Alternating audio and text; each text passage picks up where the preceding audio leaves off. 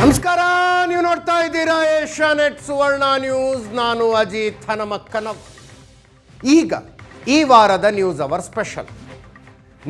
ಸ್ಪೆಷಲ್ನಲ್ಲಿ news person of the week ಇರ್ತಾರೆ ಅಥವಾ news subject of the week ಬಗ್ಗೆ ಮಾತನಾಡುವುದಕ್ಕೆ ಅತಿಥಿಗಳು ನಮ್ಮ ಸ್ಟುಡಿಯೋದಲ್ಲಿ ಇರ್ತಾರೆ.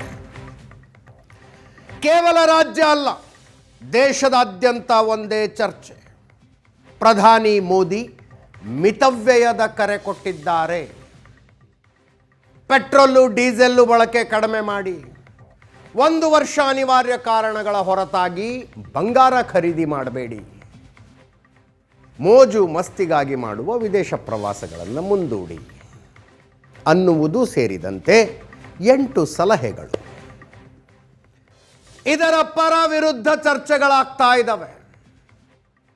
ಯುದ್ಧ ಕಾಲಕ್ಕೆ ಸರಿಯಾಗಿ ಸನ್ನದ್ಧವಾಗದೆ ಈಗ ಪೆಟ್ರೋಲು, ಡೀಸೆಲ್ಲು, ಗ್ಯಾಸ್ ಸಿಲಿಂಡರ್ಗಳ ಬೆಲೆ ಏರಿಕೆ ಮತ್ತು ಮಿತವ್ಯಯದ ಸಂದೇಶ ಅನ್ನೋದು ಒಂದು ವಾದ ಆದರೆ, ಜಗತ್ತಿನಾದ್ಯಂತ ಇಂಥದ್ದೊಂದು ಸಮಸ್ಯೆಯ ಕಾಲ ಬಂದಿದೆ. ಇಂಥ ಕಾಲದಲ್ಲಿ ನಮ್ಮನ್ನು ನಾವು ನಿಯಂತ್ರಣದಲ್ಲಿ ಇಟ್ಟುಕೊಳ್ಳಬೇಕು ಅನ್ನುವಂಥದ್ದು ಇನ್ನೊಂದು ವಾದ. ಎರಡರ ಪೈಕಿ ಯಾವುದು ಸರಿ? ಇದೇ ವಿಷಯದ ಬಗ್ಗೆ ಇವತ್ತು ಚರ್ಚೆ ಮಾಡ್ತಾ ಇದ್ದೀವಿ. ಇಬ್ಬರು ಅತಿಥಿಗಳು ನಮ್ಮ ಸ್ಟುಡಿಯೋದಲ್ಲಿದ್ದಾರೆ. ಕಾಂಗ್ರೆಸ್ನಿಂದ ನಿಕೇತ್ ರಾಜ್ ಮೌರ್ಯ ಅವರಿದ್ದಾರೆ, BJPಯಿಂದ ವಿಕಾಸ್ ಪುತ್ತೂರ್ ಅವರಿದ್ದಾರೆ. ಇಬ್ಬರು ಕೂಡ ಕಾರ್ಯಕ್ರಮಕ್ಕೆ ಸ್ವಾಗತ. ಅವ್ರನ್ನ ಪ್ರಶ್ನಿಸುವುದಕ್ಕೆ ಅನೇಕರು ಬಂದಿದ್ದೀರಿ. ನಿಮ್ಮೆಲ್ಲರಿಗೂ ಕೂಡ ಕಾರ್ಯಕ್ರಮಕ್ಕೆ ಸ್ವಾಗತ. ನಿಕೇತ್ ರಾಜ್ ಮೌರ್ಯ ಅವರೇ, ವಿಕಾಸ್ ಪುತ್ತೂರ್ ಅವರೇ, ಇಬ್ಬರಿಗೂ ಮತ್ತೊಮ್ಮೆ ಕಾರ್ಯಕ್ರಮಕ್ಕೆ ಸ್ವಾಗತ. ವಿಕಾಸ್ ಪುತ್ತೂರ್ ಅವ್ರನ್ನೇ ಮೊದಲನೇ ಪ್ರಶ್ನೆ ಕೇಳ್ತಾ ಇದ್ದೀನಿ. ಸರಿ, 78 ದಿವಸ ಆಗಿದೆ ಯುದ್ಧ ಶುರುವಾಗಿ. ಫೆಬ್ರವರಿ 28ಕ್ಕೆ ಶುರುವಾಗಿದ್ದು, ಏಕಾಏಕಿ ಒಂದು ಪಬ್ಲಿಕ್ ಫಂಕ್ಷನ್ನಲ್ಲಿ ಬಂದು ನೀವು ಪೆಟ್ರೋಲು ಡೀಸೆಲ್ಲು ಬಳಕೆ ಕಡಿಮೆ ಮಾಡಿ, ಬಂಗಾರ ಖರೀದಿ ಮಾಡಬೇಡಿ, ಫಾರಿನ್ ಟ್ರಿಪ್ಗಳಿಗೆ ಹೋಗಬೇಡಿ ಅಂತ ಕರೆ ಕೊಟ್ಟುಬಿಟ್ರೆ ಹೆಂಗೆ? ಅಜಿತ್, ಇದರಲ್ಲಿ ನೋಡಿ, ಇದರಲ್ಲಿ 2 ರೀತಿ ಇದೆ. ಒಂದು ಸರ್ಕಾರ ಇಂಪೋಸ್ ಮಾಡೋದು ಬೇರೆ, ಒಂದು ಸರ್ಕಾರ ಜನರಲ್ಲಿ ಅಪೀಲ್ ಮಾಡೋದು ಬೇರೆ. ಓಕೆ. ಸೊ ಈ ಇಂಪೋಸಿಷನ್ ಮತ್ತು ಅಡ್ವೈಸಲ್ಲಿ ತುಂಬ ಅಜಗಜಾಂತರ ವ್ಯತ್ಯಾಸ ಇದೆ. ಪ್ರಧಾನಮಂತ್ರಿಗಳು ಮಾಡಿರ್ತಕ್ಕಂಥದ್ದು ಇಂಪೋಸಿಷನ್ ಅಲ್ಲ, ಅದೊಂದು ಅಪೀಲ್. ಅಲ್ರಿ, 6% 15% ಟ್ಯಾಕ್ಸ್ ನಾನು ಹೇಳ್ತೀನಿ, ಅದು ಅಪೀಲಾ? ಇದು ಅಪೀಲ್ ನೋಡಿ. ಇದು ನಮ್ಮ ದೇಶದಲ್ಲಿ 75 ವರ್ಷಗಳ ಇತಿಹಾಸದಲ್ಲಿ ಈ ರೀತಿಯ ಅಪೀಲ್ಗಳು ಸಾಕಷ್ಟು ಬಾರಿ ಆಗಿದೆ, ಇಂಪೋಸಿಷನ್ ಕೂಡ ಆಗಿದೆ. ನಮ್ಮ ದೇಶವನ್ನು ಆಳದಂತಹ ನೆಹರು ಅವರಿರ್ಬೋದು, ಇಂದಿರಾ ಗಾಂಧಿ ಅವರಿರ್ಬೋದು, ಲಾಲ್ ಬಹದ್ದೂರ್ ಶಾಸ್ತ್ರಿ ಅವರಿರ್ಬೋದು, ಮನಮೋಹನ್ ಸಿಂಗ್ ಅವರಿರ್ಬೋದು, ಎಲ್ಲರೂ ಕೂಡ ಇವರ ಅವಧಿಯಲ್ಲಿ ನೀವು ಗಮನಿಸಿದರೆ ಗೋಲ್ಡಿಗೆ ಸಂಬಂಧಪಟ್ಟ ಹಾಗೆ ಮತ್ತು ಕ್ರೂಡ್ ಆಯಿಲ್ಗೆ ಸಂಬಂಧಪಟ್ಟ ಹಾಗೆ ಬೇರೆ ಬೇರೆ ಸಂದರ್ಭಗಳಲ್ಲಿ ಅವರು ಅಪೀಲ್ಗಳನ್ನು ಮಾಡಿದ್ದಾರೆ. ಮೋದಿಜಿಯವರು ಕೂಡ ಮೊನ್ನೆ ಮಾಡಿರ್ತಕ್ಕಂಥದ್ದು advice. This is an appeal, that is not an imposition. 1962ನೇ ಇಸ್ವಿಯಲ್ಲಿ ನಾವು ಇತಿಹಾಸವನ್ನು ಗಮನಿಸಿದರೆ ಆಗ ಗೋಲ್ಡನ್ನು ಖರೀದಿ ಮಾಡಬಾರ್ದು ಅನ್ನುವಂಥ ರೀತಿಯಲ್ಲಿ ಇಂಪೋಸಿಷನ್ ಮಾಡಿದರು. ಗೋಲ್ಡ್ ರೇಟ್ ಅನ್ನು ಕರ್ಬ್ ಮಾಡಲಿಕ್ಕೆ ಒಂದು ಗೋಲ್ಡ್ ಕಂಟ್ರೋಲ್ ಆಕ್ಟ್ ಅನ್ನು ತಂದರು. That is called as imposition. ನೋಡಿ, ಒಂದು ಅಪೋಸಿಷನ್ ಪಾರ್ಟಿ, ಒಂದು ಪ್ರತಿಪಕ್ಷದ ಅಂದಮೇಲೆ ಅದಕ್ಕೆ ಜವಾಬ್ದಾರಿಗಳಿದೆ. ಯಾವಾಗಲೂ ಪ್ರತಿಪಕ್ಷ 1962ರಲ್ಲಿ, 1975ರಲ್ಲಿ, 1965ರಲ್ಲಿ, 2009ರಲ್ಲಿ, 2013ರಲ್ಲಿ ಈ ರೀತಿಯ ಅಪೀಲ್ಗಳು ಬಂದಾಗ ಒಂದು ಜವಾಬ್ದಾರಿಯುತ ಪ್ರತಿಪಕ್ಷವಾಗಿ ಭಾರತೀಯ ಜನತಾ ಪಾರ್ಟಿ ಸರ್ಕಾರದ ಪರವಾಗಿ ನಿಂತಿತ್ತು. ಪ್ರಧಾನಮಂತ್ರಿಗಳು ಅಂದಿನ ಕಾಲದಲ್ಲಿ ಯಾವ ವಿಷಯವನ್ನು, ಯಾವ ಅಪೀಲನ್ನು ಮಾಡಿದ್ರು ಅದರ ವಾಸ್ತವಿಕತೆಯನ್ನು ಅರ್ಥ ಮಾಡಿಕೊಂಡು ಸರ್ಕಾರದ ಪರವಾಗಿ ನಾವು ಮಾತಾಡಿದ್ವಿ. ಯಾವತ್ತೂ ಕೂಡ ನಾವು ಒಪೋಸ್ ಮಾಡಲಿಲ್ಲ. ಎಲ್ಲಿವರೆಗೆ ಅಂತ ಹೇಳಿದ್ರೆ, ನಿಮಗೆ ನಾನು I will give you one instance. Jawaharlal Nehru ಅವರು 1962ರಲ್ಲಿ ಅವರು ಹೇಳ್ತಾರೆ, let us give gold for what good are good gold bangles today if tomorrow we are all in iron shackles ಅಂತ. ಅಂದರೆ ನೀವೆಲ್ಲರೂ ತಮ್ಮಲ್ಲಿರ್ತಕ್ಕಂಥ ವೈಯಕ್ತಿಕ ಚಿನ್ನಾಭರಣಗಳನ್ನು ದೇಶಕ್ಕೆ ದಾನ ಮಾಡಿಬಿಡಬೇಕು ಅನ್ನುವಂಥ ಅಪೀಲ್ಗಳನ್ನು ಮಾಡಿದ್ದಾರೆ. ಚಿದಂಬರಂ ಅವರು 2013ರಲ್ಲಿ ದ ಮೋಸ್ಟ್ ಫೇಮಸ್ ಸ್ಟೇಟ್ಮೆಂಟ್ ನಾನು ಹೇಳ್ತೇನೆ, if I have one wish which the people of India can fulfil is they should not by gold. ಇದು 2013ರಲ್ಲಿ ಚಿದಂಬರಂ ಅವರು ಹೇಳಿದಂಥ ಸ್ಟೇಟ್ಮೆಂಟು. ಮನಮೋಹನ್ ಸಿಂಗ್ ಅವರು ಅಪೀಲ್ 2009ರಲ್ಲಿ ಮಾಡಿದ್ದಾರೆ. ಲಾಲ್ ಬಹದ್ದೂರ್ ಶಾಸ್ತ್ರಿ ಅವರು, ನೀವು ಪ್ರತಿ ಸೋಮವಾರ ಒಪ್ಪತ್ತು ಊಟ ಮಾಡಬೇಕು, ಒಂದು ಹೊತ್ತು ಊಟವನ್ನೇ ಬಿಡಬೇಕು ಅಂತ ಹೇಳಿದರು. ಇವೆಲ್ಲವೂ ಕೂಡ ಈ ನಿದರ್ಶನಗಳು ಭಾರತದಲ್ಲಿ ಬಂದಿದೆ. ಪ್ರತಿಪಕ್ಷಗಳ ಜವಾಬ್ದಾರಿಗಳು ಇದೆ. ಯಾವ ಸಂದರ್ಭದಲ್ಲಿ, ಯಾವ ವಾತಾವರಣದಲ್ಲಿ, ಗ್ಲೋಬಲ್ ಅಟ್ಮಾಸ್ಫಿಯರ್ ಯಾವ ರೀತಿ ಇದೆ, ಗ್ಲೋಬಲ್ ಡಿಪ್ಲೊಮೆಸಿ ಯಾವ ರೀತಿ ಇದೆ, ಇದೆಲ್ಲವನ್ನು ಆಧಾರವಾಗಿ ಇಟ್ಕೊಂಡು ಚರ್ಚೆಗಳು ಬರುತ್ತೆ. ಇವತ್ತು ಪ್ರಧಾನಿಯವರು ಏನು ಹೇಳಿದ್ದಾರೆ, ಇದು ತುಂಬ ವಿಮರ್ಶೆ ಮಾಡಿ, ತುಂಬ ವಿವೇಚನೆಯಿಂದ ಅವರು ಅಡ್ವೈಸ್ ಮಾಡಿರ್ತಕ್ಕಂಥದ್ದು. ಮತ್ತೆ ಇದು ಗ್ಲೋಬಲ್ ಸರ್ಕಮ್ಸ್ಟಾನ್ಸಸ್ ಅಲ್ಲ, ಒಂದು ನಿಮಿಷ, ಜಾಗತಿಕ ವಿದ್ಯಮಾನಗಳು, ಗ್ಲೋಬಲ್ ಸರ್ಕಮ್ಸ್ಟಾನ್ಸಸ್ಸು, ಇಂಟರ್ನಲ್ ವಿಷಯಗಳು ಎಲ್ಲ ಎಲೆಕ್ಷನ್ ಮುಗಿದ್ಮೇಲೆ ನೆನಪಾದ್ವಾ ಸರ್? ನೋಡಿ, ನಿಮಗೆ ನಾನು 5 ಸ್ಟೇಟ್ ಎಲೆಕ್ಷನ್ ನಡೀತಾ ಇತ್ತು. ನಾನು ನಿಮಗೆ ಅದರ ಅಂಕಿಅಂಶ ಕೊಡ್ತೇನೆ. 2000 ಮೊನ್ನೆ ಮೇವರೆಗೆ ಭಾರತದ ಒಟ್ಟು ಫಾರಿನ್ ರಿಸರ್ವ್ ಮೇಲೆ ಯಾವುದೇ ರೀತಿಯ ದೊಡ್ಡ ಒತ್ತಡ ಬಿದ್ದಿರಲಿಲ್ಲ. ಆಲ್ ಆಫ್ ಅ ಸಡನ್ $70 ತೈಲ ಇದು $100 ಕ್ರಾಸ್ ಆಯಿತು. 120 ಹೋಗಿತ್ತು ಎಲೆಕ್ಷನ್ ಟೈಮ್ನಲ್ಲಿ. ಅಲ್ಲಲ್ಲ, ನಾನು ಹೇಳ್ತೇನೆ ನಿಮಗೆ ಟೋಟಲ್ ಅಂಕಿಅಂಶ ಕೊಡ್ತೇನೆ. ನೋಡಿ, ಫಾರೆಕ್ಸ್ ರಿಸರ್ವ್ಸ್ ಏನಿದೆ, ಇದು ನಮ್ಮ ಅವಧಿಯಲ್ಲಿ ಭಾರತೀಯ ಜನತಾ ಪಾರ್ಟಿಯ ಸರ್ಕಾರ ಬಂದ ನಂತರ 300 ಸಮಥಿಂಗ್ ಇದ್ದಂಥ $1 ಬಿಲಿಯನ್ ಇದ್ದಂಥ ಫಾರಿನ್ ಎಕ್ಸ್ಚೇಂಜ್ ರಿಸರ್ವ್ಸ್ ಇವತ್ತು $700 ಬಿಲಿಯನ್ ಭಾರತೀಯ ಜನತಾ ಪಾರ್ಟಿಯ ಸರ್ಕಾರ ತಂದಿಟ್ಟಿರೋದು. ಇವತ್ತು ವಿಶ್ವದ most stable foreign exchange reserves ಇರುವಂಥದ್ದು ಭಾರತದ್ದು. ಸೊ ಈ ರೀತಿಯ ವ್ಯವಸ್ಥೆಗಳಿಗೆ ನಮ್ಮ ಸರ್ಕಾರ ದೊಡ್ಡ ಪ್ರಮಾಣದ ಪ್ರಯತ್ನಗಳು 12 ವರ್ಷಗಳಿಂದ ಮಾಡಿದೆ. ಈಗ ತೈಲ ಬೆಲೆ ಏರಿಕೆ ನೀವು 76 ದಿವಸಗಳ ನಂತರ ಮಾಡಿದ್ದು ಅಂತ ತಾವು ಹೇಳ್ತೀರಿ. 76 ದಿವಸಗಳವರೆಗೂ ನಾವು ಬೇರೆ ಬೇರೆ ಕಾರಣಗಳಿಂದ ಅಲ್ಲಲ್ಲ, I will give you the points. ಇದು ಎಲೆಕ್ಷನ್ ನಡೀತಾ ಇತ್ತು ಅನ್ನುವಂಥದ್ದು ಪ್ರತಿಪಕ್ಷಗಳ ಒಂದು ನರೇಟಿವ್. ನಾನು ಹೇಳ್ತಾ ಇದ್ದೀನಿ, ನಾನು ನಿಮಗೆ ಎಲೆಕ್ಷನ್ ನಡೀತಾ ಇರುವಾಗಲೇ ಹೇಳಿದೆ, ಎಲೆಕ್ಷನ್ ಮುಗಿದ ತಕ್ಷಣ ಪೆಟ್ರೋಲ್ ರೇಟ್, ಡೀಸೆಲ್ ರೇಟ್ ಜಾಸ್ತಿ ಆಗುತ್ತೆ. ನಾನು ನಿಮಗೆ ಅಂಕಿಅಂಶಗಳು ಕೊಡ್ತೇನೆ ಸರ್. ನಾವು ಮಾತಾಡಲಿಕ್ಕೆ ಹೇಳ್ಬೋದು ಏನು ಬೇಕಾದರೂ. ನೋಡಿ, $13 ಬಿಲಿಯನ್ ಒಂದು on a single 4 night 8th ಮೇಗೆ 2026ಗೆ ಅದು ಡ್ರಾಪ್ ಆಯಿತು. ಸೊ ಈ ಕಾರಣಗಳು, ಈ ಸನ್ನಿವೇಶಗಳು ಬದಲಾವಣೆ ಆಗಿದೆ. ಇದು ಚುನಾವಣೆಗೂ ಇದಕ್ಕೂ ಸಂಬಂಧ ಇಲ್ಲ. ಇವತ್ತಿನ ಕಳೆದ 76 ದಿವಸಗಳಲ್ಲಿ ನೀವು ಗಮನಿಸಿ, ಪ್ರಪಂಚದಲ್ಲಿ 198 ರಾಷ್ಟ್ರ ಇದೆ. 50 ರಾಷ್ಟ್ರಗಳಿಗಿಂತ ಹೆಚ್ಚಿನ ದೇಶಗಳು ಕ್ರೂಡ್ ಆಯಿಲ್ ಪ್ರೈಸಸ್ ಅನ್ನು ಇನ್ಕ್ರೀಸ್ ಮಾಡಿದ್ದೇವೆ. ನಾನು ನಿಮಗೆ ಅದರ ಅಂಕಿಅಂಶ ಕೊಡ್ತೇನೆ. ಅಮೆರಿಕದವರು ಯಾಕೆ ಅಂತ ಹೇಳ್ತೇನೆ ಸರ್. ನಾನು ಅಮೆರಿಕದವರು 45% ಇನ್ಕ್ರೀಸ್ ಮಾಡಿದ್ದಾರೆ. ಅವರು ಶುರು ಮಾಡಿದ್ರೆ ಅವರು ಅನುಭವಿಸ್ತಿಲ್ಲ. ನಾನು ಹೇಳ್ತೇನೆ, ಅದರಲ್ಲಿ ಭಾರತದ ಡಿಪ್ಲೊಮೆಸಿಯ ಕಾರಣಕ್ಕೆ, ಭಾರತದ ಸಂಬಂಧಗಳ ಕಾರಣಕ್ಕೆ ನಾವು ಬರೀ 3% ಮಾಡಿರುವಂಥದ್ದು. That to after 76 days. 2022 May 3% ಮುಗಿಯುತ್ತಾ? ಇನ್ನು ಜಾಸ್ತಿ ಆಗಲ್ವಾ? 2022 ನಂತರ ನೀವು ಅಂಕಿಅಂಶ ತೆಗಿರಿ. UPA ಸರ್ಕಾರದ 10 ವರ್ಷಗಳು, ಭಾರತೀಯ ಜನತಾ ಪಾರ್ಟಿಯ 11 ವರ್ಷಗಳು. ಪ್ರತಿ ದಿವಸ ಪ್ರತಿ ತಿಂಗಳು ಇವರಿಗೆ ಖುಷಿ ಬಂದ ರೀತಿಯಲ್ಲಿ ಪೆಟ್ರೋಲ್ ದರ, ಡೀಸೆಲ್ ದರ ಏರಿಕೆ ಮಾಡ್ತಾ ಇದ್ರು. 2022 ಮೇ ನಂತರ ನಾವು ಪೆಟ್ರೋಲ್ ಡೀಸೆಲ್ ದರ ಏರಿಕೆ ಮಾಡಲಿಲ್ಲ. ಇವತ್ತು ಸನ್ನಿವೇಶಗಳ ಕಾರಣಕ್ಕೆ ಸನ್ನಿವೇಶಗಳು ಆ ರೀತಿ ಆಗಿದೆ. ಇವತ್ತು ಅಮೆರಿಕದಂತಹ ರಾಷ್ಟ್ರಗಳು 45%, Myanmar 101%, Philippines 76%, Malaysia 68%, UAE 40% diesel petrol ಬೆಲೆ ಏರಿಕೆ ಮಾಡಿದೆ. ಭಾರತ 3%ಗೆ ಯಾಕೆ ನಿಲ್ಲಕ್ಕೆ ಸಫಲ ಆಯಿತು ಅಂತ ಕೇಳಿದರೆ, ಬಿಕಾಸ್ ಆಫ್ ಅವರ್ ಡಿಪ್ಲೊಮೆಸಿ. ಇವತ್ತು ರಷ್ಯಾದಿಂದ ಇಂಪೋರ್ಟ್ ಮಾಡಿಕೊಳ್ಳುವಂಥ ವ್ಯವಸ್ಥೆಗಳು ಮತ್ತು ಈ ಹಾರ್ಮುಜ್ ಇದೇನಿದೆ, ಜಲಸಂಧಿ ಏನಿದೆ, ಅಲ್ಲಿ ನಮಗೆ ಸಿಕ್ಕಿರ್ತಕ್ಕಂಥ ಅವಕಾಶಗಳು, ಈ ಎಲ್ಲದರ ಕಾರಣಕ್ಕೆ ಭಾರತೀಯರ ಮೇಲೆ ಇವತ್ತು ದರ ಏರಿಕೆಯ ಒತ್ತಡ ಬಿದ್ದಿಲ್ಲ. ಸರ್ಕಾರ ಆ ಕಾರಣಗಳಿಂದ ಮಾಡಲಿಲ್ಲ.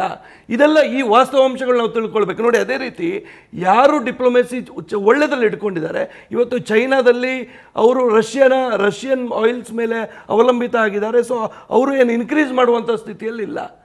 ಇವತ್ತು ಅದೇ ರೀತಿ ಜಪಾನ್ ನಾನೇನು ಹೇಳಿದೆ, ಭಾರತ ಈ ಕಾರಣಗಳಿಂದ ಇವತ್ತು ನಾವು ಜನರ ಮೇಲೆ ಒತ್ತಡ ಹಾಕಲಿಲ್ಲ. ಎಸ್, ನಿಖೇತ್ ರಾಜ್ ಮೌರ್ಯ ಅವರೇ, ನ ಭೂತೋ ನ ಭವಿಷ್ಯತಿ ಅನ್ನುವಂಥ ಒಂದು ವಾತಾವರಣ ಆಪತ್ತು ದೇಶದ ಮೇಲೆ ಬಂದೆರಗಿ ಬಿಟ್ಟಿದೆ ಅನ್ನೋ ಥರ ಮಾತಾಡ್ತಿದ್ದೀರಿ ನೀವು. ಇತಿಹಾಸದಲ್ಲಿ ತುಂಬ ಆಗಿದ್ದಾವೆ ಸರ್ ಹಿಂಗೆ. ಪಂಡಿತ್ ಜವಾಹರ್ಲಾಲ್ ನೆಹರು ಅವರು ಪ್ರಧಾನಮಂತ್ರಿ ಆಗಿದ್ದರು, ಬೆಲೆ ಏರಿಕೆ ತುಂಬ ಜಾಸ್ತಿ ಆಯಿತು. ಯಾಕಿದು ಅಂದರೆ ಕಾಂಬೋಡಿಯಾದಲ್ಲಿ ಯುದ್ಧ ನಡೀತಿದೆ ಅಂದರು. ಕಾಂಬೋಡಿಯಾದ ಯುದ್ಧಕ್ಕೂ ಭಾರತಕ್ಕೂ ಏನು ಸಂಬಂಧ ಇತ್ತು ಸರ್? ಇಂದಿರಾ ಗಾಂಧಿ ಅವರು ಪ್ರಧಾನಮಂತ್ರಿ ಆಗಿದ್ದರು, ಮೊರಾರ್ಜಿ ದೇಸಾಯಿ ಅವರು ಹಣಕಾಸು ಸಚಿವರಾಗಿದ್ದರು. ಗೋಲ್ಡ್ ಕಂಟ್ರೋಲ್ ಆ್ಯಕ್ಟ್ ತಂದರು. ಇಷ್ಟಕ್ಕಿಂತ ಜಾಸ್ತಿ ಬಂಗಾರವನ್ನು ಯಾರೂ ಇಟ್ಕೊಳ್ಳೋಂಗಿಲ್ಲ ಮನೆಯಲ್ಲಿ, ಇದ್ರೆ ಡಿಕ್ಲೇರ್ ಮಾಡಬೇಕು ಅಂತ. VP ಸಿಂಗ್ ಅವಧಿಯ ತನಕ ಗೋಲ್ಡ್ ಕಂಟ್ರೋಲ್ ಆ್ಯಕ್ಟ್ ಈ ದೇಶದಲ್ಲಿ ಜಾರಿಯಲ್ಲಿತ್ತು. ಪಿ ಚಿದಂಬರಂ ಅವರು ಮನವಿ ಮಾಡಿಕೊಂಡ್ರು, ದಯವಿಟ್ಟು ಬಂಗಾರ ಖರೀದಿ ಮಾಡೋದು ಬಿಟ್ಟುಬಿಡಿ ಅಂತ. ವೀರಪ್ಪ ಮೊಯ್ಲಿ ಅವರು ಹೇಳಿದ್ರು, ರಾತ್ರಿ 8 ಗಂಟೆಗೆ ಪೆಟ್ರೋಲ್ ಬಂಕ್ಗಳನ್ನು ಬಂದ್ ಮಾಡಿಬಿಡೋದು ಒಳ್ಳೆಯದು, ಪೆಟ್ರೋಲು ಡೀಸೆಲ್ನ ಕೊರತೆ ಆಗಿದೆ ಅಂತ ಅಲ್ವಾ? ಹೌದು ಸರ್. ಈಗ ಮೋದಿ ಮಾಡಿದ್ರೆ ನೀವು ಇಲ್ಲ ಸರ್, ನಾನು ನಿಮಗೆ ಒಂದು ಮಾತು ಹೇಳಬೇಕೇನು ಅಂತಂದರೆ, ಒಂದು ಮಾತಿದೆ ಏನು ಅಂತಂದರೆ ಕರ್ಮ ರಿಟರ್ನ್ಸ್ ಅಂತ. ಯಾಕೆ ಮಾತು ಹೇಳ್ತಾ ಇದ್ದೀನಿ ಅಂದರೆ, ನೀವಾಗಲೇ ಹೇಳಿದ್ರಿ ನೆಹರು ಅವರು ದೇಶವನ್ನು ಅವತ್ತು ಮನವಿ ಮಾಡಿದರು ಚಿನ್ನದ ಬಗ್ಗೆ ಅಂತ ಹೇಳಿ. ನಿಜ, ಇವರಾಗಲೇ ಹೇಳಿದ್ರು 63ನೇ ಇಸ್ವಿಲಿ ನೆಹರು ಅವರು ಕೇಳಿದ್ರು ಅಂತ. ಅವಾಗೇನಾಯಿತು, 63ನೇ ಇಸ್ವಿಯಲ್ಲಿ ಭಾರತದಲ್ಲಿ ಯುದ್ಧ ನಡೀತಾ ಇತ್ತು. ಚೀನಾ ಭಾರತ 62-63ರಲ್ಲಿ ಚೀನಾ ಭಾರತದ ನಡುವೆ ಬಹಳ ದೊಡ್ಡ ಯುದ್ಧ ನಡೆದಿತ್ತು. ಮನೆಯೊಳಗಡೆ ಯುದ್ಧ ನಡೀತಾ ಇತ್ತು. ನೀವು ಹೇಳಿದ್ರಿ ಲಾಲ್ ಬಹದ್ದೂರ್ ಶಾಸ್ತ್ರಿ ಅವರು ಕೂಡ ದೇಶದಲ್ಲಿ ಜನರಿಗೆ ಸೋಮವಾರ ಉಪವಾಸ ಮಾಡೋದು ಕೇಳ್ಕೊಂಡಿದ್ರು ಅಂತ. ಹೌದು, ಯಾವ ಸಂದರ್ಭದಲ್ಲಿ ಭಾರತ ಪಾಕಿಸ್ತಾನದ ನಡುವೆ ತಿಕ್ಕಾಟ ನಡೀತಾ ಇತ್ತು. ಯುದ್ಧ ಎಲ್ಲೋ ನಡೀತಿದ್ದಲ್ಲ, ಯುದ್ಧ ನಮ್ಮ ಮನೇಲೇ ನಡೀತಾ ಇತ್ತು. ನಾವು ಈ ದೇಶದ ಜನರಿಗೆ ನೀವು ಸ್ವಲ್ಪ ಸಂಯಮ ವಹಿಸಿ ಅಂತ ಕೇಳಿದ್ವಿ. ಮತ್ತು ಪರಿಸ್ಥಿತಿ ಏನು, ಸ್ವಾತಂತ್ರ್ಯ ಬಂದು ಇನ್ನೂ ಕೆಲವೇ ವರ್ಷಗಳಾಗಿದೆ. 10-12 ವರ್ಷದ ಮಗು ಭಾರತ ಆಗಿನ್ನು ಆಗ್ತಾನೆ ಸ್ವಾತಂತ್ರ್ಯ ಬಂದಿದೆ. 200 ವರ್ಷಗಳ ಲೂಟಿ, ಅದಾದಮೇಲೆ ಕೈಯೊಳಗಡೆ ದೇಶದ ಜನರಿಗೆ ತಿನ್ನೋದಕ್ಕೆ ಅನ್ನ ಇಲ್ಲ. ಅಂತಹ ಪರಿಸ್ಥಿತಿಯಲ್ಲಿ ಈ ದೇಶದ ಪ್ರಜೆಗಳನ್ನು ಸ್ವಲ್ಪ ಸಂಯಮದಿಂದ ಇರಿ ಅಂತ ಹೇಳೋದಕ್ಕೂ $5 ಮಿಲಿಯನ್ ಎಕಾನಮಿ, $3 ಮಿಲಿಯನ್ ಎಕಾನಮಿ ಅಂತೆಲ್ಲ, ಟ್ರಿಲಿಯನ್ ಎಕಾನಮಿ ಅಂತೆಲ್ಲ ಭಾಷಣ ಮಾಡ್ತಿದ್ದಂಥ ನರೇಂದ್ರ ಮೋದಿ ಅವರು ಇವತ್ತು ಈ ದೇಶದ ಜನರಿಗೆ ಎಲ್ಲೋ ಯುದ್ಧ ನಡೀತಾ ಇದ್ರೆ ನೀವು ಚಿನ್ನ ಖರೀದಿ ಮಾಡಬೇಡಿ, ನೀವು ಊಟದಲ್ಲಿ ಅಡುಗೆ ಎಣ್ಣೆ ಬಳಸಬೇಡಿ, ನೀವೆಲ್ಲೂ ಕೂಡ ಆಚೀಚೆ ಕಾರಲ್ಲಿ ಓಡಾಡಬೇಡಿ, ನೀವು ಬಸ್ಸಲ್ಲಿ ಓಡಾಡಿ ಅಂತ ಹೇಳೋದು. ಅದಕ್ಕೆ BJP ನಾಯಕರು, ನಾನು ನೋಡ್ತಾ ಇದ್ದೆ, ಗುಜರಾತಿನ ಮುಖ್ಯಮಂತ್ರಿ ಪಾಪ ಸೈಕಲ್ ಹೊಡಿತಾ ಇದ್ದಾರೆ. ನೋಡೋಣ, ಹಿಂಗೆ ಸೈಕಲ್ ಹೊಡಿರಪ್ಪ, ನೋಡೋಣ ಎಷ್ಟು ದಿವಸ ಹೊಡಿತೀರಾ ಅಂತ ಹೇಳಿ. ಮಹಾರಾಷ್ಟ್ರದ ಮುಖ್ಯಮಂತ್ರಿ ಬೈಕಲ್ಲಿ ಓಡಾಡ್ತಿದ್ದಾರೆ, ಅವರಿಂದ ಗನ್ಮ್ಯಾನ್ ಬೈಕಲ್ಲಿ ಬರ್ತಾರೆ. ಹಾಗಲ್ಲ ಒಂದು ನಿಮಿಷ, ನೀವು ಆರಂಭದಲ್ಲಿ ಕರ್ಮ ರಿಟರ್ನ್ಸ್ ಅಂದ್ರಿ, ಈಗ ಎಷ್ಟು ದಿವಸ ಹೊಡಿತೀರೋ ನೋಡೋಣ ಅಂತಿದ್ದೀರಿ. ಅಂದರೆ ನೀವು ಬಿಜೆಪಿಯ ಬೆಂಬಲಿಗರು ನೀವು ಮಿತವ್ಯಯ ಮಾಡಿ ನಾವು ಕಾಂಗ್ರೆಸ್ನವ್ರು ಕೂತ್ಕೊಂಡು ತಮಾಷೆ ನೋಡ್ತೀವಿ ಅಂತನಾ? ಹಾಗಲ್ಲ ಸರ್. ಮತ್ತೆ ಇನ್ನೇನ್ರಿ ಅದು? ಹಾಗಲ್ಲ. ಕರ್ಮ ರಿಟರ್ನ್ಸ್ ಅಂದ್ರೆ ಏನ್ ಅರ್ಥ? ಅದು ಯಾರಿಗೆ ಕರ್ಮ ರಿಟರ್ನ್? ಮೋದಿಜಿ ಅವರಿಗೆ. ಅಲ್ಲ, ಮೋದಿಜಿ ಅವರಿಗೆ ನಾನು ಹೇಳ್ತೀನಿ. ಏನ್ ಕರ್ಮ ರಿಟರ್ನ್? ಯಾಕೆ ಗೊತ್ತಾ, ನೀವಾಗಲೇ ಹೇಳ್ತಾ ಇದ್ರಲ್ಲ, ನಾನು ನೋಡ್ತಾ ಇದ್ದೆ, ಭಾಯೋ ಬಹನೋ ವಹಾ ಕಾಂಬೋಡಿಯಾ ಮೇ ಕುಚ್ ಹೋ ಗಯಾ ತೋ ಇಸ್ ದೇಶ್ ಮೇ ಅಸರ್ ಪಡ್ತಾ ಹೈ. ಎಲ್ಲಿ ಮೋದಿಜಿ ಅವರು ಇದನ್ನು ಮಾತಾಡಿದ್ದು? ಭಾರತ ದೇಶದ ಪಾರ್ಲಿಮೆಂಟ್ ಅಲ್ಲಿ on the floor of the house ನಿಂತ್ಕೊಂಡು ನೆಹರು ಅವರು ಹೇಳಿದ್ದ. ಹೌದು, ಅದನ್ನೇ ನಾನು ಹೇಳ್ತಾ ಇರೋದು. ಉಸ್ ದಿನ್ ನೆಹರು ಜಿನೇ ಕಹತೆ ಥೇ ಅಂತ ಹೇಳಿ ಭಾಷಣ ಮಾಡಿದ್ದಾರೆ. ನಾನು ಹೇಳ್ತಿರೋದು ಅದನ್ನೇ ಸರ್. ನೆಹರು ಜಿ ಉಸ್ ದಿನ್ ಕಹತೆ ಥೇ. ಅವತ್ತು ಭಾರತದ್ದು ಟ್ರಿಲಿಯನ್ ಎಕಾನಮಿ ಅಲ್ಲ, ಭಾರತ ದೇಶ ಅವತ್ತು ಕೈಯೊಳಗಡೆ ಭಿಕ್ಷಾಪಾತ್ರೆ ಇತ್ತು. 200 ವರ್ಷಗಳ ನಿರಂತರ ಲೂಟಿ ನಡೆದಿತ್ತು. ಆದ್ರೆ ಇವತ್ತು ಭಾರತ ವರ್ಲ್ಡ್ ಪವರ್. ಭಾರತ ಜಗತ್ತಿನ ಮುಂದೆ ಎದ್ದು ನಿಂತ್ಕೊಂಡ್ರೆ ಇಡೀ ಜಗತ್ತು ಭಾರತದ ಶಕ್ತಿ ಸಾಮರ್ಥ್ಯವನ್ನು ನೋಡಿ ಆಶ್ಚರ್ಯ ಪಡುತ್ತೆ. ನ್ಯೂಕ್ಲಿಯರ್ ಪವರ್, ಫೈನಾನ್ಷಿಯಲ್ ಪವರ್ ನೀವು ಬರೋದಕ್ಕಿಂತ ಮುಂಚೆ ಆಗಿದೆ. ಮನಮೋಹನ್ ಸಿಂಗ್ ಕಾಲದಲ್ಲಿ ಆಗಿದೆ. ಇಂದಿರಾ ಗಾಂಧಿ ಅವರು ಭಾರತವನ್ನು ನ್ಯೂಕ್ಲಿಯರ್ ಪವರ್ ಮಾಡಿದ್ದು ಮೋದಿ ಅಲ್ಲ, ಅದಕ್ಕೂ ಮುಂಚೆ ಆಗೋಗಿದೆ. ಅಂತ ಅದ್ಭುತವಾದ ಸಾಧನೆಗಳನ್ನು ಮಾಡಿ ಜಗತ್ತಿನ ಮುಂದೆ ನಾವು ಮೀಸೆತ್ತಿರುತ್ತಿರೋ ಕಾಲದಲ್ಲಿ ನಮ್ಮ ದೇಶದ ಜನರಿಗೆ ಈ ಥರದ ಒಂದು ಎಕ್ಸಾಂಪಲ್ ಸೆಟಪ್ ಮಾಡ್ತಿದ್ದೀರಿ. ನಾನು ಕೇಳೋದಕ್ಕೆ ಇಷ್ಟಪಡೋದು, ಇವರಿಷ್ಟೆಲ್ಲ ಹೇಳಿದ್ರಲ್ಲ ಪೆಟ್ರೋಲ್ ರೇಟು ಹಾಗೆ ಹೀಗೆ ಅಂತ ಹೇಳಿ, ನೀವೇ ಆಗಲೇ ಹೇಳಿದ್ರಿ. ಚುನಾವಣೆ ನಡೀತಾ ಇರುವಂತ ಸಂದರ್ಭದಲ್ಲಿ ನೀವು ಹೇಳಿದ್ರಿ $120 ರೀಚ್ ಆಗಿತ್ತು ಅಂತ ಹೇಳಿ. ಹಾಗಾದ್ರೆ $120 ರೀಚ್ ಆಗಿದ್ದಾಗ ಬಿಜೆಪಿ ಅವರು ಬಾಯಿ ಬಿಚ್ಚಲಿಲ್ಲ, ಮೋದಿ ಅವರು ಬಾಯಿ ಬಿಚ್ಚಲಿಲ್ಲ. ಅವತ್ತು ಖರ್ಚು ಕಡಿಮೆ ಮಾಡಿ ಅಂತ ಹೇಳಲಿಲ್ಲ. ಪಂಚರಾಜ್ಯಗಳ ಚುನಾವಣೆ ಒಳಗಡೆ ಕೋಟ್ಯಾನುಕೋಟಿ ಹಣವನ್ನು ಹರಿಸಿದ್ರು. ಮೋದಿಜಿ ರ್ಯಾಲಿಗಳಿಗೆ ಕೋಟ್ಯಾನುಕೋಟಿ ಹಣ ಖರ್ಚಾಯಿತು, ರೋಡ್ ಶೋಗಳಿಗೆ ಕೋಟ್ಯಾನುಕೋಟಿ ಖರ್ಚಾಯಿತು. ಅವತ್ತು ಹೇಳ್ಬೋದಿತ್ತಲ್ಲ, ಸಿಂಪಲ್ ಆಗಿ ಚುನಾವಣೆ ಮಾಡಿ, ದೇಶದ ಹಣವನ್ನು ವ್ಯರ್ಥ ಮಾಡಬೇಡಿ, ದೇಶಕ್ಕೆ ಆರ್ಥಿಕ ಸಂಕಷ್ಟ ಬಂದೊಡ್ಲಿದೆ. ಅವತ್ತು ಹೇಳಲಿಲ್ಲ. ಅವತ್ತು ನಾವು ಹೇಳಿದ್ವಿ, ವಿರೋಧ ಪಕ್ಷಗಳು ಹೇಳಿದ್ವಿ, ಚುನಾವಣೆ ಮುಗಿದ ತಕ್ಷಣ ಪೆಟ್ರೋಲ್ ಡೀಸೆಲ್ ಬೆಲೆಗಳನ್ನು ಏರಿಸ್ತಾರೆ. ಇವತ್ತಾಗಲೇ ಹಾಲಿನ ಬೆಲೆಯನ್ನ ಅಮೂಲ್ನವರು ಮತ್ತು ಮದರ್ ಡೈರಿಯವರು ಹಾಲಿನ ಬೆಲೆಯನ್ನು ಏರಿಸಿದ್ದಾರೆ. ಯಾಕೆ ಏರಿಸಿದೀರಾ ಅಂತಂದ್ರೆ ಪೆಟ್ರೋಲ್ ರೇಟ್ ಜಾಸ್ತಿ ಆಗಿದೆ, ಅದಕ್ಕೆ ಹಾಲ್ ರೇಟು ಜಾಸ್ತಿ ಮಾಡ್ತೀವಿ ಅಂತ ಹೇಳ್ತಾ ಇದ್ದಾರೆ. KMF ನವರು ರೇಟ್ ಏರಿಸಿದಾಗ ಪೆಟ್ರೋಲ್ ರೇಟ್ ಜಾಸ್ತಿ ಆಗಿದೆ. ಆಗಲ್ಲ ಸರ್, ನಾವು ಹೇಳ್ತೀವಿ ಕೇಳಿ. ಕರ್ನಾಟಕದಲ್ಲಿ KMF ನವರು ಜಾಸ್ತಿ ಮಾಡಿದಾಗ ಪೆಟ್ರೋಲ್ ಡೀಸೆಲ್ ಏರಿರಲಿಲ್ಲ.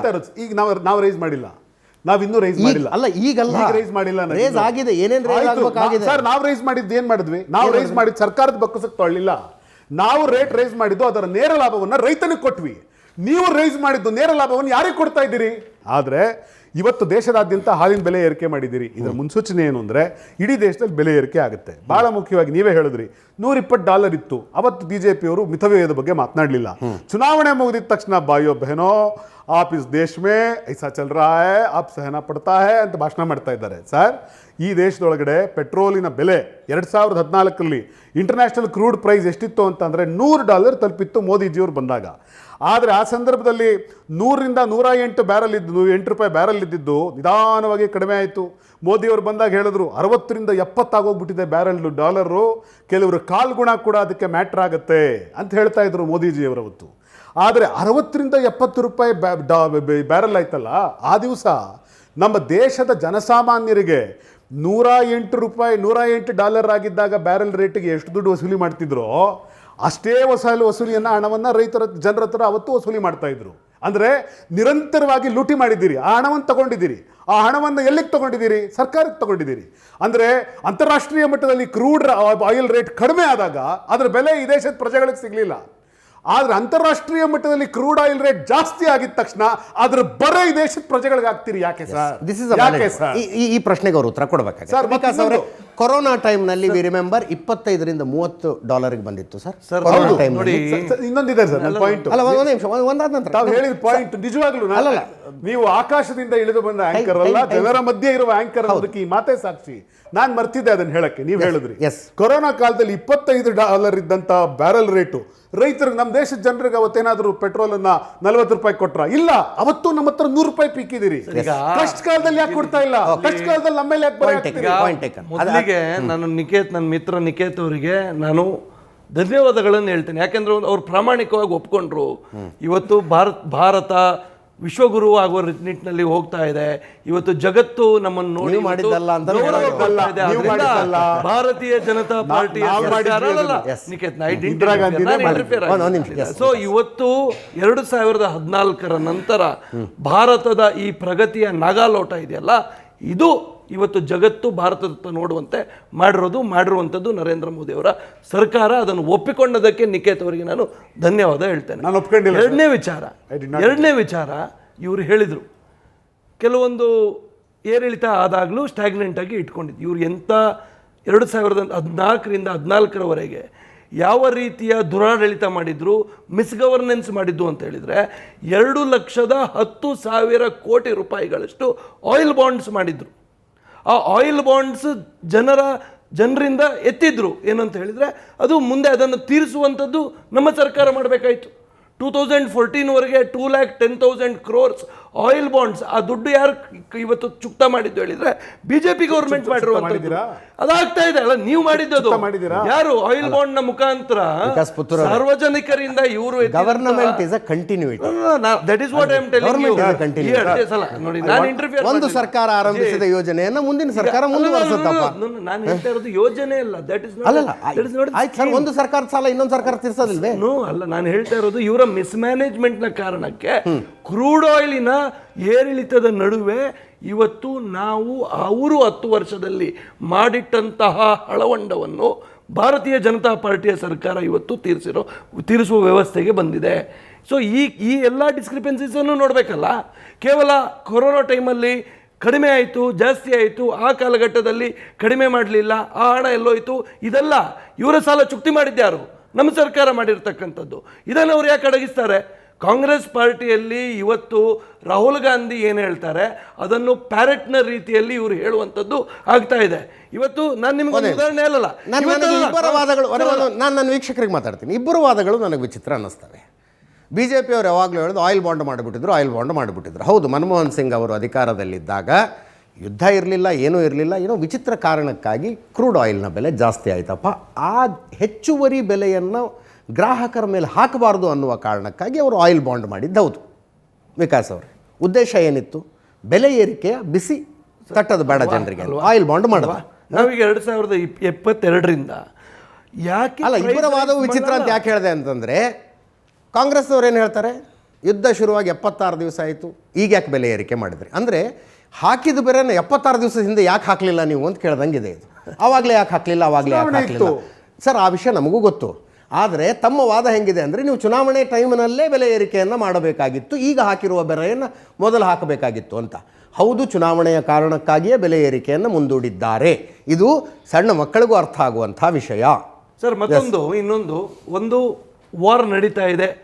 ಆ ವಾರು ಯಾವ ರೀತಿ ಟರ್ನ್ ತಗೊಳುತ್ತೆ, ಅದರ ಇಂಪ್ಯಾಕ್ಟ್ಸ್ ಯಾವ ರೀತಿ ಇದೆ ಅಂತ ಓವರ್ ಪ್ರಿಡಿಕ್ಟ್ ಮಾಡಬಾರ್ದು. ಸೊ ಇವತ್ತಲ್ಲಿ ವಾರ ಆಯಿತು, ಒಂದು ತಿಂಗಳಿಗೆ ಇದು ಇನ್ನೂ ವಿಚಿತ್ರ ರೂಪ ಪಡ್ಕೊಳ್ಳುತ್ತೆ ಅಂತ ಹೇಳಿ ಏಕಾಏಕಿ ನೀವು ಜನರ ಮೇಲೆ ಅದು ಹೆಲ್ಮ್ ಆಫ್ ಅಫೇರ್ಸ್ ಅದನ್ನು ಮಾಡ್ಲಿಕ್ಕೆ ಆಗಲ್ಲ. ಡೊನಾಲ್ಡ್ ಟ್ರಂಪ್ ನಂತ ವ್ಯಕ್ತಿ ಆ ಕಾರಣಕ್ಕೆ ಹೆಲ್ಮ್ ಆಫ್ ಅಫೇರ್ಸ್ ನಲ್ಲಿ ಡೊನಾಲ್ಡ್ ಟ್ರಂಪ್ ನಂತ ವ್ಯಕ್ತಿ ಆ ಕಾರಣಕ್ಕೆ ಇಮ್ಮಿಡಿಯೇಟ್ ಆಗಿ ಯಾವ ವ್ಯವಸ್ಥೆಗಳನ್ನು ನಮ್ಮ ಸರ್ಕಾರ ಮಾಡಲಿಲ್ಲ. ನೀಜರ್ಕ್ ರಿಯಾಕ್ಷನ್ ಕೊಡುವಂಥ ಅಗತ್ಯ ಏನಿತ್ತು, ಯಾವ ರೀತಿ ಟರ್ನ್ ಆಗುತ್ತೆ ಕಾದು ನೋಡುವಂಥ ವ್ಯವಸ್ಥೆಗಳನ್ನು ಮಾಡಿದ್ರು. ಇವತ್ತು ಪ್ರತಿ ದಿವಸಕ್ಕೆ 1 ರಿಂದ 1.5 ಸಾವಿರ ಕೋಟಿ ರೂಪಾಯಿಗಳಷ್ಟು ನಷ್ಟ ಇವತ್ತು ನಮ್ಮ ಪಬ್ಲಿಕ್ ಸೆಕ್ಟರ್ ಅಂಡರ್ಟೇಕಿಂಗ್ಸ್ ಯಾವುದು ಆಯಿಲ್ ಡೀಲ್ ಮಾಡುತ್ತೆ ಈ ಕಂಪನಿಗಳು ಇವತ್ತು ನಷ್ಟ ಅನುಭವಿಸ್ತವೆ. ಕಳೆದ 3 ತಿಂಗಳಲ್ಲಿ ಸುಮಾರು 1 ಲಕ್ಷ ಕೋಟಿ ರೂಪಾಯಿಯಷ್ಟು ನಷ್ಟ ಅನುಭವಿಸಿವೆ. ಆದರೆ ಇದು ಯಾವುದನ್ನು ಕೂಡ ಏಕಾಏಕಿ ಜನರ ಮೇಲೆ ಬರ್ಡನ್ ಮಾಡ್ಲಿಕ್ಕೆ ಹೋಗಲಿಲ್ಲ.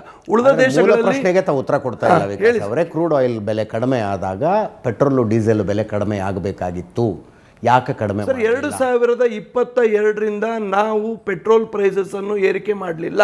For your very kind information, this is the first time ಏರಿಕೆ ಮಾಡಿರುವಂಥದ್ದು in the last 4 years. This is the first time. ಅಂದ್ರೆ ಏರಿಕೆ ಮಾಡಿಲ್ಲ, ಅದಕ್ಕೆ ನೀವು ಖುಷಿ ಪಡ್ರಿ, ಇಳಿಕೆ ಮಾಡೋದು ಯಾಕೆ ಕೇಳ್ತೀರಿ ಅಂದಂಗಿದೆ. ಅಲ್ಲಲ್ಲ, ಏರಿಕೆ ಆಗಿಲ್ಲಲ್ಲ, ನಾನು ಅದನ್ನೇ ಹೇಳ್ತಾ ಇರೋದು. ಹಲವಾರು ವ್ಯವಸ್ಥೆಗಳಿರುವಂಥ ಸಂದರ್ಭದಲ್ಲಿ ಬೆಲೆ ಏರಿಕೆ ಆಗಲಿಲ್ಲ. ನೀವು 10 ವರ್ಷ ಕಾಂಗ್ರೆಸ್ ಇದ್ದು 12 ವರ್ಷ ನಮ್ಮದು ತೆಗೆದು ನೀವು ನೋಡಿ ಡೇಟಾ ದತ್ತಾಂಶಗಳು, ಯಾವುದೇ ರೀತಿಯ ವ್ಯತ್ಯಾಸಗಳಿಲ್ಲ. ಸೊ ಇಲ್ಲಿ ನೋಡಿ, ನಾನು ಅದನ್ನೇ ನಿಮ್ಗೆ ಹೇಳ್ತಾ ಇದ್ದೀನಿ, ಪೊಲಿಟಿಸೈಸ್ ಮಾಡಲಿಕ್ಕೆ ಕಾಂಗ್ರೆಸ್ನವರು ಹೋಗ್ತಾ ಇದ್ದಾರೆ. ಮತ್ತು ಇದರಲ್ಲಿ ನೀವು ಇವತ್ತಿನವರೆಗೆ ಕಾಂಗ್ರೆಸ್ ಇದು ಎಕನಾಮಿಸ್ಟ್ ಅಂತ ಕರೆಸಿಕೊಳ್ಳುವಂಥ ಮನಮೋಹನ್ ಸಿಂಗ್ ಇದ್ದಾರೆ. ಚಿದಂಬರಂ ಅವರು UPA 10 ವರ್ಷದ UPA ಸರ್ಕಾರದಲ್ಲಿ 8 ವರ್ಷ ಫಿನಾನ್ಸ್ ಮಿನಿಸ್ಟರ್ ಆದಂಥ ಚಿದಂಬರಂ ಅವರಿದ್ದಾರೆ. ಚಿದಂಬರಂ ಅವರು ಮನಮೋಹನ್ ಸಿಂಗ್ ಅವರು ಕೂಡ 2 ಬಾರಿ ಈ ರೀತಿಯ ಸ್ಟೇಟ್ಮೆಂಟ್ ಅನ್ನು ಮಾಡಿದ್ರು, ಜನರ ಮುಂದೆ ಅಪೀಲ್ ಮಾಡಿದ್ರು. ಅವರು ಹಿಂದೆ ನೆಹರು ಮಾಡಿದಾಗೆ ಇಂಪೋಸಿಷನ್ ಮಾಡಲಿಲ್ಲ, ಬಟ್ ದೇ ಹ್ಯಾಡ್ ಅಪೀಲ್ಡ್. ನಾವು BJP as A responsible opposition party we never opposed what they said. ನಾವು ಅಪೋಸ್ ಮಾಡಲಿಲ್ಲ. ಚಿದಂಬರಂ ಅವರು ನಾವು ಗೋಲ್ಡನ್ನು ಖರೀದಿ ಮಾಡಬೇಡಿ ಅಂತ ಜನರ ಮುಂದೆ ಹೇಳಿದಾಗ BJP ಇವತ್ತು ಕಾಂಗ್ರೆಸ್ ಏನು ಹೇಳ್ತಾ ಇದೆ, for the sake of opposing we did not oppose. ಯಾವಾಗ ಲಾಲ್ ಶಾಸ್ತ್ರಿ ಅವರು ಆಗ ಹೇಳಿದ್ರು, ಆಗಲೂ ನಾವು ಅಪೋಸ್ ಮಾಡಲಿಲ್ಲ. ನೆಹರು ಅವರು ಮಾಡ್ಕೊಂಡಿದ್ದು ಅಪೀಲೆ ಸರ್. ನಿಮ್ಮ ಬಂಗಾರಗಳನ್ನು ಒಂದು ನಿಮಿಷ, ನೆಹರು ಅವರು ಮಾಡ್ಕೊಂಡಿದ್ದು ಅಪೀಲೆ, ನಿಮ್ಮ ಬಂಗಾರವನ್ನ ದೇಶದ ಕೆಲಸಕ್ಕೆ ಕೊಡಿ ಅನ್ನುವುದು ಅಪೀಲೆ. ಸರ್, ನೆಹರು ವಾರಕ್ಕೊಂದು ದಿವಸ ಊಟ ಬಿಡಿ ಅನ್ನುವಂಥದ್ದು ಅಪೀಲೆ. ಸರ್, ನೆಹರು ನೀವು ಸ್ಟ್ರಿಕ್ಟ್ ಆಗಿ ಮನೆಗೆ ಬಂದು ಊಟ ಮಾಡ್ತಿದ್ರು ಇಲ್ಲ ಚೆಕ್ ಮಾಡ್ತೀವಿ ಅಂತ ಆಗಿದ್ದಲ್ಲ. ಅದು gold control act was imposition, ಅದನ್ನು ಒಪ್ಕೊಳ್ಳೋಣ. ಅದು ನೆಹರು ಕಾಲದಲ್ಲ, ಇಂದಿರಾ ಗಾಂಧಿ ಅವರ ಕಾಲ. ಗೋಲ್ಡ್ ಮತ್ತು ಬಿಸ್ಕೆಟ್, ಗೋಲ್ಡ್ ಕಾಯಿನ್ಸ್ ಮತ್ತು ಬಿಸ್ಕೆಟ್ಸ್ ಅನ್ನು ನೀವು ಇಡ್ಲಿಕ್ಕೆ ಇಲ್ಲ, 22 ಕ್ಯಾರೆಟ್ ಗೋಲ್ಡ್ ಅನ್ನು ಪರ್ಚೇಸ್ ಮಾಡಲಿಕ್ಕಿಲ್ಲ. ಇದು ಇಂಪೋಸ್ ಮಾಡಿದ್ರಲ್ಲ, ಈ ರೀತಿಯ ವ್ಯವಸ್ಥೆಗಳಾಗಲಿಲ್ಲ.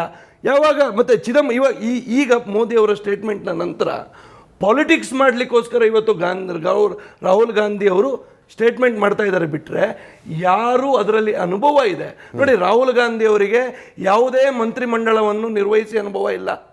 ರಾಹುಲ್ ಗಾಂಧಿ ಅವರಿಗೆ ದೇಶದ ನಿರ್ವಹಣೆಯ ಅನುಭವ ಇಲ್ಲ. ಕಾಂಗ್ರೆಸ್ ಪಾರ್ಟಿಯಲ್ಲಿ ಆ ರೀತಿ ಅನುಭವ ಇರ್ತಕ್ಕಂಥ 2 ಪ್ರಮುಖರು ಯಾರು ಅಂತ ಹೇಳಿದ್ರೆ ಮನಮೋಹನ್ ಸಿಂಗ್ ಮತ್ತು ಚಿದಂಬರಂ ಅವರು. ಈ ಬಗ್ಗೆ ಯಾಕೆ ಸ್ಟೇಟ್ಮೆಂಟ್ ಮಾಡಿಲ್ಲ? ನಾನು ನಿಮ್ಮ ಹತ್ರ ಚಿದಂಬರಂ ಯಾಕೆ ಸ್ಟೇಟ್ಮೆಂಟ್ ಮಾಡಲಿಲ್ಲ? ಮನಮೋಹನ್ ಸಿಂಗ್ ಅವರು ಗೊತ್ತಾಯ್ತು ನನಗೆ, ಮನಮೋಹನ್ ಸಿಂಗ್ ಅವರು ಇದ್ರಲ್ಲ, ಚಿದಂಬರಂ ಯಾಕೆ ಸ್ಟೇಟ್ಮೆಂಟ್ ಮಾಡಲಿಲ್ಲ? Why? Because they know the realities, they know the facts. ಈ ಕಾರಣಗಳಿಂದ ಅವ್ರು ಮಾಡಲಿಲ್ಲ. ಇವತ್ತು ಪೊಲಿಟಿಸೈಸ್ ಮಾಡಬೇಕು ಅನ್ನುವಂಥ ಕಾರಣದಿಂದ ಇವ್ರು ಮಾಡ್ತಾ ಇದ್ದಾರೆ. ನನ್ನ ಇನ್ನೊಂದು ನಿಮ್ಮ ಹತ್ರ ಒಂದು ಸಬ್ಮಿಷನ್ ಇದೆ ಅಜಿತ್. ನಿಮಗೆ ಇವರು ಹೇಳಿದರು, ಅಲ್ಲೆಲ್ಲೋ ಕಂಬೋಡಿಯಾದ ವಾರ್ ಬಗ್ಗೆ ಉಲ್ಲೇಖ ಮಾಡಿದರು. 1990 ಗಲ್ಫ್ ವಾರ್ ಆಯಿತು. ಈ ಗಲ್ಫ್ ವಾರ್ ಆದ ಕೂಡಲೇ ಭಾರತ ದೇಶದ ದುರಂತ ಅಂತ ಹೇಳಿದರೆ, ಈ ನಮ್ಮ ರಿಸರ್ವ್ ಬ್ಯಾಂಕ್ ಆಫ್ ಇಂಡಿಯಾದಲ್ಲಿ ಇರ್ತಕ್ಕಂಥ ಗೋಲ್ಡನ್ನು ಇವರು ತೆಗೆದುಕೊಂಡು ಹೋಗಿ ಯುನೈಟೆಡ್ ಕಿಂಗ್ಡಮಲ್ಲಿ ಪ್ಲೆಡ್ಜ್ ಮಾಡಿದ್ರಲ್ಲ. ಯಾವ ಕಾರಣಕ್ಕಾಗಿ ಭಾರತದ ಗೋಲ್ಡನ್ನು ಪ್ಲೆಡ್ಜ್ ಮಾಡಿದ್ರು ಅಂತ ನಾವು ಹೇಳಬೇಕಲ್ವ? ಇವತ್ತು ಫಾರೆಕ್ಸ್ ರಿಸರ್ವ್ ಹೇಗೆ ಕಡಿಮೆ ಆಯಿತು? ಅದು ಮತ್ತೆ ಆಗ ಭಾರತ ಯುದ್ಧದಲ್ಲಿತ್ತ ಇರಲಿಲ್ಲ. ನಾವು ಅಲ್ಲಿ ಕ್ರೂಡ್ ಆಯಿಲ್ ಇಂಪೋರ್ಟ್ಸ್ ಏನು ಮಾಡ್ತಾ ಇದ್ವಿ, ಬೇರೆ ಬೇರೆ ಇಂಪೋರ್ಟ್ಸ್ ಏನಾಗ್ತಾ ಇತ್ತು. ಈ ಕಾರಣ ಎಕ್ಸೀಡ್ ಆದಂಥ ಸಂದರ್ಭದಲ್ಲಿ ನಮ್ಮ ಫಾರೆಕ್ಸ್ ರಿಸರ್ವ್ ಕಡಿಮೆ ಆಯಿತು. ಕಡಿಮೆ ಆದಂಥ ಸಂದರ್ಭದಲ್ಲಿ ಸುಮಾರು $418 ಬಿಲಿಯನ್, $18 ಮಿಲಿಯನ್ ಐ ಥಿಂಕ್. ಇದನ್ನು ಚುಕ್ತ ಮಾಡಲಿಕ್ಕೆ ಹಣ ಇರಲಿಲ್ಲ. ಕಾಂಗ್ರೆಸ್ ಸರ್ಕಾರ ಅವಾಗ ಏನು ಮಾಡ್ತು, ಸೀಕ್ರೆಟ್ ಆಗಿ ಯಾರಿಗೂ ಗೊತ್ತಿಲ್ಲದೆ, ಯಾರಿಗೂ ಹೇಳದೆ ಏಕಾಏಕಿ ರಿಸರ್ವ್ ಬ್ಯಾಂಕಲ್ಲಿದ್ದಂತಹ ಗೋಲ್ಡನ್ನು ತೆಗೆದುಕೊಂಡು ಹೋಗಿ ಅಡವಿಟ್ಟು ಬಂದರು. ಇದರ ಹಿನ್ನೆಲೆ ಏನು? ಇದರ ಹಿನ್ನೆಲೆ ಇದೇ ರೀತಿಯ ವಾತಾವರಣ ಆಗ ಇತ್ತು. ಎಸ್, ನಮಸ್ತೆ ಸರ್, ನಮ್ಮ ಹೆಸರು ಗುರು ರಾಘವೇಂದ್ರ ಅಂತ ಹೇಳ್ಬಿಟ್ಟು ವಿಕಾಸ್ ಸರ್ ಹತ್ರ. ಸರ್, ಈಗ ನೆಹರು ಸರ್ ಪೀರಿಯಡಲ್ಲಿ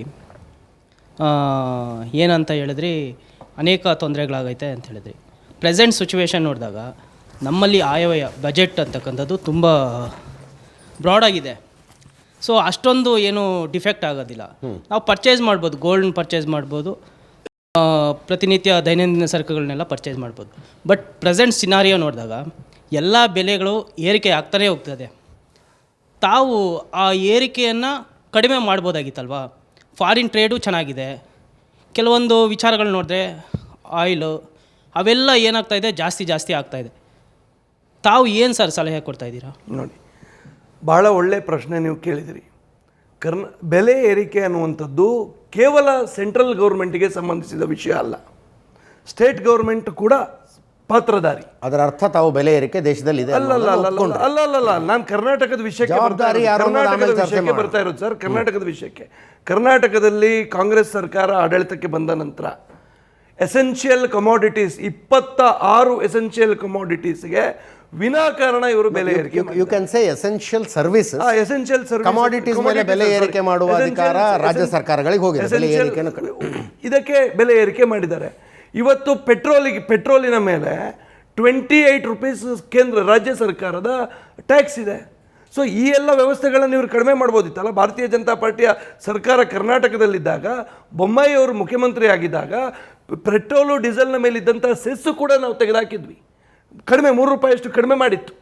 ಇವತ್ತು ಇದನ್ನು ಉಳಿಸ್ಕೊಂಡಿದ್ದಾರೆ. ಯಾಕೆ? ಸಿದ್ದರಾಮಯ್ಯನವರು ಮನಸ್ಸು ಮಾಡಿದರೆ ನಾಳೆ ಬೆಳಗ್ಗೆ ಆ ಸೆಸ್ಸನ್ನು ತೆಗೆದ್ರೆ ನಿಮಗೆ ಕರ್ನಾಟಕದಲ್ಲಿ 3-4 ರೂಪಾಯಿ ಕಡಿಮೆ ಆಗುತ್ತೆ ರೀ ಪೆಟ್ರೋಲು ಡೀಸೆಲ್ ಬೆಲೆ. ಇವತ್ತು ಅವರು ಬೇರೆ ಅವರು ಮಾಡಿಕೊಂಡಿರುವಂತಹ ಅನುಷ್ಠಾನಕ್ಕೆ ಸಮರ್ಪಕವಲ್ಲದೆ ಇರತಕ್ಕಂಥ ಕೆಲ ಗ್ಯಾರಂಟಿಗಳಿಗೋಸ್ಕರ ಇವತ್ತು ಇಡೀ ವ್ಯವಸ್ಥೆಗಳನ್ನು ಇವತ್ತು ಹಾಳುಗೆಡವಿದ್ದಾರೆ. ನಿಖೇತ್ ರಾಜ್ ಮೌರ್ಯ ಅವರೇ, 27 ಎಸೆನ್ಷಿಯಲ್ ಸರ್ವಿಸ್ಗಳ ಬೆಲೆಗಳನ್ನು ಜಾಸ್ತಿ ಮಾಡಿಟ್ಟಿದ್ದೀರಿ. ಏನು ಯುದ್ಧದ ವಾತಾವರಣ ಇತ್ತು ರಾಜ್ಯದಲ್ಲಿ? ಏನು ಕಾರಣ ಇತ್ತು ಸರ್? ನಾನು ಕೇಳೋದು 40,000 ರೂಪಾಯಿಗೆ TC ಸಿಗ್ತಾ ಇತ್ತು ಸರ್. ಬೋರ್ವೆಲ್ ಹಾಕ್ಸಿದ ರೈತನಿಗೆ 2.5 ಲಕ್ಷ ಕೊಡಬೇಕೀಗ. ಗೌರ್ಮೆಂಟ್ ಹಾಸ್ಪಿಟ್ಲಿಗೆ ಹೋದರೆ ಜಾಸ್ತಿ, ಪ್ರಾಪರ್ಟಿ ರಿಜಿಸ್ಟ್ರೇಷನ್ಗೆ ಹೋದರೆ ಜಾಸ್ತಿ, ಗಿಫ್ಟ್ ಡೀಡ್ ರಿಜಿಸ್ಟರ್ ಮಾಡಿಸ್ಕೋತೀನಿ ಅಂದರೆ ಜಾಸ್ತಿ, ಒಂದು ಕಾರ್ ತಗೋತೀನಿ ಕಾರ್ ರಿಜಿಸ್ಟ್ರೇಷನ್ ಮಾಡಿಸ್ಕೋಬೇಕು ಅಂದರೆ ಜಾಸ್ತಿ.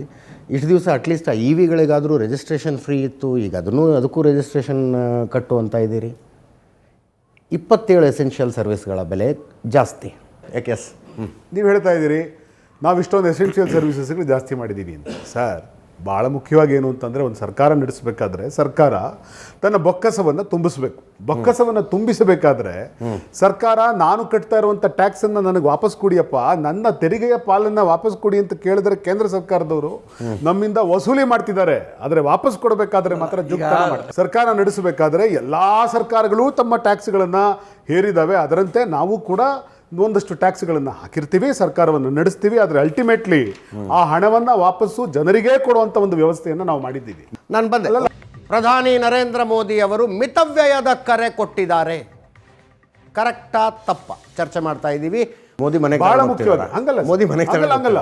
ಆದರೆ ಇವತ್ತು ನೀವು ಅರ್ಥ ಮಾಡ್ಕೋಬೇಕೇನು ಅಂತಂದ್ರೆ, ಕರ್ನಾಟಕ ರಾಜ್ಯ ಇವತ್ತು ಇಡೀ ಭಾರತ ದೇಶದಲ್ಲಿ ನೀವು ಹೇಳ್ತಾ ಇದ್ದೀರಲ್ಲ, ಗ್ಯಾರಂಟಿ ಕೊಟ್ರಿ, ಟ್ಯಾಕ್ಸ್ ಹಾಕಿದ್ರಿ. ಗ್ಯಾರಂಟಿ ಕೊಟ್ರಿ, ಟ್ಯಾಕ್ಸ್ ಹಾಕಿದ್ರಿ ಮಾತ್ರ ಅಲ್ಲ, ಗ್ಯಾರಂಟಿ ಕೊಟ್ವಿ, ಟ್ಯಾಕ್ಸ್ ಹಾಕಿದ್ವಿ. ಆದರೆ ಅನೇಕ ಪ್ಯಾರಾಮೀಟರ್ಸ್ ಅಲ್ಲಿ ಇಡೀ ಭಾರತ ದೇಶದಲ್ಲೇ ಕರ್ನಾಟಕ ರಾಜ್ಯ ನಂಬರ್ 1 ಸ್ಥಾನದಲ್ಲಿದೆ. ನಿಮ್ಮ ಉದಾಹರಣೆಗೋಸ್ಕರ ಸಿದ್ದರಾಮಯ್ಯನವರು ಬಂದ ನಂತರ, ಹೌದು, ಸಿದ್ದರಾಮಯ್ಯನವರು ಬಂದ ನಂತರ ಹಿಂದಿನ ನಮ್ಮ ಸರ್ಕಾರ ಸರ್, ಇವತ್ತು ಕರ್ನಾಟಕದಲ್ಲಿ ನಿಮ್ಮ ಉದಾಹರಣೆ ಹೇಳ್ತೀನಿ ಸರ್. ಕರ್ನಾಟಕದಲ್ಲಿ ಇವತ್ತು 22 ಮೆಡಿಕಲ್ ಕಾಲೇಜ್ ಇದೆ, ಗೌರ್ಮೆಂಟ್ ಕಾಲೇಜ್. 22ರಲ್ಲಿ 12 ಸಿದ್ದರಾಮಯ್ಯನವ್ರ ಕಾಲದಲ್ಲಿ ಮಾಡಿರೋದು. ಈಗ ಹೊಸ ಸರ್ಕಾರ ಬಂದ ಮೇಲೆ 6 ಹೊಸ ಮೆಡಿಕಲ್ ಕಾಲೇಜ್ಗಳಿಗೆ ನಾವು ಚಾಲನೆ ಮಾಡೋದಕ್ಕೆ ಬಜೆಟ್ ನಲ್ಲಿ ನಾವು ಪ್ರಸ್ತಾವನೆ ಮಾಡಿ ಅದನ್ನ ಸ್ಯಾಂಕ್ಷನ್ ಮಾಡಿದೀವಿ. ಅಂದ್ರೆ ಈ ಪ್ರಮಾಣದಲ್ಲಿ ಕರ್ನಾಟಕದಲ್ಲಿ 22 ಮೆಡಿಕಲ್ ಕಾಲೇಜ್ ಇದ್ರೆ 12 ಸಿದ್ದರಾಮಯ್ಯನವ್ರ ಕಾಲದಲ್ಲೇ ಆಗಿರೋದು. ಮತ್ತೆ ಇವಾಗ ಹೊಸದಾಗಿ 6 ಕಾಲೇಜ್ ಮಾಡೋದಕ್ಕೆ ಹೊರಟಿದ್ದೀವಿ. ಇವತ್ತು ಕರ್ನಾಟಕದಲ್ಲಿ ಸಿದ್ದರಾಮಯ್ಯನವರು ಇದ್ದ ಕಾಲದಲ್ಲೇನೆ ಮಹಿಳೆಯರಿಗಾಗಿ ಪ್ರತ್ಯೇಕವಾದಂತ SEZ ಅನ್ನು ಸ್ಥಾಪನೆ ಮಾಡಿದ್ದು. ಕರ್ನಾಟಕದಲ್ಲಿ ಕ್ವೀನ್ ಸಿಟಿ ಇಡೀ ಭಾರತ ದೇಶದಲ್ಲೇ ಮೊಟ್ಟ ಮೊದಲ ಬಾರಿಗೆ ಬೆಂಗಳೂರಿನಲ್ಲಿ 2,000 ಎಕರೆ ನಾವು ಕ್ವೀನ್ ಸಿಟಿಯನ್ನು ಮಾಡೋದಕ್ಕೆ ಹೊರಟಿದ್ದೀವಿ. ಇದೆಲ್ಲದಕ್ಕೂ ಕೂಡ ಈಗಾಗಲೇ ಹಣವನ್ನು ಬಿಡುಗಡೆ ಮಾಡಿದ್ದೀವಿ. ಇವತ್ತು ನೀವು ಉತ್ತರ ಕರ್ನಾಟಕದಲ್ಲೂ, ಹೈದರಾಬಾದ್ ಕರ್ನಾಟಕದ ಭಾಗದಲ್ಲಿ ಒಂದೇ ಒಂದು ಸಲಹೆ, ಈ ಪಟ್ಟಿ ಚಿಕ್ಕದಾಗಿರ್ಲಿ, ಅವ್ರ ಲಿಸ್ಟ್ ಹಿಡ್ಕೊಂಡು ಕೂತ್ಕೊಂಡ್ಬಿಟ್ರೆ ಇಡೀ ನ್ಯೂಸ್ ಅವ್ರು ಅದರಲ್ಲೇ ಮುಗಿದೋಗ್ಬಿಡುತ್ತೆ ಅಂತ. ಇಲ್ಲ ಹಂಗಲ್ಲ ಸರ್, ನಾನು ಲಿಸ್ಟ್ ಹೇಳ್ತಾ ಇಲ್ಲ. ನಾವು ಸರ್ಕಾರದ ಸಾಧನೆ ನಾನು ಹೇಳ್ಬೇಕಲ್ಲ ಸರ್. ಮತ್ತೆ ಸರ್ಕಾರಕ್ಕೆ ನೀವು ಪ್ರಶ್ನೆ ಕೇಳಿದಾಗ ಸರ್ಕಾರದ ಸಾಧನೆ ಈ ಎಲ್ಲ ಕಾರಣಗಳಿಗಾಗಿ ಎಸೆನ್ಷಿಯಲ್ ಸರ್ವಿಸ್ಗಳ ಬೆಲೆ ಜಾಸ್ತಿ ಮಾಡಬಹುದು. ಅಲ್ಲ, ಎಸೆನ್ಷಿಯಲ್ ಬೆಲೆ ಸರ್ವಿಸಸ್ ಬೆಲೆ ಜಾಸ್ತಿ ಆಗಿದೆ. ಆದ್ರೆ ಅದಕ್ಕೆ ತಕ್ಕಂತೆ ಕರ್ನಾಟಕ ರಾಜ್ಯ ಅಭಿವೃದ್ಧಿಯ ಪಥದತ್ತ ನಡೆದಿದೆ. ಇವತ್ತು ನಾನು ಸುಮ್ಮನೆ ನೋಡ್ತಾ ಇದ್ದೆ, ನಿಮಗೆ ಮಾಹಿತಿಗೋಸ್ಕರ ಹೇಳ್ತೀನಿ, ಜನರಿಗೆ ಗೊತ್ತಿರಲಿ ಇದು ಯಾವ್ಯಾವುದರಲ್ಲಿ ಯಾವ ರಾಜ್ಯಗಳು ಪ್ರಥಮ ಸ್ಥಾನದಲ್ಲಿದೆ ಅಂತ ನೋಡ್ತಾ ಇದ್ದೆ. ಹಾಗೆ ನೋಡ್ತಾ ಇದ್ದೆ, ಬೀಫ್ ಎಕ್ಸ್ಪೋರ್ಟ್ ಮೋದಿಜಿ ಇದೇನೋ ಉತ್ತರ ಪ್ರದೇಶ, ಯೋಗಿಜಿ ನಂಬರ್ 1 ಸ್ಥಾನದಲ್ಲಿದೆ ಇಡೀ ಭಾರತ ದೇಶದಲ್ಲಿ. ಹಾರ್ಟಿಕಲ್ಚರ್ ಎಕ್ಸ್ಪೋರ್ಟ್ ನಾವು ಅತ್ಯುನ್ನತ ಸ್ಥಾನದಲ್ಲಿದ್ದೀವಿ. ತೆಂಗು ರಾಜ್ಯದಲ್ಲಿ ಅತ್ಯುನ್ನತ ಸ್ಥಿತಿಯಲ್ಲಿದ್ದೀವಿ. ನೀವು ಕೇಳ್ಬೋದು ತೆಂಗು ಅಡಿಕೆ ಬೆಳೆಯೋದಕ್ಕೆ ಕಾಂಗ್ರೆಸ್ ಸರ್ಕಾರದ ಕೊಡುಗೆ ಏನು ಅಂತ ಹೇಳಿ. ಸರ್, ತೆಂಗು ಅಡಿಕೆ ಬೆಳೆಯೋದು ಕಾಂಗ್ರೆಸ್ ಸರ್ಕಾರದ ಕೊಡುಗೆ ಏನು ಅಂತ ನೀವು ಕೇಳ್ಬೋದು. ನೆನ್ಪಿಟ್ಕೊಳ್ಳಿ, ನಾವು ಉಚಿತವಾದಂಥ ವಿದ್ಯುತ್ತನ್ನು ಕೊಟ್ಟಿದ್ದೀವಿ ಪಂಪ್ ಸೆಟ್ಗಳಿಗೆ. ಆ ಕಾರಣಕ್ಕಾಗಿಯೇ ತೆಂಗು ಅಡಿಕೆ ಬೆಳೆಯೋದಕ್ಕೆ ಸಾಧ್ಯ ಆಗ್ತಾ ಇರೋದು. ಈ ಪ್ರಮಾಣದಲ್ಲಿ ರೈತ ಇಡೀ ದೇಶದಲ್ಲಿ ನಾವು ನಂಬರ್ 1 ಸ್ಥಾನದಲ್ಲಿದ್ದೀವಿ. ಇಡೀ ದೇಶದಲ್ಲಿ ನಾವು SEZ ಮಹಿಳೆಯರಿಗಾಗಿ ಸ್ಥಾಪನೆ ಮಾಡಿದ ಮೊಟ್ಟ ಮೊದಲ ರಾಜ್ಯ. IT ಎಕ್ಸ್ಪೋರ್ಟ್ಸ್ ನಮ್ಮ ಕಾಲದಲ್ಲೇ ಶುರುವಾಗಿದ್ದು, ಸಿದ್ದರಾಮಯ್ಯನವರು ಹಿಂದಿನ ಸರ್ಕಾರದ ಕಾಲದಲ್ಲಿ ನಾವು ನಂಬರ್ 1 ಇದ್ವಿ. ಇವತ್ತು ನಾವು ನಂಬರ್ 1 ಇದ್ದೀವಿ. ಬಯೋಟೆಕ್ನಾಲಜಿ ಎಕ್ಸ್ಪೋರ್ಟ್ಸ್ ನಾವೇ ನಂಬರ್ 1 ಇದ್ದೀವಿ. ಸರ್, ಈ ಥರದ್ದು ನಾನು ನಿಮ್ಗೊಂದು ದೊಡ್ಡ ಪಟ್ಟಿಯನ್ನು ಕೊಡಬಲ್ಲೆ ಸರ್. ನಂಬರ್ 1 ಸರ್ಕಾರವನ್ನು ನಾವು ನಡೆಸಿದ್ದೀವಿ. ಆದರೆ ನೀವು ಇವತ್ತು ಬೇರೆ ರಾಜ್ಯಗಳು ಮಾತಾಡ್ತಿದ್ದಾರಲ್ಲ, ನನಗೆ ಇವ್ರನ್ನ ವಿಕಾಸ್ ಅವ್ರನ್ನ ಅಪ್ರಿಷಿಯೇಟ್ ಮಾಡಬೇಕು. ಅವ್ರನ್ನ ಮಾತು ಹೇಳಿದ್ರು, ಹಿಂದೆ 10 ವರ್ಷ UPA ಸರ್ಕಾರ ಇತ್ತು, ಅವರು ಪೆಟ್ರೋಲ್ ರೇಟನ್ನು ಹೆಂಗಂದ್ರೆ ಹಂಗೆ ಇಳಿಸ್ತಾ ಇದ್ರು. ನಾವು ಕಳೆದ 12-13 ವರ್ಷದಿಂದ ನಾವು ಪೆಟ್ರೋಲ್ ರೇಟ್ ಇಳಿಸಲೇ ಇಲ್ಲ, ಒಂದೇ ಸಮ ಇಟ್ಟಿದ್ದೀವಿ ಅಂತ. ಅಂದ್ರೆ 2022 ನಂತರ ಆಯ್ತು. ಅಂದ್ರೆ ಬ್ಯಾರೆಲ್ಲಿನ ಬೆಲೆ ನೀವೇ ಹೇಳದಂತೆ $25 ಆದಾಗಲೂ ಅದೇ ಬೆಲೆ ಇಟ್ಟಿರ್ತೀರಿ, ಮತ್ತೆ ಕುಸಿದಾಗ್ಲೂ ಅದೇ ಬೆಲೆ ಇಟ್ಟಿರ್ತೀವಿ. ಇದನ್ನ ನೀವು ಒಪ್ಕೊಂಡಿದ್ದೀರಿ. ಮತ್ತೆ ಇನ್ನೊಂದು ಉತ್ತರ ಕೊಡಬೇಕಿತ್ತು ಸರ್. ಅವ್ರಾಗ್ಲೇ ಹೇಳ್ತಾ ಇದ್ರು ಏನೋ ಫ್ಯೂಯಲ್ ಬಾಂಡ್ಸ್ ಅನ್ನ ಜಾರಿ ತಂದವರು ಮನಮೋಹನ್ ಸಿಂಗ್ ಅಲ್ಲ ಸರ್, ಅಟಲ್ ಬಿಹಾರಿ ವಾಜಪೇಯಿ ಅವರು 2002ನೇ ಇಸ್ವಿಯಲ್ಲಿ ರಾಮನಾಥ್ ಅವರು ಪೆಟ್ರೋಲಿಯಂ ಮಿನಿಸ್ಟರ್ ಆಗಿದ್ದಾಗ ವಾಜಪೇಯಿ ಸರ್ಕಾರ. ದಯವಿಟ್ಟು ಓವರ್ಲ್ಯಾಪ್ ಆಗೋದು ಸರಿಲ್ಲ ಸರ್. ಫ್ಯೂಯಲ್ ಬಾಂಡ್ ವಿಷಯ ಬರೋದು, ಆಯಿಲ್ ಬಾಂಡ್ನ ವಿಷಯ ಬರುವಂಥದ್ದು, ಕ್ರೂಡ್ ಆಯಿಲ್ ಪ್ರೈಸ್ ಜಾಸ್ತಿ ಆದಾಗಲೂ ನಾವು ಬೆಲೆ ಜಾಸ್ತಿ ಮಾಡಿರಲಿಲ್ಲ ಅನ್ನೋ ವಾದ ಇದೆಯಲ್ಲ, ಅದನ್ನು ಇನ್ನೊಂದು ರೂಪದಲ್ಲಿ ತೆಗೆದುಕೊಳ್ಳಲಾಗಿತ್ತು ದುಡ್ಡನ್ನು. ಅದು ಫ್ಯೂಯಲ್ ಬಾಂಡ್ನ ಹೊರೆಯನ್ನು ಮುಂದಿನ ಸರ್ಕಾರ ತೀರಿಸ್ತಪ್ಪ. ಅದೇನು ಉಪಕಾರ ಅಂತ ಹೇಳ್ತಿಲ್ಲ ನಾನು. ಹೌದು, ಒಂದು ಸರ್ಕಾರ ಮಾಡಿದ್ದನ್ನು ಮುಂದಿನ ಸರ್ಕಾರ ತೀರಿಸಬೇಕಾಗತ್ರಿ. ಈಗ ಅಭಿವೃದ್ಧಿ ಕಾರ್ಯಗಳು ಯಾಕಾಗಿಲ್ಲ ಅಂದ್ರೆ ಬೊಮ್ಮಾಯಿ ಗೌರ್ಮೆಂಟ್ ಸಾಲ ಮಾಡಿಟ್ಟು ಹೋಗಿದೆ ಅಂತ ಸಿದ್ದರಾಮಯ್ಯನವರು ಹೇಳೋದಿಲ್ವೇ? ಯಾಕೆ ಕಾಂಟ್ರಾಕ್ಟರ್ಗಳಿಗೆ ದುಡ್ಡು ರಿಲೀಸ್ ಆಗ್ತಾ ಇಲ್ಲ ಅಂದ್ರೆ ಬೊಮ್ಮಾಯಿ ಸರ್ಕಾರದ ಏನು ರಿಲೀಸ್ ಮಾಡ್ತಿದೀವಪ್ಪ ಅಂತ ಸಿದ್ದರಾಮಯ್ಯನವರು ಹೇಳೋದಿಲ್ವೇ? ಹಂಗದು. ಎಸ್, ಹೆಲೋ, ನಮಸ್ತೆ ಸರ್. ನನ್ನ ಹೆಸರು ಮೋಕ್ಷ ಚಿನ್ಮಯ ಅಂತ. ನಂದು ಒಂದು ಕಾಮನ್ ಮ್ಯಾನ್ ಆಗಿ ನಾನು ಒಂದು ಪ್ರಶ್ನೆ ಕೇಳ್ತಾ ಇದ್ದೀನಿ. ಯಾವುದೇ ಸಪೋರ್ಟ್ ಅಂತ ಇಲ್ಲ. ಏನಂದರೆ ಮಿತಿಯಾಗಿ ಬಳಸೋದು ಅನ್ನೋದು ಈಗ ಬಂದಿರೋ ಕಾನ್ಸೆಪ್ಟ್ ಅಂತೂ ಅಲ್ಲ. ನಾವು ಚಿಕ್ಕ ವಯಸ್ಸಿಂದನೂ ಒಂದು ಮಗುಗೆ ಹೇಳ್ಕೊಡ್ತೀವಿ ಎಲ್ಲನೂ ಮಿತವಾಗಿ ಬಳಸಬೇಕು ಅಂತ. ಸ್ಕೂಲಲ್ಲೂ ನಮ್ಗೆ ತಿಳಿಸಿ ಹೇಳ್ತಾರೆ ಮಿತವಾಗಿ ಬಳಸಬೇಕು ಅಂತ. ಬಟ್ ಮೋದಿ ಅವರು ಏನೀಗ ಅಪೀಲ್ ಮಾಡಿದಾರೋ ಸೊಸೈಟಿಗೆ, ಅದನ್ನು ನಾವು ಗೌರವಿಸ್ತೀವಿ. ಯಾಕಂದರೆ ಮಿತವಾಗಿ ಬಳಸಬೇಕು ಅನ್ನೋದು ಎಲ್ಲರಿಗೂ ಒಂದು ಸಾಮಾನ್ಯ ಜ್ಞಾನ ಥರ ಇರಬೇಕು ಅಂತ. ಬಟ್ ಈಗ ಅವರು ಅಪೀಲ್ ಮಾಡಿರೋದೇ ಮುಂಬರೋ ದಿನಗಳಲ್ಲಿ ಕ್ರೈಸಿಸ್ ಬರದೇ ಇರಲಿ ಅಥವಾ ಕ್ರೈಸಿಸ್ ದಿನಗಳಿಗೆ ನಮಗೆ ಒಂದು ವಾರ್ನಿಂಗ್ ಸೈನ್ ಥರ ಅಂತ. ಬಟ್ ಅವ್ರು ಏನೀಗ ಮಿತಿಯಾಗಿ ಬಳಸಲಿ ಅಂತ ಇಂಪೋಸ್ ಮಾಡಿದಾರೋ, ಈಗ ಪೆಟ್ರೋಲ್ ಇರ್ಬೋದು, ಡೀಸೆಲ್ ಇರ್ಬೋದು, ಗೋಲ್ಡ್ ಮೇಲೆ ಟ್ಯಾಕ್ಸಸ್ ಇನ್ಕ್ರೀಸ್ ಮಾಡಿರೋದಾಗಲಿ, ಪ್ರೈಸಸ್ ಇನ್ಕ್ರೀಸ್ ಮಾಡಿರೋದಾಗಲಿ, ಈ ದುಬಾರಿ ಬೆಲೆಯಲ್ಲೇ ಎಷ್ಟೋ ಜನಕ್ಕೆ ಅದನ್ನ ಕೊಂಡ್ಕೊಳಕ್ಕಾಗಲ್ಲ. ಆ ಬೆಲೆಯಲ್ಲಿ ಕೊಂಡ್ಕೊಳೋರಿಗೆ ಅದು ಪರಿಣಾಮ ಬೀಳಲ್ಲ. ಬಟ್ ನಾವು ಸಮಾಜದಲ್ಲಿ ಅಂಥವರೇ ಇಲ್ಲ, ಎಲ್ಲ ಥರ ಬಡವರು ಇದ್ದಾರೆ, ಶ್ರೀಮಂತರು ಇದ್ದಾರೆ. ಸೊ ಅಂಥ ಬಡವರಿಗೆ ಈ ಥರ ಇಂಪೋಸ್ ಮಾಡಿದ್ಮೇಲೆ ಇವರೇ ಒಂದು ನಾಂದಿ ಮಾಡ್ಕೊಟ್ಟಂಗೆ ಆಗಿಲ್ವಾ, ಕ್ರೈಸಿಸ್ಗೆ ದಾರಿ ಮಾಡ್ಕೊಟ್ಟಂಗೆ ಆಗಿಲ್ವಾ? ಯಾಕಂದರೆ ಅವ್ರು ಕೊಂಡ್ಕೊಳಕ್ಕಾಗಲ್ಲ ಅಂದರೆ ಅವ್ರಿಗೆ ಅದು ಕ್ರೈಸಿಸ್ಸೇ, ಏನು ಅವ್ರಿಗೆ ಸಿಗಲ್ವೋ. ಈಗ ಬೇಸಿಕ್ ಪೆಟ್ರೋಲ್, ಡೀಸೆಲ್, ಗೋಲ್ಡ್ ಬೇಡ ಬಿಡಿ, ಇದು ಲಕ್ಸುರಿಯಸ್ ಆಯಿತು. ಡೀಸೆಲ್, ಪೆಟ್ರೋಲ್ ಕೂಡ ಒಂದು ಬೇಸಿಕ್ಕು ವಾಹನ ಚಲಾಯಿಸೋರಿಗೆ ಅಥವಾ ಮಿಡಲ್ ಕ್ಲಾಸ್ ಅವ್ರಿಗೆ. ಅದು ಏನು ದಕ್ಕಿಲ್ವೋ, ಅದು ಕ್ರೈಸಿಸ್ಸೇ. ಅಲ್ಲಿಗೆ ಕ್ರೈಸಿಸ್ ಶುರು ಆಯಿತು, ದಾರಿ ಮಾಡ್ಕೊಟ್ಟಂಗಾಗಿಲ್ವಾ ಅಂತ ಮೋದಿ ಸರ್ಕಾರ. ನೋಡಿ, ನಾನು 2 ವಿಷಯ ಅವರು ವಕೀಲರು ಕೇಳಿದರು. ನೋಡಿ, ನೀವು ಕೇಳಿದಾಗ ಆ್ಯಂಟಿಸಿಪೇಟ್ ಮಾಡಲಿಲ್ವಾ ವಾರದು ಅಂತ ಅವ್ರು ಕೇಳಿದ್ರು. ಆ್ಯಂಟಿಸಿಪೇಷನ್ ಇದ್ದ ಕಾರಣಕ್ಕೆ, ಗ್ಲೋಬಲಿ ನಮ್ಮ ಸಂಬಂಧಗಳು ಚೆನ್ನಾಗಿರುವ ಕಾರಣಕ್ಕೆ ಇವತ್ತು ಪರಸ್ಪರ 2 ದೇಶಗಳು ಯುದ್ಧ ಮಾಡ್ತಾ ಇರೋದು, ಇರಾನ್ ಮತ್ತು ಅಮೇರಿಕಾ. ಇವತ್ತು ಅಮೇರಿಕಾದ ಸಂಬಂಧವೂ ನಮ್ಮೊಟ್ಟಿಗೆ ಒಳ್ಳೆದಿದೆ, ಇರಾನ್ನ ಸಂಬಂಧವೂ ನಮ್ಮೊಟ್ಟಿಗೆ ಒಳ್ಳೆದಿದೆ. ಸರ್, ಅಮೇರಿಕದ ಸಂಬಂಧ ಬಗ್ಗೆ ಮಾತಾಡ್ತಾ ಇರೋದು ಒಳ್ಳೆಯಲ್ಲ. ಮತ್ತೆ ನೋಡಿ, ಚೆನ್ನಾಗಿದೆ ನೋಡಿ, ನಾನು ಹೇಳ್ತೇನೆ ನೋಡಿ, I'll tell you, ಮೊನ್ನೆ ಪಶ್ಚಿಮ ಬಂಗಾಳದ ರಿಸಲ್ಟ್ ಬಂದ ಕೂಡಲೇ ಪ್ರಧಾನಮಂತ್ರಿಗಳಿಗೆ ಖುದ್ದವರು ಮಾತಾಡಿದ್ದಾರೆ. ಜಲಸಂಧಿಯಲ್ಲಿ ಯಾವುದೇ ಹಡಗುಗಳಿಗೆ ಅಲ್ಲಿ ಪ್ರವೇಶ. ಎಲೆಕ್ಷನ್ ಗೆದ್ದಿದ್ದಕ್ಕೆ ಕಂಗ್ರಾಚುಲೇಟ್ ಮಾಡಿದ್ದಕ್ಕೆ ದೇಶಗಳ ಸಂಬಂಧ ಚೆನ್ನಾಗಿದೆ ಅನ್ನೋದು ಬೇಡ. ನಾನು ಹೇಳ್ತಾ ಇದ್ದೀನಲ್ಲ ಸರ್, ಇವತ್ತು ನೋಡಿ, ಅಲ್ಲ ನೀವು ಅದನ್ನು ಗ್ಲೋಬಲಿ ತೆಗೆದು ನೋಡಿ. ರಷ್ಯಾ ಇವತ್ತು ಭಾರತದ ಒಟ್ಟಿಗೆ ಇವತ್ತು ರಷ್ಯಾ ಮತ್ತು ಅಮೇರಿಕ ಪರಸ್ಪರ ವೈರುಧ್ಯ ಇದ್ರೂ ಕೂಡ ಭಾರತ ಇವತ್ತು ರಷ್ಯಾದ ಒಟ್ಟಿಗೆ ಒಳ್ಳೆದಿದೆ. ಇವತ್ತು ನಮ್ಮ diplomacy is a model study for the world. ಯಾರ ಒಟ್ಟಿಗೂ ನಮ್ಮ ಸಂಬಂಧಗಳು ಹಳಸಿಲ್ಲ. ಇದು ಒಂದು ನೀವು ತುಂಬ ಸ್ಪಷ್ಟವಾಗಿ ನಾನು ಅತ್ಯಂತ ವಿಶ್ವಾಸದಿಂದ ತಮ್ಮ ಮುಂದೆ ಹೇಳ್ತಾ ಇದ್ದೇನೆ ಅಜಿತ್ ಅವರೇ. ಅದೇ ರೀತಿ ನೋಡಿ, ನಾನು ನಿಮ್ಮ ಒಂದು ಹೇಳ್ತೇನೆ, 40% of the Indian crude oil ನಾವೇನು ಇಂಪೋರ್ಟ್ ಮಾಡಿಕೊಳ್ತೇವೆ, ಈ 40% ನಮಗೆ ಬರ್ತಕ್ಕಂಥದ್ದು ಆ ಜಲಸಂಧಿಯ ಮುಖಾಂತರ.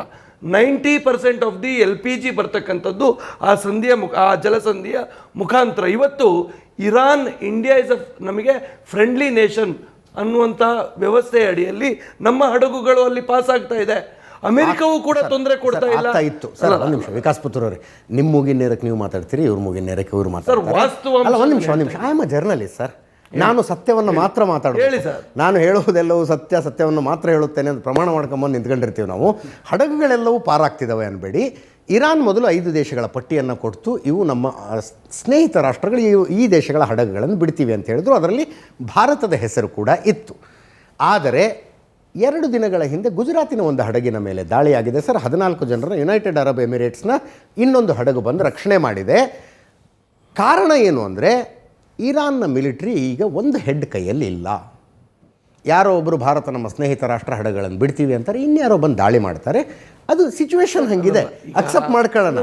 ನಾನು ಅದಕ್ಕೆ ನಿಮ್ಮನ್ನು ಬ್ಲೇಮ್ ಮಾಡ್ತಾ ಇಲ್ಲ. ಅದೇ ಹಂಗಂತ ನಿಮ್ಮ ಬೆನ್ನು ಚಪ್ಪರಿಸ್ಕೋಬೇಡಿ, ನಿಮ್ಮ ಬೆನ್ನು ಚಪ್ಪರಿಸ್ಕೋಬೇಡಿ. ಈ ಹಿಂದೆ ಕೂಡ ಸರ್ ಇದು ನೋಡಿ, ಈ ಉದ್ವಿಗ್ನ ವಾತಾವರಣದಲ್ಲಿ ಈ ಹಿಂದೆ ಕೂಡ ಅದು ಆಗಿಲ್ಲ ಅಂತ ನಾನು ಹೇಳ್ತಾ ಇಲ್ಲ. ಆದರೆ ಪ್ರಪಂಚದ ಯಾವುದೇ ರಾಷ್ಟ್ರಗಳಿಗೆ ಇಲ್ಲದೆ ಇರತಕ್ಕಂಥ ವ್ಯವಸ್ಥೆಗಳು ಇವತ್ತು ಇರಾನ್ ಕೂಡ ಭಾರತಕ್ಕೆ ಕೊಡ್ತಾ ಇದೆ. ಭಾರತಕ್ಕೆ ಒಂದು ವ್ಯವಸ್ಥೆ ಅಲ್ಲಿ ಮಾಡಿ ಕಲ್ಪಿಸಿದೆ. ಇದನ್ನು ನಾವು ಒಪ್ಕೊಳ್ಬೇಕಲ್ಲ. ಇವತ್ತು 2 ದೇಶಗಳ ಯುದ್ಧ ನಡೀತಾ ಇದ್ರು, 2 ದೇಶಗಳು ನಮ್ಮೊಟ್ಟಿಗೆ ಉತ್ತಮ ಬಾಂಧವ್ಯದಲ್ಲಿ ಇದ್ದಾರೆ ಅಂದರೆ ನಾವು ಅದನ್ನು ಯಾಕೆ ಒಪ್ಕೊಳ್ತಾ ಇಲ್ಲ? ಇದು ಬಿಕಾಸ್ ಆಫ್ ನಮ್ಮ ಡಿಪ್ಲೊಮೆಸಿಯ ಕಾರಣಕ್ಕೆ ನಾವು ಸಕ್ಸೀಡ್ ಆಗಿದ್ದೇವೆ. ಇವತ್ತು ರಷ್ಯಾದಿಂದ ಬರ್ತಾ ಇರ್ತಕ್ಕಂಥ ಆಯಿಲ್ ಇಂಪೋರ್ಟ್ಸ್ನ ಕಾರಣಕ್ಕೆ ನಮ್ಮ ರೇಟ್ಗಳು ಸ್ಟೆಬಿಲೈಸ್ ಆಗಿದೆ. ಈ ಅನೇಕ ಸಂಗತಿಗಳು ಇವತ್ತು ನಮ್ಮ ಗ್ಲೋಬಲ್ ಡಿಪ್ಲೊಮೆಸಿಯ ಯಶಸ್ವಿ ಸೂತ್ರದ ಕಾರಣಕ್ಕೆ ಆಗ್ತಾ ಇರತಕ್ಕಂಥದ್ದು ಅನ್ನುವಂಥದ್ದು ನಾವು ಒಪ್ಪಿಕೊಳ್ಬೇಕು. ಇನ್ನೊಂದು ಅವರು ಪ್ರಶ್ನೆ ಕೇಳಿದರು. ಅವರ ಪ್ರಶ್ನೆಯಲ್ಲಿ ತುಂಬ ನೋಡಿ, ನಮ್ಮ ಒಟ್ಟು ವ್ಯವಸ್ಥೆ ಹೇಗಿದೆ ಲಾಸ್ಟ್ 70 ಇಯರ್ಸಲ್ಲಿ ನೋಡಿ. ಚೈನಾದ ಬಗ್ಗೆ ಸಾಕಷ್ಟು ಚರ್ಚೆಗಳಾಗುತ್ತೆ. 1980 ಸರ್, 1987 ತನಕನೂ ಒಂದೇ ಇತ್ತು, ಒಂದೇ ಇತ್ತು. ಈ ಕಾಂಗ್ರೆಸ್ ಸರ್ಕಾರದ ದುರಾಡಳಿತ ಮತ್ತು ಯೋಚನಾ ರಹಿತ ಆಡಳಿತದ ಪರವಾಗಿ ನಾವು ಅವರ ಒಟ್ಟಿಗೆ ವೇಗ ಕಾಯ್ದುಕೊಳ್ಳಿಕ್ಕಾಗಲಿಲ್ಲ. 2004ರ ನಂತರ ನೀವು ಚೀನಾ ಮತ್ತು 2014ರ ನಂತರ ಚೀನಾದ ಮುನ್ನಡೆ ನಮ್ಮ ಒಟ್ಟಿಗೆ ನೀವು ಕಂಪೇರ್ ಮಾಡಿ ನೋಡಿ. ಇವತ್ತು ನಾವು ಅವರನ್ನು ಹಿಮ್ಮೆಟ್ಟುವಂಥ ರೀತಿಯಲ್ಲಿ ನಾವು ಮುನ್ನುಗ್ತಾ ಇದ್ದೇವೆ. ಇವತ್ತು ಫ್ರೆಜೈಲ್ 5 ಎಕನಾಮೀಸ್ ಅನ್ನುವಂಥ ವ್ಯವಸ್ಥೆಯಲ್ಲಿತ್ತು. 2014 ಭಾರತದ economy is the one of the fragile economy ಅನ್ನುವಂಥದ್ದಿತ್ತು. ಇವತ್ತು ಮೋಸ್ಟ್ ಅಡ್ವಾನ್ಸಿಂಗ್ ಎಕನಾಮಿ ಅನ್ನುವಂತಹ ಇದನ್ನು ವಿಶ್ವಸಂಸ್ಥೆ ಆದಿಯಾಗಿ ವರ್ಲ್ಡ್ ಬ್ಯಾಂಕಿನ ಆದಿಯಾಗಿ ಎಲ್ಲರೂ ಕೊಡ್ತಾ ಇದ್ದಾರೆ. ನಾವು ಕೂಡ ವಿಕಾಸ್ ಪುತ್ತೂರ್ ಅವರ ಮಾತುಗಳಲ್ಲಿನ ಫ್ಯಾಕ್ಟ್ಗಳು ಮತ್ತು ಫಿಕ್ಷನ್ಗಳನ್ನು ಪ್ರತ್ಯೇಕಿಸಿ ಹೇಳಬೇಕಾದ ಜವಾಬ್ದಾರಿ ನನ್ನ ಹೆಗಲ ಮೇಲೆ ಇರುತ್ತೆ. ನೀವು ಹೇಳಿದ ಕರೆಕ್ಟು. 1987 ತನಕ ಭಾರತ ಮತ್ತು ಚೀನಾದ ಎಕನಾಮಿ ಈಕ್ವಲ್ ಆಗಿತ್ತು, GDP ಈಕ್ವಲ್ ಆಗಿತ್ತು. ಆ ನಂತರ ಚೀನಾ ಬೆಳೆದ ರೀತಿಯೇ ಬಹಳ ದೊಡ್ಡ ರೀತಿಯಲ್ಲಿ ಬೆಳೀತು. ಚೀನಾವನ್ನು ಹಿಂದಿಕ್ಕುವ ರೀತಿಯಲ್ಲಿ ಮುನ್ನಡೀತಾ ಇದ್ದೀವಿ. ನಮ್ಮ ಜೀವಿತಾವಧಿಯಲ್ಲಿ ಅದಾದರೆ ನಾವು ಭಾಗ್ಯವಂತರು ಅಂತ ಅನ್ಕೊಳ್ಳೋಣ. ಒಂದು ನಿಮಿಷ ಅಲ್ಲ, ಒಂದು ನಿಮಿಷ. ನಾವು 5 ಟ್ರಿಲಿಯನ್ ಎಕನಾಮಿ ಆಗುವ ಕನಸು ಕಾಣ್ತಾ ಇರುವವರು ಅವರು 18 ಟ್ರಿಲಿಯನ್ ಎಕನಾಮಿ ಆಗಿದ್ದಾರೆ. ಚೀನಾಕ್ಕಿಂತ ಭಾರತದ ಗ್ರೋತ್ ರೇಟ್ ಜಾಸ್ತಿ ಇದೆ. Let us accept it. ಇದು ಇದೇ ಪ್ರಮಾಣದಲ್ಲಿ ಮುಂದುವರೆದು ಆದಾಗ ಎಷ್ಟು ಸರ್, ಒಂದು 1956 1960 ಅಷ್ಟೊತ್ತಿಗೆ ಭಾರತ ಇದೇ ಪ್ರಮಾಣದಲ್ಲಿ ಚೀನಾದ ಗ್ರೋತ್ ರೇಟ್ ಕಡಿಮೆ ಇದ್ದು ಭಾರತದ ಗ್ರೋತ್ ರೇಟ್ ಜಾಸ್ತಿ ಇದ್ರೆ 2056 2060 ಅಷ್ಟೊತ್ತಿಗೆ ನಾವು ಚೀನಾದ ಸಮಾನವಾಗಿ ಬರಬಹುದು. ಫ್ಯಾಕ್ಟರ್ಗಳಿದೆ. ಐ ವಿಲ್ ಟೆಲ್ ಯು ಈ ರೀತಿಯ ಒಂದು ಕನಸನ್ನು ಕಾಣಲಿಕ್ಕೆ ಸಾಧ್ಯ ಇಲ್ಲದಿರ್ತಕ್ಕಂಥ ಒಂದು ದುರಾವಸ್ಥೆಯಲ್ಲಿ ಭಾರತ ಇತ್ತು 2014ರವರೆಗೆ. 11ನೇ ಪೊಸಿಷನಲ್ಲಿತ್ತು. ನಮ್ಮ ಎಕಾನಮಿ ಯಾವ ರೀತಿಯಲ್ಲಿ ಕ್ರೈಸಿಸಲ್ಲಿತ್ತು ಅಂತ ಗೊತ್ತಿದೆ. ಗೋಳಾಡಿದ್ರು ಮನಮೋಹನ್ ಸಿಂಗ್ ಅವರು, ಗೋಳಾಡಿದ್ರು ಚಿದಂಬರಂ ಅವರು. ಇವತ್ತು ಆ ಓಟದಲ್ಲಿ ನಾವು 4ನೇ ಸ್ಥಾನಕ್ಕೆ ಬಂದಿದ್ದೇವೆ. ವಿಕಸಿತ ಭಾರತ ಅನ್ನುವಂಥ ದೃಷ್ಟಿಯಲ್ಲಿ ಇಟ್ಕೊಂಡು ನಾವು ಎಲ್ಲ ರೀತಿಯ ಆಯಾಮಗಳಲ್ಲಿ ಇವತ್ತು ನಾವು ಮುನ್ನುಗ್ತಾ ಇದ್ದೇವೆ. ಆಯಿತು, ನಾನು ಹೇಳ್ತೇನೆ ನೋಡಿ ಡಾಲರ್ ರೇಟ್. ವಿಕಸಿತ ಭಾರತ ಅಂತೀರಿ, ಬಂಗಾರ ತಗೋಬೇಡಿ, ಅಡಿಗೆ ನೋಡಿ ಫಾರಿನ್ ಟ್ರಿಪ್ ಮಾಡಿದೆ ಸರ್. ಒಂದು ನಿಮಿಷ, ನಾನು ಈಗಾಗಲೇ ಹೇಳಿದೆ. ನಾನು ಹೇಳ್ತೀನಿ ನಿಮಗೆ, ಟೋಟಲ್ ಫಾರೆಕ್ಸ್ ರಿಸರ್ವ್ ಇವತ್ತು ನಮ್ದು $700 ಬಿಲಿಯನ್ ಇದೆ ಸರ್.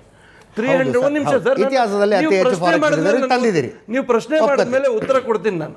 ನೀವು ಪ್ರಶ್ನೆ ಮಾಡಿದ್ದೀರಿ, $300 ಬಿಲಿಯನ್ ಫಾರೆಕ್ಸ್ ರಿಸರ್ವ್ 12 ವರ್ಷಗಳಲ್ಲಿ $700 ಬಿಲಿಯನ್ ಇವತ್ತು ಭಾರತೀಯ ಜನತಾ ಪಾರ್ಟಿಯ ಸರ್ಕಾರ ತಂದಿದೆ. ಇವತ್ತು ಈ ಕಾರಣಾಂತರಗಳಿಂದ ಕಳೆದ 3 ತಿಂಗಳಲ್ಲಿ ಇದೊಂದು $15 ಬಿಲಿಯನ್ ಕಡಿಮೆ ಆಗಿದೆ. ಈ ಕಡಿಮೆ ಆಗಿರ್ತಕ್ಕಂಥ ಮಾರಲ್ ಆಫ್ ದ ಸ್ಟೋರಿ ಇದು ಈ ದೇಶಕ್ಕೆ ಒಳ್ಳೇದೇನೇನಾಗಿದೆಯೋ ನಾವು ಮಾಡಿದ್ದೀವಿ, ಕೆಟ್ಟದ್ದೇನೇನಾಗಿದೆಯೋ ಗ್ಲೋಬಲ್ ಸಿಚುವೇಶನ್ ನಿಂದ ಆಗ್ತಾ ಇದೆ ಸರ್. ಈ ದೇಶಕ್ಕೆ ಒಳ್ಳೇದಾಗಿದ್ರೆ ಅದು ಭಾರತೀಯ ಜನತಾ ಪಾರ್ಟಿಯ ಸರ್ಕಾರದಿಂದಲೇ ಆಗಿರುವಂಥದ್ದು. ಇದನ್ನು ನಾನು ಅದೇ ಆತ್ಮವಿಶ್ವಾಸದಿಂದ ಹೇಳ್ತಾ ಇದ್ದೇನೆ.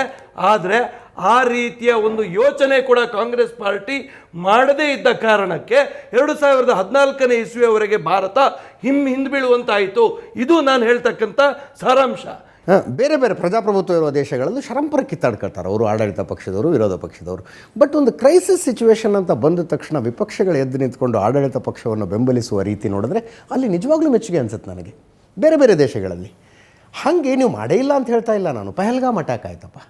ಪಹಲ್ಗಾಮ್ ಅಟ್ಯಾಕ್ ನಂತರ ಈ ದೇಶದ ವಿಪಕ್ಷಗಳು ಆಡಳಿತ ಪಕ್ಷದ ಪರವಾಗಿ ನಿಂತ್ಕೊಂಡಂಥ, ಸರ್ಕಾರದ ಜೊತೆಗೆ ನಿಂತ್ಕೊಂಡು, ಪಕ್ಷದ ಪರವಾಗಿ ಅನ್ನೋದು ಬೇಡ, ಸರ್ಕಾರದ ಪರವಾಗಿ ನಿಂತ್ಕೊಂಡಂಥ ರೀತಿ ನಾನು ನಿಜವಾಗ್ಲೂ ಮೆಚ್ಕೊಂಡೆ. ಒಂದು ಏನೋ ಸರ್ವಪಕ್ಷಗಳ ಸಭೆ ಆದರೆ ನೀವು ಕೇಂದ್ರ ಸರ್ಕಾರ ಏನು ಕ್ರಮ ಕೈಗೊಳ್ಳುತ್ತೋ ಅದಕ್ಕೆ ನಾವು ಬೆಂಬಲವಾಗಿ ನಿಲ್ತೀವಿ, ಇದಕ್ಕೆ ಕಠಿಣ ಶಿಕ್ಷೆ ಆಗಬೇಕು ಅಂದರು. ಕೇಂದ್ರ ಸರ್ಕಾರ ಒಂದು ಸರ್ವಪಕ್ಷಗಳ ನಿಯೋಗವನ್ನು ಬೇರೆ ಬೇರೆ ದೇಶಗಳಿಗೆ ಕಳಿಸೋ ವ್ಯವಸ್ಥೆ ಮಾಡಿದ್ರೆ ಇವರು ಆಡಳಿತ ಪಕ್ಷದ ಸದಸ್ಯರು ಏನೂ ಅಲ್ಲ ರೀ, ವಿಪಕ್ಷಗಳಿಗೆ ಕನ್ನಿಮೋಳಿ ಥರದವರು, ಅಸಾದುದ್ದೀನ್ ಓವೈಸಿ ಥರದವರು, ನಿಮ್ಮ ಪಕ್ಷದಿಂದ ಶಶಿ ಥರೂರ್ ಥರದವರು ಅದು ಹೆಂಗೆ ದೇಶವನ್ನು ಡಿಫೆಂಡ್ ಮಾಡಿಕೊಟ್ರು ನೋಡೋದು ಖುಷಿ ಆಗ್ತಿತ್ತು. ಈಗ ಅದಕ್ಕಿಂತಲೂ ದುರಿತ ಕಾಲ ಬಂದು ಒದಗಿರುವ ಸಂದರ್ಭದಲ್ಲಿ ನೋಡೋಣ BJP ಅವ್ರು ಎಷ್ಟು ಕಡಿಮೆ ಬಳಸ್ತಾರೋ, ನೋಡೋಣ ಮೋದಿಯವ್ರು ಏನು ಫಾರಿನ್ ಟ್ರಿಪ್ ಕ್ಯಾನ್ಸಲ್ ಮಾಡ್ತಾರೋ. ನೀವು ಚಕಡೀಲಿ ಓಡಾಡೋದಿದ್ದರೆ BJP ಅವ್ರು ಓಡಾಡಲಿ. ನನಗೆ ಯಾರೋ BK ಹರಿಪ್ರಸಾದ್ ಅವರು, ಸಗಣಿ ಭಕ್ತರು ಗೋಮೂತ್ರ ಸಗಣಿ ತಿನ್ಕೊಂಡು ಬದುಕ್ತಾರೆ ರೀ, ಉಳಿದವ್ರು ಯಾಕೆ ಏನು ಮಾಡಬೇಕು ಅಂತಂದರು. ಈ ಲೆವೆಲ್ಗ ರಾಜಕಾರಣ ಹೇಳ ಸರ್? ಹೇಳಿ ಸರ್. ತಾವು ಭಾಳ ಚೆನ್ನಾಗಿ ಹೇಳಿದ್ರಿ. ಏನು ಅಂತಂದರೆ ಆ ದೇಶಕ್ಕೆ ಸಂಕಷ್ಟ ಬಂದ ಸಂದರ್ಭದಲ್ಲಿ ವಿರೋಧ ಪಕ್ಷಗಳು ಎಷ್ಟು ಚೆನ್ನಾಗಿ ನಿಂತ್ಕೊಂಡ್ವು. ಹೌದು, ಪಹಲ್ಗಾಮ್ ದಾಳಿ ಆದ ಸಂದರ್ಭದಲ್ಲಿ ಕಾಂಗ್ರೆಸ್ ಎಷ್ಟು ಚೆನ್ನಾಗಿ ನಿಂತ್ಕೊಳ್ತು, ಬೇರೆ ಇತರೆ ಎಲ್ಲ ವಿರೋಧ ಪಕ್ಷಗಳು ಎಷ್ಟು ಚೆನ್ನಾಗಿ ಇವ್ರ ಜೊತೆ ನಿಂತ್ಕೊಳ್ತು. ಆದರೆ ಒಂದು ಸರ್ತಿ ಇತಿಹಾಸ ನೋಡಿ ಸರ್, ತಾಜ್ ಅಟ್ಯಾಕ್ ಆದಾಗ ನರೇಂದ್ರ ಮೋದಿ ಅವರು ಎಷ್ಟು ಕೆಟ್ಟದಾಗಿ ನಡ್ಕೊಂಡ್ರು. ಅವತ್ತು ನಾವು ಈ ಸರ್ಕಾರದ ಜೊತೆಗೆ ನಿಂತ್ಕೊಳ್ತೀವಿ ಅನ್ನೋ ಒಂದು ಮಾತು ಹೇಳಲೇ ಇಲ್ಲ ಅವರು. ಅವತ್ತು ಅವರ ಮಾತು ಹೇಳಲಿಲ್ಲ. ಸರ್ಕಾರದ ವಿರುದ್ಧ ಷಡ್ಯಂತ್ರಗಳನ್ನು ರೂಪಿಸಿ ಇದಕ್ಕೆ ಏನೇನು ಕೆಟ್ಟ ಬಂದರು. ತಾಜ್ ಅಟ್ಯಾಕ್ ಆದಾಗ ಬಂದು ಪ್ರೆಸ್ ಮೀಟ್ ಮಾಡಿದ್ರು, ಈ ಸರ್ಕಾರ ದುರ್ಬಲವಾದ ಸರ್ಕಾರ ಅಂತ ಪ್ರೆಸ್ ಮೀಟ್ ಮಾಡಿದ್ರು. ಮನಮೋಹನ್ ಸಿಂಗ್ರನ್ನ ವೈಯಕ್ತಿಕವಾಗಿ ಟೀಕೆ ಮಾಡಿದ್ರು. ಮನಮೋಹನ್ ಸಿಂಗ್ ರೈನ್ ಕೋಟ್ ಹಾಕೊಂಡು ಸ್ನಾನ ಮಾಡ್ತಾರೆ ಅಂತ ಹೇಳಿ ಅವರ ಭಾಷಣಗಳಲ್ಲಿ ಹೀನಾಮಾನವಾಗಿ ಮಾತನಾಡಿದ್ರು. ಆದರೆ ಅದಕ್ಕೂ ಸಂಬಂಧ ಇರಲಿಲ್ಲ ಸರ್. ಒಂದು ನಿಮಿಷ, ಇಲ್ಲ ನಾನು ಹೇಳ್ತೀನಿ ಸರ್. ತಾಜ್ ಅಟ್ಯಾಕ್ ಆದ ನಂತರ ಇದೇ ಪ್ರಧಾನಮಂತ್ರಿ ಮನಮೋಹನ್ ಸಿಂಗ್ ಅವರು, ಇಫ್ ಐ ಆಮ್ ರೈಟ್, ಅವರು ಬಹುಶಃ ಮಹಾರಾಷ್ಟ್ರಕ್ಕೆ ಬಂದು ಪ್ರೆಸ್ ಮೀಟ್ ಮಾಡಿದರು. ನಾನು ಹೇಳ್ತೀನಿ ಸರ್, ಅವತ್ತವರು ಗುಜರಾತಿನ ಮುಖ್ಯಮಂತ್ರಿ ಆಗಿದ್ದರು. ಆದರೆ ಚುನಾವಣೆಗೋಸ್ಕರ, ತಮ್ಮ ರಾಜಕೀಯ ಲಾಭಕ್ಕೋಸ್ಕರ ಈ ಸರ್ಕಾರವನ್ನು ಭಾಳ ಕಟು ರೀತಿಯಲ್ಲಿ ಟೀಕೆ ಮಾಡಿದರು. ಅವತ್ತು ಅವರು ಕಾಂಗ್ರೆಸ್ ಸರ್ಕಾರದ ಪರವಾಗಿ ಆಗಲಿ ಮನಮೋಹನ್ ಸಿಂಗ್ ಸರ್ಕಾರದ ಪರವಾಗಿ ನಿಂತ್ಕೊಳ್ಳಿಲ್ಲ. ನಾವೇನು ಮಾಡಿದ್ವಿ, ಇವರು ಭಾರತ ದೇಶದಲ್ಲಿ ಇಂಥದ್ದೊಂದು ಅಟ್ಯಾಕ್ ಆದಾಗ ನೀವು ತೀರ್ಮಾನ ತಗೊಳ್ಳಿ, ನಾವು ಇಡೀ ದೇಶ ಒಟ್ಟಾಗಿ ನಿಮ್ಮ ಜೊತೆ ನಿಲ್ತೀವಿ ಅಂದ್ವಿ. ಆದರೆ ಈ ರೀತಿಯಾದಂತಹ ಸಣ್ಣತನವನ್ನು ಅವರು ಪ್ರದರ್ಶನ ಮಾಡಿದ್ರು. ಅರ್ಥ ಪ್ರಶ್ನೆಗಳನ್ನು ಕೇಳದೇ ಇರುವುದಲ್ಲ. ಪಹಲ್ಗಾಮ್ ಅಟ್ಯಾಕ್ ಆದಾಗೂ ವಿಪಕ್ಷಗಳ ಪ್ರಶ್ನೆ ಕೇಳಿದ್ವಿ, ಯಾಕೆ ಸೆಕ್ಯೂರಿಟಿ ಲ್ಯಾಪ್ಸ್ ಆಯಿತು, ಇಂಟೆಲಿಜೆನ್ಸ್ ಲ್ಯಾಪ್ಸ್, ಆ ಥರದ ಪ್ರಶ್ನೆ ಕೇಳಿಲ್ಲ ಅವರು. ಕೇಳಬೇಕು ಆ ಥರದ ಪ್ರಶ್ನೆಗಳನ್ನು ಸರ್. ನಾನು ಹೇಳ್ತೀನಿ ಸರ್, ಆದರೆ ಇವತ್ತು ಇದೇ ನರೇಂದ್ರ ಮೋದಿಯವರು ಇವತ್ತು ನೀವೊಂದು ಕೇಳಿದ್ರಿ, ನೀವು ಯಾಕೆ ಅದನ್ನು ಕಾಮೆಂಟ್ ಮಾಡ್ತೀರಿ, ಯಾಕೆ ನೀವು ಅವ್ರ ಜೊತೆಗೆ ನಿಲ್ಲೋದು, ಕಾಮೆಂಟ್ ಮಾಡೋದು ಪ್ರಶ್ನೆ ಅಲ್ಲ ಸರ್.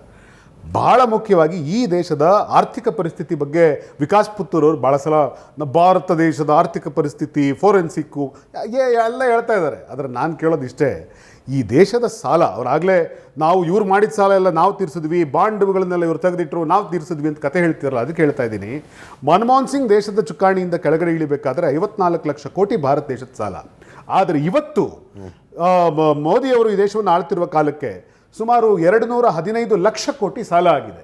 215 ಲಕ್ಷ ಕೋಟಿ ಸಾಲ ಎಲ್ಲಿ, 54 ಲಕ್ಷ ಕೋಟಿ ಸಾಲ ಮನಮೋಹನ್ ಸಿಂಗ್ ಮಾಡಿದ್ದಲ್ಲ, ವಾಜಪೇಯಿ ಅವರು ಮಾಡಿದ್ರು. ಭಾರತವನ್ನು ಅಲ್ಲಿವರೆಗೆ ಆಳದಂಥ ಎಲ್ಲ ಸರ್ಕಾರಗಳು ಮಾಡಿದ್ವು. ಇವರು ಹೇಳಿದ್ರು ಏನು ಅಂತಂದರೆ, ಎಲ್ಲ ಭಾರತದಲ್ಲಿ ಏನೇನು ಅಭಿವೃದ್ಧಿ ಅಂತ ಆಗಿದೆಯೋ, ಏನೇನು ಒಳ್ಳೆಯದು ಅಂತ ಆಗಿದೆಯೋ ಅದು BJPಯಿಂದ ಮಾತ್ರ, ಕಾಂಗ್ರೆಸ್ನವರಿಂದ ಅಥವಾ ಇತರರಿಂದ ಬೇರೆ ಏನೂ ಆಗಲಿಲ್ಲ ಅಂತ. ಆದರೆ ನಾನು ಕೇಳಲಿಕ್ಕೆ ಬಯಸ್ತೀನಿ ಸರ್, ನೀವು ಕಟ್ಟಿದ ಒಂದು ಡ್ಯಾಮ್ ಹೆಸರು ಹೇಳಿ. ಈ ದೇಶದಲ್ಲಿ ನಾವು ಕಟ್ಟಿರುವಂಥ 100 ಡ್ಯಾಮ್ಗಳ ಹೆಸರು ಹೇಳ್ತೀವಿ. ನೀವು ಕಟ್ಟಿರುವಂಥ ವಿಶ್ವವಿದ್ಯಾಲಯಗಳ ಹೆಸರು ಹೇಳಿ. ನಾವು ಈ ದೇಶದಲ್ಲಿ 400ಕ್ಕೂ ಹೆಚ್ಚು ವಿಶ್ವವಿದ್ಯಾಲಯಗಳನ್ನು ಕಟ್ಟಿದ್ದೀವಿ. ನೀವು ಈ ದೇಶದಲ್ಲಿ ಮಾಡಿರುವಂಥ ರಸ್ತೆಯ ಉದ್ದ ಅಳತೆಗಳನ್ನು ಹೇಳಿ. ನಾವು ಮಾಡಿದ್ದೀವಿ. ನಾವು ಯಾವುದೇ ಟೋಲುಗಳಿಲ್ಲದೆ ಈ ದೇಶದೊಳಗಡೆ ಎಷ್ಟು ಸಾವಿರ ಲಕ್ಷ ಕಿಲೋಮೀಟರ್ ರಸ್ತೆಗಳನ್ನು ಮಾಡಿದ್ದಾರೆ, ರೈಲ್ವೆ ಲೈನ್ಗಳನ್ನು ಮಾಡಿದ್ದಾರೆ. ಯಾವ ಪರಿಸ್ಥಿತಿಯಿಂದ ಭಾರತವನ್ನು ಕಟ್ಟಿದ್ದಾರೆ, ಈ ದೇಶದ ಕೃಷಿ ಯಾವ ವ್ಯವಸ್ಥೆಯೊಳಗಡೆ ಇತ್ತು, ಯಾವ ರೀತಿಗೆ ಅಭಿವೃದ್ಧಿ ಆಗಿದೆ. ನಾಸಾಗೆ ಕಾಂಪೀಟ್ ಮಾಡುವಂತ ಇಸ್ರೋವನ್ನ ಕಟ್ಟಿದ್ದೀವಿ. ಇಬ್ಬರಿಗೂ ಒಂದು ಸಲಹೆ, ಇಬ್ಬರಿಗೂ ಎಲ್ಲ ಕಟ್ಟಿದವ್ರು ನಾವು ಸರ್. ಇಬ್ಬರಿಗೂ ಒಂದು ಸಲಹೆ, ಸಾಲ ಹೊರಿಸಿದವರು ನೀವು. ಇಬ್ರು ಕಟ್ಟಿದ ಇಬ್ಬರನ್ನ ಮಾತ್ರ. ನನ್ನ ಯುವ ಮಿತ್ರರಿಗೆ ಇನ್ನೊಂದು ನೀವು ಈ ದೇಶವನ್ನು ಕಟ್ಟಲಿಲ್ಲ ಸರ್. ನನ್ನ ಇಬ್ಬರು ಯುವ ಮಿತ್ರರಿಗೆ ಒಂದು ಪ್ರಾಮಾಣಿಕವಾದ ಸಲಹೆ ಏನಂದ್ರೆ, ಫಾರೆಕ್ಸ್ ರಿಸರ್ವ್ ಜಾಸ್ತಿ ಆಗಿದೆ, GDP ಜಾಸ್ತಿ ಆಗಿದೆ, ಎಕನಾಮಿ ಮೇಲೆ ಹೋಗಿದೆ, ಏನೋ ಸಾಫ್ಟ್ವೇರ್ ಎಕ್ಸ್ಪೋರ್ಟ್ ಜಾಸ್ತಿ ಆಗಿದೆ, ಮ್ಯಾನುಫ್ಯಾಕ್ಚರಿಂಗ್ ಜಾಸ್ತಿ ಆಗಿದೆ. ಎಲ್ಲ ವಾದಗಳನ್ನು ಎಷ್ಟು ಬೇಕೋ ಅಷ್ಟು ಮಾಡಿ. ಯಾಕಂದರೆ ಅವು ಇಲ್ಲಿ ಕುಳಿತಿರೋ ಯಾರಿಗೂ ಫೀಲ್ ಆಗುವಂಥದ್ದಲ್ಲ ಅಲ್ವಾ? ಇಲ್ಲಿ ಕೂತವ್ರಿಗೆ ಫೀಲ್ ಆಗೋದಿಲ್ಲ ರೀ ಸರ್. ಇಲ್ಲ ಸರ್, ಒಂದು ನಿಮಿಷ ಒಂದು ಪೂರ್ತಿ ನಾನು ಒಂದು ಪ್ರಾಮಾಣಿಕ ಸಲಹೆ ಕೊಡ್ತಾ ಇದ್ದೀನಿ. ಇಬ್ಬರು ಎಷ್ಟು ಬೇಕಾದ್ರೂ ವಾದ ಮಾಡ್ಕೊಳ್ರಿ. ಅಷ್ಟು ಟ್ರಿಲಿಯನ್ ಎಕನಾಮಿ ಆಗಿದೆ, ಅಷ್ಟು ಎಕ್ಸ್ಪೋರ್ಟ್ ಆಗಿದೆ, ಫಾರೆಕ್ಸ್ ರಿಸರ್ವ್ ಇಷ್ಟಿಷ್ಟು ಮಾಡಿಟ್ಟಿದ್ದೀವಿ, ವಾದ ಮಾಡ್ಕೊಳ್ಳಿ. ಯಾಕಂದರೆ ಜನರಿಗೆ ಅದು ಫೀಲ್ ಆಗೋದಿಲ್ಲ. ನೀವು ಯಾವಾಗ ರಸ್ತೆ, ಚರಂಡಿ, ಸೇತುವೆಗಳ ಬಗ್ಗೆ ಮಾತಾಡ್ತಿರಲ್ಲ, ಜನರಿಗೆ ನೇರವಾಗಿ ಫೀಲ್ ಆಗೋದ್ರ ಬಗ್ಗೆ ಮಾತಾಡ್ತಿದ್ದೀರಿ. ಸರ್, ಒಂದೇ ನಿಮಿಷ. ಅಂದರೆ ಯಾರು ಸುಳ್ಳು ಹೇಳ್ತಿದ್ದಾರೆ, ಯಾರು ಸತ್ಯ ಹೇಳ್ತಿದ್ದಾರೆ ಥಟ್ ಅಂತ ಜನರಿಗೆ ಫೀಲ್ ಆಗುತ್ತೆ. ಯಾಕಂದ್ರೆ ಮನೆಯಿಂದ ಹೊರಗೆ ಹೋದ್ರೂ ಅನುಭವ ಆಗುವಂಥದ್ದು ರೀ. ರಸ್ತೆ ಮಾಡಿದ್ವಿ, ಚರಂಡಿ ಮಾಡಿದ್ವಿ, ಸೇತುವೆ ಮಾಡಿದ್ವಿ, ಹೈವೇ ಮಾಡಿದ್ದೀವಿ, ಟ್ರೈನ್ ಮಾಡಿದ್ದೀವಿ, ವಿಮಾನ ನಿಲ್ದಾಣ ಮಾಡಿದ್ವಿ, ಜನರಿಗೆ ಗೊತ್ತಾಗ್ಬಿಡುತ್ತದು. ಆ ವಿಷಯದಲ್ಲಿ ಎಕ್ಸಾಜರೇಟ್ ಮಾಡೋಕ್ಕೆ ಹೋಗಬೇಡಿ, ಜನರಿಗೆ ಗೊತ್ತಾಗ್ಬಿಡ್ತದೆ. ಈ ಸರ್ಕಾರದ ವಿದೇಶಾಂಗ ನೀತಿ ಹಾಳಾಗಿ ಹೋಗಿದೆ ಅಂದರು ವಿಕಾಸ್ ಪುತ್ರ ಅವರು. ನೋಡಿ, 2014 ನಂತರ ಕೇವಲ ನಮ್ಮ ನೇಬರಿಂಗ್ ಕಂಟ್ರೀಸ್ ಮಾತ್ರ ಅಲ್ಲ, ಪ್ರಪಂಚದ ಬಹುತೇಕ ರಾಷ್ಟ್ರಗಳು ಇವತ್ತು ಭಾರತದೊಂದಿಗೆ ಅತ್ಯುತ್ತಮ ಸಂಬಂಧವನ್ನು ಇಟ್ಕೊಂಡಿದೆ. ಎಲ್ಲ ರೀತಿಯ ಯಾವುದೇ ರೀತಿಯ ಬೆಳವಣಿಗೆಗಳನ್ನು ನೀವು ನೋಡಿದಾಗ ಅದು ರಿಫ್ಲೆಕ್ಟ್ ಆಗುತ್ತೆ ಸರ್. 100% ರಿಫ್ಲೆಕ್ಟ್. ಬಾಂಗ್ಲಾದೇಶದ ಹೇಳಿ ನನಗೆ ಸರ್. ನೋಡಿ, ಬಾಂಗ್ಲಾದೇಶ್ ಮತ್ತು ಪಾಕಿಸ್ತಾನ ಇದೆರಡೂ ಕೂಡ ತುಂಬ ವರ್ಷಗಳಿಂದ ನಮ್ಮ ಒಟ್ಟಿಗೆ ಕಾರಣಾಂತರಗಳಿಂದ ಸಂಬಂಧವನ್ನು ಸರಿ ಇಟ್ಕೊಂಡಿಲ್ಲ. ಶೇಖ್ ಹಸೀನಾ ಇರೋ ತನಕ ಅದಲ್ಲ, ನಾನು ಹೇಳ್ತೇನೆ ಸರ್, ನಾನು ಹೇಳ್ತೇನೆ. ಅದನ್ನು ಹೊರತುಪಡಿಸಿ ಬೇರೆ ಎಲ್ಲ ರಾಷ್ಟ್ರಗಳನ್ನು ನೀವು ಗಮನಿಸಿ. ನೇಪಾಳದಲ್ಲಿ ಆದಂತಹ ಕ್ರೈಸಿಸ್ಸಿಗೆ ಫಸ್ಟ್ ಸ್ಪಂದನೆ ಮಾಡಿದ್ದು ಭಾರತ. ಭೂತಾನದಲ್ಲಿ ಆಗಿರ್ತಕ್ಕಂಥ ಕ್ರೈಸಿಸ್ಸಿಗೆ ಭಾರತ ಸ್ಪಂದನೆ ಮಾಡಿದ್ದು. ಇವತ್ತಿಗೂ ಕೂಡ ಭೂತಾನಿಗೆ ಭಾರತದಿಂದ ಪ್ರತಿ ವರ್ಷ ನಿಧಿ ಹೋಗುತ್ತೆ. ಇವರು ಯಾವ ರೀತಿಯಲ್ಲಿ ಅಲ್ಲಿಗೆ ವ್ಯವಸ್ಥೆ ಮಾಡ್ತಾ ಇತ್ತು, ಇವತ್ತು ಯಾವ ರೀತಿಯಲ್ಲಿ ಇದೆ, ಅದೆಲ್ಲವನ್ನು ನಾವು ಗಮನಿಸಬೇಕು. ಮಯನ್ಮಾರದ ಒಟ್ಟಿಗೆ ಬೇರೆ ಬೇರೆ ರಾಷ್ಟ್ರಗಳಲ್ಲಿ ಯಾವುದೇ ರಾಷ್ಟ್ರ ನೀವು ತೆಗೆದುಕೊಳ್ಳಿ, you compare it with UPA and you compare it with NDA. ಇವತ್ತು ನೋಡಿ, ನಾನು ನಿಮಗೆ ಒಂದು ಉದಾಹರಣೆ ಕೊಡ್ತೇನೆ ಸರ್. ಇಸ್ಲಾಮಿಕ್ ರಾಷ್ಟ್ರಗಳು ಭಾರತದ ಪ್ರಸ್ತಾವನೆಗಳಿಗೆ ಬೆಂಬಲ ಸೂಚಿಸಿದೆ ವಿಶ್ವಸಂಸ್ಥೆಯಲ್ಲಿ. ಈ ರೀತಿಯ ಉತ್ತಮ ಬಾಂಧವ್ಯವನ್ನು ಭಾರತ ವೃದ್ಧಿ ಮಾಡಿದ ಕಾರಣಕ್ಕೆ ಇವತ್ತು ನಮಗೆ ಜಗತ್ತಿನಲ್ಲಿ ಒಂದು ಗೌರವ ಇರುವಂಥದ್ದು. ಯಾವುದೇ ರಾಷ್ಟ್ರ ನೀವು ಅದನ್ನು ತಗೊಳ್ಳಿ. ಇನ್ನೊಂದು ಇವರು ಮಾತನಾಡ್ತಾ ಉಲ್ಲೇಖ ಮಾಡಿದರು, ಯಾವುದು 2009 ಅಟ್ಯಾಕ್ ಆದಂತಹ ಸಂದರ್ಭದಲ್ಲಿ ನರೇಂದ್ರ ಮೋದಿಯವರು ಸ್ಟೇಟ್ಮೆಂಟ್ನ ಬಗ್ಗೆ ಅವರು ಉಲ್ಲೇಖ ಮಾಡಿದರು. ನಾನು ನಿಮಗೆ ಒಂದು ಸಣ್ಣ ಇತಿಹಾಸವನ್ನು ನೆನಪಿಸ್ತೇನೆ ಅಜ್ಜಿಜ್ಜಿ. 2004 to 2014 ಭಾರತದ ಮೇಲೆ ಸುಮಾರು 27 ಟೆರರಿಸ್ಟ್ ಅಟ್ಯಾಕ್ ಆಯಿತು. ಅದು ಬೇರೆ ಪ್ರಶ್ನೆ. ನಾನು ಹೇಳ್ತಾ ಇರೋದು ಒಂದು ಹೆಲ್ದಿ ಪ್ರಜಾಪ್ರಭುತ್ವದ ಲಕ್ಷಣ. ಇಡೀ ದೇಶಕ್ಕೆ ಒಂದು ಸಮಸ್ಯೆ ಬಂದೆರಗಿದಾಗ ವಿಪಕ್ಷಗಳಾದಂಥವು ಆಡಳಿತ ಪಕ್ಷದ ಬೆಂಬಲಕ್ಕೆ ನಿಲ್ಲಬೇಕು. ನಿಂತೇ ಇಲ್ವಾ? ನಾನು ಉದಾಹರಣೆಯನ್ನು ಕೊಟ್ಟೆ. ಪಹಲ್ಗಾಮ್ ದಾಳಿ ನಡೆದಾಗ ನಮ್ಮ ದೇಶದ ವಿಪಕ್ಷಗಳು ಬಹಳ ಪ್ರಬುದ್ಧವಾಗಿ ನಡೆದುಕೊಂಡವು. ಕೇಳಬೇಕಾದ ಪ್ರಶ್ನೆಗಳನ್ನು ಕೇಳಿದವು. ಭಾರತದ ಸ್ಟ್ಯಾಂಡನ್ನು ಪ್ರಪಂಚದ ತುಂಬ ಯಾವ ರೀತಿ ಕನ್ವೆ ಮಾಡಬೇಕು, ಕನ್ವೆ ಮಾಡಿಯೂ ಬಂದವು. ಆ ರೀತಿ ಶಶಿ ಥರೂರ್ ಅವರು ಓವರ್ಬೋರ್ಡ್ ಹೋಗಿ ಕನ್ವೆ ಮಾಡಿದ್ದು ಕಾಂಗ್ರೆಸ್ನವರು ಸ್ವಲ್ಪ ಮಂದಿಗೆ ಇಷ್ಟನೂ ಆಗಲಿಲ್ಲ. ಆ ಮಾತು ಬೇರೆ, ಆ ವಿಷಯಕ್ಕೆ ಹೋಗೋದು ಬೇಡ. ಬಟ್ ಲುಕ್ ಅಟ್ ಶಶಿ ಥರೂರ್ ಅವ್ರು ಮಾತಾಡಿರ್ಬೋದು, ಕನ್ನಿಮೊಳಿ ಮಾತಾಡಿದ್ದು, ಅಸಾದುದ್ದೀನ್ ಓವೈಸಿ ಎಷ್ಟು ಚಂದ ಭಾರತದ ಸ್ಟ್ಯಾಂಡನ್ನು ಹೇಳಿದ್ರು. ಆ ಪ್ರಶ್ನೆ ನಾನು ಹೇಳ್ತಾ ಇದ್ದೆ. ಎಸ್, ನಮಸ್ಕಾರ, ಹರ್ಷಿತಾ ಅಂತ ಹೇಳಿ, ನಾರಿ ಶಕ್ತಿ. ಎಸ್, ಸೊ ನನ್ನದೊಂದು ಪ್ರಶ್ನೆ ಇದು ಕೇಳಲೇಬೇಕಂತ ಅನಿಸ್ತು ಈ ಡಿಸ್ಕಷನ್ ನೋಡಿದ್ಮೇಲೆ. ಏನಂತಂದರೆ, ಕೆಲವೊಂದು ಎಸೆನ್ಷಿಯಲ್ಸ್ ಅಂತ ಒಂದು ಇರುತ್ತೆ. ಇವಾಗ ಮೋದಿಯವ್ರು ಏನು ಹೇಳಿದ್ದಾರೆ ಅದು ಎಸೆನ್ಷಿಯಲ್ಸ್ ಆಗಿರೋವಂಥದ್ದು. ಹಿಂದೆನೂ ಬೇಕಾಗಿದ್ದು, ಇವಾಗಲೂ ಬೇಕಾಗಿರೋದು, ಮುಂದೆನೂ ಬೇಕೇ ಬೇಕಾಗಿರುವಂಥ ಒಂದಷ್ಟು ಎಸೆನ್ಷಿಯಲ್ಗಳು. ಸೊ ಮಿತವ್ಯವಾಗಿ ಬಳಸಿ ಅಂತ ಹೇಳೋದು ಸರಿಯನ್ನೇ ಅಲ್ವಾ? ಬಿ ಜೆ ಪಿಯವ್ರು ಹೇಳಿರೋದಂದರೆ ಮೋದಿಜಿಯವ್ರು ಹೇಳಿರೋದು ಕರೆಕ್ಟಾಗೇ ಇದೆ. ಅದು ಏನಕ್ಕೆ ವಿರೋಧ ಪಕ್ಷದವರು ಪ್ರತಿ ಸತಿನೂ ಮೋದಿಯವ್ರು ಏನೇ ಹೇಳಿದ್ರು ವಿರೋಧ ಮಾಡಲೇಬೇಕು ಅಂತ ಏನಾದರೂ ಸಿದ್ಧವಾಗಿದ್ದಾರಾ? ಇವಾಗ ಸರಿಯಾಗಿ ಹೇಳಿದ್ರು ಅದನ್ನು ವಿರೋಧ ಮಾಡ್ತಾ ಇದ್ದಾರೆ. ಏನಕ್ಕೆ ಅವ್ರು ಅದನ್ನು ಪ್ರೂವ್ ಮಾಡ್ತಿದ್ದಾರಾ ನಾವು ವಿರೋಧದವರು ಅಂತ ಹೇಳಿ ನನ್ನ ಪ್ರಶ್ನೆ. ಅದು ಪ್ರಜಾಪ್ರಭುತ್ವದ ಸೈಡ್ ಎಫೆಕ್ಟ್ಗಳು ಒಂದಷ್ಟು ಇರ್ತವೆ. ಅದು ಬರೀ ಕಾಂಗ್ರೆಸ್ನವ್ರಿಗೆ ಅಷ್ಟೇ ಅಲ್ಲ, ಬಿ ಜೆ ಪಿಯವ್ರನ್ನಾಗಬೇಡಿ. ಕಾಂಗ್ರೆಸ್ನವ್ರು ಏನು ಮಾಡಿದ್ರು ಅದನ್ನು ವಿರೋಧಿಸಬೇಕು ಅಂತ ಬಿ ಜೆ ಪಿಯವರು ಇರ್ತೀರಿ ನೀವು. ಪ್ರಜಾಪ್ರಭುತ್ವದ ಸೈಡ್ ಎಫೆಕ್ಟ್ಸ್. ನರೇಂದ್ರ ಮೋದಿಯವ್ರು ಏನು ಹೇಳಿದ್ರು ವಿರೋಧ ಮಾಡ್ಬೇಕಪ್ಪ. ಉಸಿರಾಡಿ ಅಂತ ಹೇಳಿಬಿಟ್ರೆ ಏನು ಮಾಡ್ತಾರೆ ಅಂತ ಅವರು ದೇಶದ ಜನರೆಲ್ಲ ಕಡ್ಡಾಯವಾಗಿ ಉಸಿರಾಡಿ ಅಂತ ನರೇಂದ್ರ ಮೋದಿಯವರು ಹೇಳಿಬಿಟ್ರೆ.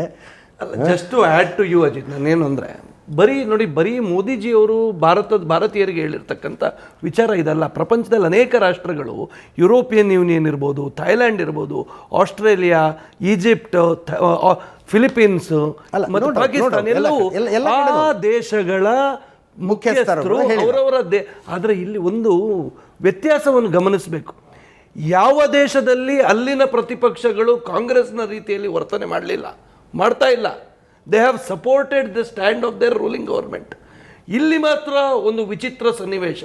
ಭಾರತದಲ್ಲಿ ಭಾರತೀಯ ಜನತಾ ಪಾರ್ಟಿಯ ಸರ್ಕಾರ ಏನು ಹೇಳಿದರೂ ಅದನ್ನು ವಿರೋಧ ಮಾಡುವಂತಹ ಒಂದು ಮಾನಸಿಕತೆ ಕಾಂಗ್ರೆಸ್ನಲ್ಲಿದೆ. ಅದರ ಒಳಿತು, ಅದರ ಕೆಡುಕು ಇದು ಯಾವುದನ್ನು ಪರಾಮರ್ಶೆ ಮಾಡಲಿಕ್ಕಿಲ್ಲ. ಯಾಕೆ ಅಂತ ಹೇಳಿದರೆ ಕಾಂಗ್ರೆಸ್ಸನ್ನು ಒಬ್ಬರು ಹತಾಶೆ ಇರುವಂತಹ ನಾಯಕ ನಡೆಸ್ತಾ ಇದ್ದಾರೆ. ಈ ಹತಾಶೆ ಇರುವ ಕಾರಣಕ್ಕೆ ಅವರಿಗೆ ಸರ್ಕಾರ ಮಾಡ್ತಾ ಇರುವಂಥದ್ದು ಎಲ್ಲವೂ ವಿರೋಧ ಅನ್ನುವಂಥದ್ದು. ಈ ಹತಾಶೆ ಯಾಕೆ ಅಂತ ಹೇಳಿದ್ರೆ, Rahul Gandhi is a rejected piece. Rahul Gandhi ಅವರನ್ನು ಯಾರೂ ಕೂಡ ರಾಹುಲ್ ಗಾಂಧಿ ಅವರನ್ನು ಯಾರೂ ಕೂಡ ಒಪ್ತಾ ಇಲ್ಲ. ನೋಡಿ, ಅವರು ಅದನ್ನು ಸರಿ ಮಾಡಿಕೊಳ್ಬೇಕು ಅಂದರೆ ಅವರು ಈ ದೇಶ ಅವರನ್ನು ಸ್ವೀಕಾರ ಮಾಡಬೇಕು ಅಂತ ಆದರೆ ಅವರು ಈ ರೀತಿಯ ವರ್ತನೆಗಳಿಂದ ಹೊರಗೆ ಬಂದು ವಾಸ್ತವಿಕ ರೀತಿಯಲ್ಲಿ ರಾಜಕಾರಣ ಮಾಡಲಿ, ಒಂದು ಜವಾಬ್ದಾರಿಯುತ ಪ್ರತಿಪಕ್ಷವಾಗಿ ರಾಜಕಾರಣ ಮಾಡಲಿ. ಇವತ್ತು ಅವರು ಯಾವುದೂ ಕೂಡ on the floor of the house ಚರ್ಚೆ ಮಾಡಲ್ಲ. ಅವರು ಭಾರತದ ವಿರುದ್ಧ ಹೋಗಿ ಬೇರೆ ದೇಶಗಳಲ್ಲಿ, ವಿದೇಶದಲ್ಲಿ ಭಾರತದ ವಿರುದ್ಧ ಮಾತನಾಡ್ತಾರೆ. ಅಮೆರಿಕದ ಯೂನಿವರ್ಸಿಟಿಗಳಲ್ಲಿ ಹೋಗಿ ಭಾರತದ ವಿರುದ್ಧ ಮಾತನಾಡ್ತಾರೆ. ಯುರೋಪಲ್ಲಿ ಹೋಗಿ ಬೇರೆ ಏನೋ ಮಾತನಾಡ್ತಾರೆ. ಈ ರೀತಿ ಇದ್ಯಾವುದೂ ಕೂಡ ಜನರು ಒಪ್ಪಿಕೊಳ್ಳಲ್ಲ ಸರ್. ಮೋದಿಯವರು ಏನು ಹೇಳಿದ್ರು ಅದನ್ನು ವಿರೋಧಿಸ್ತೀವಿ ಅಂತ ಇಲ್ಲಮ್ಮ, ಮೋದಿಯವರು ಏನು ಹೇಳಿದ್ರು ಅದನ್ನು ವಿರೋಧಿಸ್ತೀವಿ ಅಂತಲ್ಲ.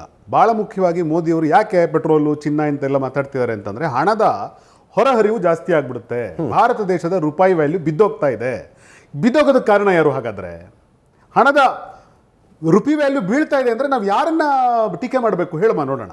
ಈ ದೇಶದ ಸರ್ಕಾರವನ್ನೇ ಕೇಳಬೇಕು ತಾನೆ, ಈ ದೇಶದ ಫೈನಾನ್ಸ್ ಮಿನಿಸ್ಟರ್ನ ಕೇಳಬೇಕು ತಾನೆ, ಈ ದೇಶದ ಪ್ರಧಾನಮಂತ್ರಿನ ಕೇಳಬೇಕು ತಾನೆ. ಇವತ್ತು ಹಣದ ಒಳಹರಿವು ಹೆಚ್ಚಾಗಬೇಕು ಅಂದರೆ ಏನಾಗಬೇಕು? ನಮ್ಮ ದೇಶ ಎಕ್ಸ್ಪೋರ್ಟ್ಸನ್ನು ತುಂಬ ಚೆನ್ನಾಗಿ ಮಾಡಬೇಕು, ಡೆವಲಪ್ ಮಾಡಬೇಕಾಗಿತ್ತು. ಆದರೆ ಕಳೆದ 12 ವರ್ಷಗಳು ಈ ದೇಶವನ್ನು ಆಳಿರುವಂಥ ಪ್ರಧಾನಮಂತ್ರಿಗಳು ಮತ್ತು ಈ ಸರ್ಕಾರ ಇವತ್ತು ಜಗತ್ತಿನ ಬೇರೆ ಬೇರೆ ದೇಶಗಳಿಗೆ, ಜಗತ್ತಿಗೆ ಮಾರಾಟ ಮಾಡೋಕೆ ಏನೋ ಒಂದು ವಸ್ತು ಇದೆ. ಈಗ ಇಡೀ ಜಗತ್ತು ಅಮೆರಿಕಾದ ಆ್ಯಪಲ್ ಐಫೋನನ್ನು ಮುಗಿಬಿದ್ದು ಕೊಂಡ್ಕೊಳ್ತಾ ಇದೆ. ಅಮೆರಿಕಾ ದೇಶಕ್ಕೆ ಹಣ ಹೋಗುತ್ತೆ. ಅದೇ ಥರ ಸೋನಿಯನ್ನು ಜಪಾನ್ ಮಾರುತ್ತೆ, ಅಲ್ಲಿಗೆ ಹಣ ಹೋಗುತ್ತೆ. ಇನ್ಯಾವುದೋ ಸಿಯೋಮಿಯನ್ನು ಚೈನಾ ಮಾರುತ್ತೆ, ಚೈನಾಗೆ ಹಣ ಹೋಗುತ್ತೆ. ಅದೇ ಥರದಲ್ಲಿ ಭಾರತ ದೇಶಕ್ಕೆ ಬರುವಂಥ ಒಂದು ಯಾವುದಾದ್ರೂ ಎಲೆಕ್ಟ್ರಾನಿಕ್ ಗೂಡ್ಸ್, ಯಾಕೆಂದರೆ ಇದು ಎಲೆಕ್ಟ್ರಾನಿಕ್ ಗೂಡ್ಸ್ಗಳನ್ನು ಮಾರಾಟ ಮಾಡುವಂಥ ಒಂದು ದೊಡ್ಡ ಯುಗ ಸೃಷ್ಟಿಯಾಗಿದೆ. ಈ ಕಾಲದಲ್ಲಿ ಭಾರತ ಅಂಥದ್ದೊಂದು ಪ್ರಾಡಕ್ಟನ್ನು ಲಾಂಚ್ ಮಾಡಬೇಕಾಗಿತ್ತು.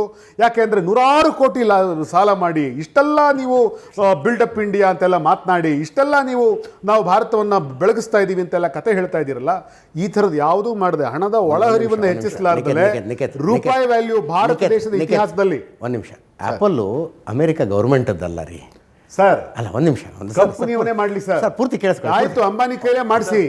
ಆದ್ರೆ ಈ ದೇಶದ ವಸ್ತು, ಈ ದೇಶದ ಕಂಪನಿಯ ವಸ್ತು ವಿದೇಶಕ್ಕೆ ಹೋದ್ರೆ ಆ ದೇಶಕ್ಕೆ ಟ್ಯಾಕ್ಸ್ ಬರುತ್ತೆ ಸರ್, ತೆರಿಗೆ ರೂಪದಲ್ಲಿ ಸಂಗ್ರಹ ಆಗುತ್ತೆ ಸರ್. ನೀವು ಹೇಳಿದ್ರಲ್ಲ, ಕಂಪನಿಗಳ ಹೆಸರುಗಳನ್ನು ಆಯಾ ದೇಶಗಳ ಉದ್ಯಮಿಗಳ ತಯಾರು ಮಾಡ್ತಾರೆ.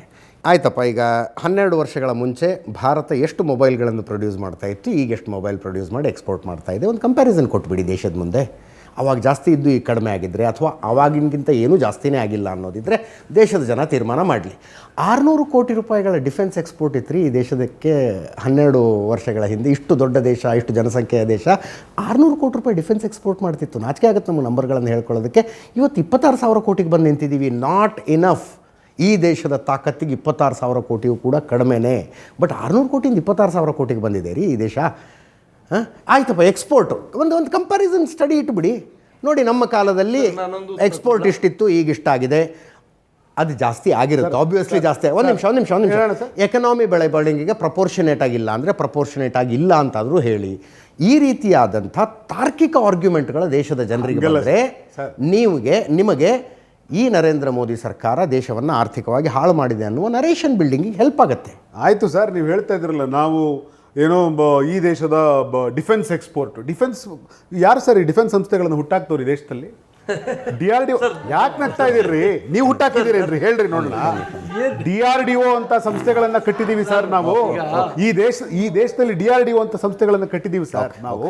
ಇವತ್ತು ವ್ಯಾಕ್ಸಿನೇಷನ್ ಹಾಕಿದ್ರೆ ಮೋದಿಜಿಯವರು ವ್ಯಾಕ್ಸಿನೇಷನ್ ಹಾಕಿದ್ರಿ. ಯಾರು ಸರ್ ವ್ಯಾಕ್ಸಿನೇಷನ್ ಹಾಕೋದಕ್ಕೆ ಈ ದೇಶದೊಳಗಡೆ ಆ ಕಾಲದಲ್ಲಿ ಲಸಿಕೆಯನ್ನ ಕಂಡುಹಿಡಿಯುವಂಥ ಸಂಸ್ಥೆಗಳನ್ನು ಹುಟ್ಟಾಕ್ದವ್ರು ಯಾರು ಸರ್?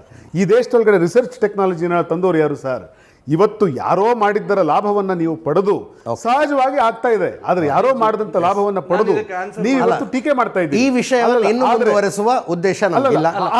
ಹಾಗಾದ್ರೆ ನೀವು ಹೇಳಿದ ಪ್ರಕಾರ ಈ ಪ್ರಮಾಣದಲ್ಲಿ ಆಗ್ತಾ ಇರಬೇಕಾದ್ರೆ ಭಾರತದ ರುಪಿ ವ್ಯಾಲ್ಯೂ ಜಾಸ್ತಿ ಆಗ್ಬೇಕಿತ್ತಲ್ಲ ಸರ್? ಒಳಹರಿವು ಜಾಸ್ತಿ ಆಗ್ಬೇಕಿತ್ತಲ್ಲ ಸರ್? ಒಳಹರಿವು ಯಾಕೆ ಜಾಸ್ತಿ ಆಗ್ತಾ ಇಲ್ಲ ಸರ್? ಒಂದು ನೀವು ಕೊಟ್ಟಿರುವ ಮಾಹಿತಿಯೊಳಗಡೆ ಏನಾದರೂ ಲೋಪ ಇರಬೇಕು. ಅದು ಸತ್ಯವೇ ಆಗಿದ್ರೆ ಭಾರತದ ರುಪಿ ವ್ಯಾಲ್ಯೂ ಜಾಸ್ತಿ ಆಗಬೇಕಾಗಿತ್ತು, ಭಾರತದ ಒಳಹರಿವು ಜಾಸ್ತಿ ಆಗಬೇಕಾಗಿತ್ತು. ಅಜಿಜಿ, ನಾನು ಇದಕ್ಕೆ ಆನ್ಸರ್ ಮಾಡ್ತಲ್ಲ. ಒಳಹರಿವು ಕಡಿಮೆ ಆಗಿ ಹೊರಹರಿವು ಜಾಸ್ತಿ ಆದ್ರೆ ದೇಶ ಒಂದು ಸಣ್ಣ ಪ್ರಧಾನಿ ನರೇಂದ್ರ ಮೋದಿ ಅವರು ಮಿತವ್ಯಯದ ಕರೆ ಕೊಟ್ಟಿದ್ದಾರೆ. ಬ್ರೇಕ್ಗಿಂತ ಮುಂಚೆ ಕಾಂಗ್ರೆಸ್ನ ನಿಕೇತ್ ರಾಜ್ ಮೌರ್ಯ ಅವರು ಭಾರತ ಅಕ್ಕಪಕ್ಕದ ಅಷ್ಟೂ ದೇಶಗಳ ಜೊತೆಗೆ ಸಂಬಂಧ ಕೆಡಿಸಿಕೊಂಡಿದೆ, ಈ ಸರ್ಕಾರದ ವಿದೇಶಾಂಗ ನೀತಿ ಹಾಳಾಗಿ ಹೋಗಿದೆ ಅಂದರು. ವಿಕಾಸ್ ಪುತ್ರ ಅವರು ನೋಡಿ ಸರ್, ನನಗಿನ್ನೂ ನೆನಪಿದೆ 2014 ಸಂದರ್ಭದಲ್ಲಿ ಕರ್ನಾಟಕದ BJP ನಾಯಕರೊಬ್ಬರ ಭಾಷಣದ ತುಣುಕುಗಳು ಸರ್. ಪ್ರಧಾನಿಯಾಗಿ ನರೇಂದ್ರ ಮೋದಿ ಅವರು ಬಂದುಬಿಟ್ರೆ 40 ರೂಪಾಯಿ ಆಗ್ಬಿಡುತ್ತೆ ಸರ್. ನಾನು ಅವರು ತುಂಬಾ ಒಳ್ಳೆ ಪ್ರಶ್ನೆಗಳನ್ನು ತುಂಬಾ ಒಳ್ಳೆ ಡಿಸ್ಕಷನ್ಗೆ ತಂದಿದ್ದಾರೆ. 2014 ಸರ್ ಭಾರತದ ದೇಶದಲ್ಲಿ ನಾನು ನಿಮಗೆ ಫ್ಯಾಕ್ಟ್ಸ್ ಕೊಡ್ತಾ ಇದ್ದೇನಲ್ಲ, ನೀವು ಅದನ್ನು ಸ್ವೀಕಾರ ಮಾಡಿ. I am giving you the facts. ಅವ್ರು ಬಹಳ ಒಳ್ಳೆ ಇದು ಕೊಟ್ಟರು. ಮ್ಯಾನುಫ್ಯಾಕ್ಚರಿಂಗ್ ಪ್ರಾಡಕ್ಟ್ಸ್ ಅನ್ನು ಎಕ್ಸ್ಪೋರ್ಟ್ಸ್ ಜಾಸ್ತಿ ಆಗಬೇಕು ಅಂತ 60 ವರ್ಷಗಳ ಕಾಲ ಈ ದೇಶವನ್ನು ಆಳಿದಂತಹ ಕಾಂಗ್ರೆಸ್ ಸರ್ಕಾರಗಳು ಅದರ ಬಗ್ಗೆ ಯೋಚನೆ ಕೂಡ ಮಾಡಿರಲಿಲ್ಲ ಸರ್, ಯೋಚನೆ ಕೂಡ ಮಾಡಿರಲಿಲ್ಲ. ಇವತ್ತು ಆ್ಯಪಲ್ ಫೋನ್ನ ಉದಾಹರಣೆ ತೆಗೆದ್ರವರು, ಆ್ಯಪಲ್ ಫೋನ್ ಇವತ್ತು ಭಾರತದಲ್ಲಿ ಉತ್ಪಾದನೆ ಆಗ್ತಾ ಇರುವಷ್ಟು ಬೇರೆ ಎಲ್ಲೂ ಉತ್ಪಾದನೆ ಆಗ್ತಾ ಇಲ್ಲ. ಯಾಕೆ ಅಂತ ಹೇಳಿದ್ರೆ ನೋಡಿ ಉತ್ಪಾದನೆ ಬೇರೆ ಸರ್. ಒಂದು ನಿಮಿಷ ನೀವು ನೋಡಿ, ಅಸೆಂಬಲ್ಲು, ಉತ್ಪಾದನೆ, ಮೇಡ್ ಇನ್ ಇಂಡಿಯಾ, ಈ ಎಲ್ಲ ಕಾನ್ಸೆಪ್ಟ್ಗಳು ಅದರ ಕಾರಣಕ್ಕೆ ಇವತ್ತು ಆಗ್ತಾ ಇದೆ. ಒಂದ್ ನಿಮಿಷ ಸರ್, ಒಂದ್ ನಿಮಿಷ. ನೀವು ತಪ್ಪು ಹೇಳ್ತಿದ್ರಲ್ಲ, ನೀವು ಕೇಳಿ ಸರ್. ಮೇಡ್ ಇನ್ ಇಂಡಿಯಾ ಅನ್ನುವಂತ ಪ್ರಾಡಕ್ಟ್ಗಳು ಫಾರಿನ್ ಅಲ್ಲಿ ಹೋಗಿ ನಿಮಗೆ ಸೇಲ್ ಆಗ್ತಾ ಇದೆ ಅಂತ ಹೇಳಿದ್ರೆ ಅದರ ನೇರವಾದಂತ ಲಾಭ ಭಾರತಕ್ಕೆ ಬರ್ತದೆ. Assembled in India. I am not talking about one particular product, sir. As a overall industry manufacturing sector ಏನಿದೆ, ಈ ಮ್ಯಾನುಫ್ಯಾಕ್ಚರಿಂಗ್ ಸೆಕ್ಟರಿಗೆ ಇವತ್ತು ಬೂಮ್ ಕೊಟ್ಟಿರ್ತಕ್ಕಂಥದ್ದು, ಪುಷ್ ಕೊಟ್ಟಿರ್ತಕ್ಕಂಥದ್ದು ನಮ್ಮ ಸರ್ಕಾರ. ಇವತ್ತೆಲ್ಲ ಆದ್ರೂ ಯಾಕೆ ಡಾಲರ್ ಹಿಂಗಾಗ್ತಿದೆ, ಆದ್ರೂ ಯಾಕೆ ರೂಪಾಯಿ ಬೆಲೆ ಹಿಂಗಾಗ್ತಿದೆ ಬರ್ತಾ ಇದ್ದೇನೆ ಸರ್. ನೋಡಿ, ಭಾರತದ ಒಟ್ಟು ಇಂಪೋರ್ಟ್ ಎಕ್ಸ್ಪೋರ್ಟ್ ಈ ವ್ಯವಸ್ಥೆ ಏನಿದೆ ಇದು ಸಮ್ವೇರ್ ನಿಯರ್ $800-900 ಬಿಲಿಯನ್ ಅಷ್ಟು ಇದೆ. ನಮ್ಮದು ಈ ಮ್ಯಾನುಫ್ಯಾಕ್ಚರಿಂಗ್ ಇಂಪೋರ್ಟ್ ಮತ್ತು ಎಕ್ಸ್ಪೋರ್ಟ್ ಏನಿದೆ ಇದರಲ್ಲಿ ಸುಮಾರು $100 ಬಿಲಿಯನ್ ಅಷ್ಟು ನಮಗೆ ವ್ಯತ್ಯಾಸ ಇದೆ. ಇವತ್ತು ನಾವು ಅತ್ಯಂತ ಹೆಚ್ಚು 90% of the oil which we use in India ನಾವು ಇಂಪೋರ್ಟ್ನ ಮೇಲೆ ಅವಲಂಬಿತ ಆಗಿದ್ದೇವೆ. $135 ಬಿಲಿಯನ್ ಅಷ್ಟು ನಾವು ಆಯಿಲನ್ನು ಇಂಪೋರ್ಟ್ ಮಾಡಿಕೊಳ್ಬೇಕು. $84 ಬಿಲಿಯನ್ ಅಷ್ಟು ಗೋಲ್ಡ್ ಆ್ಯಂಡ್ ಸಿಲ್ವರ್ ನಾವು ಇಂಪೋರ್ಟ್ ಮಾಡಿಕೊಳ್ತಾ ಇದ್ದೇವೆ. $17 ಬಿಲಿಯನ್ ಅಷ್ಟು ಫಾರಿನ್ ಟ್ರಾವೆಲ್, $34 ಬಿಲಿಯನ್ ಅಷ್ಟು luxury items. So somewhere nearly 300 billion ಅಷ್ಟು ಈ 4 ಸೆಗ್ಮೆಂಟ್ಗೆ ಇದಾಗ್ತಾ ಇದೆ. ಇವತ್ತು ನಾವು ಸರ್ವಿಸ್ ಎಕ್ಸ್ಪೋರ್ಟ್ಸ್ ಏನಿದೆ ಇದು ನಮಗೆ $200 ಬಿಲಿಯನ್ ಅಷ್ಟು ನಮಗೆ ಸರ್ಪ್ಲಸ್ ಇದೆ. ಇವತ್ತು ಮ್ಯಾನುಫ್ಯಾಕ್ಚರಿಂಗ್ ಕೂಡ ನಾವು ಸರ್ಪ್ಲಸ್ಸಿಗೆ ಬಂದಂಥ ಸಂದರ್ಭದಲ್ಲಿ ನಮ್ಮ ದೇಶ ಆತ್ಮನಿರ್ಭರ ಆಗುತ್ತೆ, ಸೆಲ್ಫ್ ರಿಲಯಂಟ್ ಆಗುತ್ತೆ. ಇದನ್ನು ಮಾಡಬೇಕು ಅಂತ ನಮ್ಮ ಸರ್ಕಾರ ಹೊರಟಿರ್ತಕ್ಕಂಥದ್ದು. 12 ವರ್ಷ ಆಗಿದೆ. ಕೇಳಿಸ್ಕೊಳ್ಳಿ, ಇದು ಎಲ್ರಿಗೂ ಗೊತ್ತಿರುವಂಥ ಸಂಖ್ಯೆನೇ. ಇದು this is not rocket science. ಆದರೂ ಯಾವ ಧೈರ್ಯದ ಮೇಲೆ ನಾವು ಅಧಿಕಾರಕ್ಕೆ ಬಂದರೆ $40 ತಂದು ಬಿಡ್ತೀವಿ? ಸರ್, ಇವತ್ತು ಡಾಲರ್ನ ಬಗ್ಗೆ ಒಂದು ನಿಮಿಷ, ನೀವು ಕೇಳೋ ಪ್ರಶ್ನೆ ನಾನು ಕೇಳ್ತೀನಿ. ಸುಳ್ಳ $40ಗೆ ನೋಡಿ $40 ತರ್ತೀವಿ ಅಂತ ವರ್ಲ್ಡ್ಸ್ ರವಿಶಂಕರ್ ಗುರುಜಿಯವರು ಹೇಳಿದ್ರನ್ನ ಅತ್ಯಂತ ಹೆಚ್ಚು ಚಲಾವಣೆಯಲ್ಲಿರುವಂಥ 3 ಕರೆನ್ಸಿ ಯಾವುದು ಅಂತ ಹೇಳಿದ್ರೆ, ಒಂದು ಡಾಲರ್, ಇನ್ನೊಂದು ಯೂರೋ, ಇನ್ನೊಂದು ಜಪಾನಿದ್ದು ಎನ್. ನಾನು ನಿಮಗೆ ಅಂಕಿಅಂಶ ಕೊಡ್ತೇನೆ.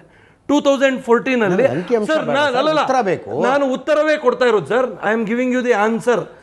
85 ರೂಪೀಸ್ ಇತ್ತು ಸರ್ ಒಂದು ಯೂರೋ ಯಾವಾಗ 2014.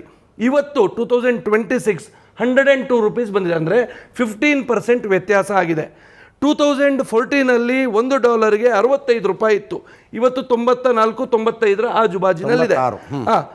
ಇವತ್ತು ಅದೇ ರೀತಿ 2014 ಎಷ್ಟಿತ್ತು? 65 ರೂಪೀಸ್ ಇತ್ತು. 65. ಓಕೆ. ಇನ್ನೊಂದು ಥರ್ಡ್ ಹೈಯೆಸ್ಟ್ ಇರ್ತಕ್ಕಂಥ ಕರೆನ್ಸಿ ಎನ್. ಇದು 170 ಎನ್ಗಳಿಗೆ ನಮ್ಮ 100 ರೂಪಾಯಿಗಳು ಇತ್ತು ಸರ್. ಡಾಲರ್ 30% ಅಪ್ರಿಷಿಯೇಟ್ ಆಗಿದೆ. I am not denying it, it's a fact. Euro 15% ಮಾತ್ರ ಅಪ್ರಿಷಿಯೇಟ್ ಆಗಿರ್ತಕ್ಕಂಥದ್ದು. So this N E third sir, ನಾನು ನಿಮ್ಗೆ ಹೇಳ್ತಾ ಇದ್ದೀನಿ, ನಾಳೆ ಯೂರೋದಲ್ಲಿ ವ್ಯವಹಾರ ಮಾಡೋಣ. ಅಲ್ಲ ಸರ್, ನಾನು ನಿಮ್ಗೆ ಹೇಳ್ತಾ ಇದ್ದೀನಿ, ನೀವು ಪ್ರಶ್ನೆ ಕೇಳಿದ್ದೀರಿ, ಉತ್ತರ ಕೇಳಿಸ್ಕೊಳ್ಳಿ ಸರ್. ಎನ್ ಏನಿದೆ ಇದು ಈಕ್ವಲ್ ಇದೆ. So this says that Indian rupee ಏನಿದೆ, ಇಂಡಿಯನ್ ರುಪಿ ಯಾವುದೇ ಕಾರಣಕ್ಕೂ ವೀಕನ್ ಆಗ್ತಾ ಇಲ್ಲ. ಇವತ್ತು ಡಾಲರ್ ಸ್ಟ್ರಾಂಗ್ ಆಗ್ತಾ ಇದೆ. There is Nirmala Sitharaman dollar strong ಆಗ್ತಾ ಇದೆ. ಇದು ಅದರಲ್ಲಿ ವ್ಯವಸ್ಥೆಗಳು ನೀವು ನೋಡಿ, ಫ್ಯಾಕ್ಟ್ಗಳು ನಮಗೆ ಬೇಕಾದ ಹಾಗೆ ರೀತಿಯಲ್ಲಿ ಇರಲ್ಲ. Fact is fact. That may be ನಮ್ಮ ಅದು ನಮಗೆ ಪೂರಕವಾಗಿರ್ಬೋದು, ನಮಗೆ ಮಾರಕವಾಗಿರ್ಬೋದು. This is the fact. ಈಗ ಅಮೇರಿಕದ ಡಾಲರ್ಗಳು ಕಾರಣಾಂತರಗಳಿಂದ ಅವರ ಪ್ರಭಾವದ ಕಾರಣಕ್ಕೆ ಅವರು ಸ್ಟ್ರಾಂಗ್ ಪೊಸಿಷನಲ್ಲಿ ಇದ್ದಾರೆ ಸರ್. ಇವತ್ತು ಅಮೇರಿಕದ ವ್ಯವಸ್ಥೆಗಳು 45% ಕ್ರೂಡ್ ಆಯಿಲ್ ಪ್ರೈಸ್ ಜಾಸ್ತಿ ಮಾಡ್ತಲ್ಲ, ಹಾಗಂತ ಮಾತ್ರಕ್ಕೆ ಡಾಲರ್ ವೀಕ್ ಆಯಿತು ಅಂತ ನೀವು ಹೇಳಲಿಕ್ಕಾಗುತ್ತಾ? ಆಗಲ್ಲ. ಸೊ ಈ ಎಕಾನಮಿ ಈ ರೀತಿ ವರ್ಕ್ ಆಗುತ್ತೆ.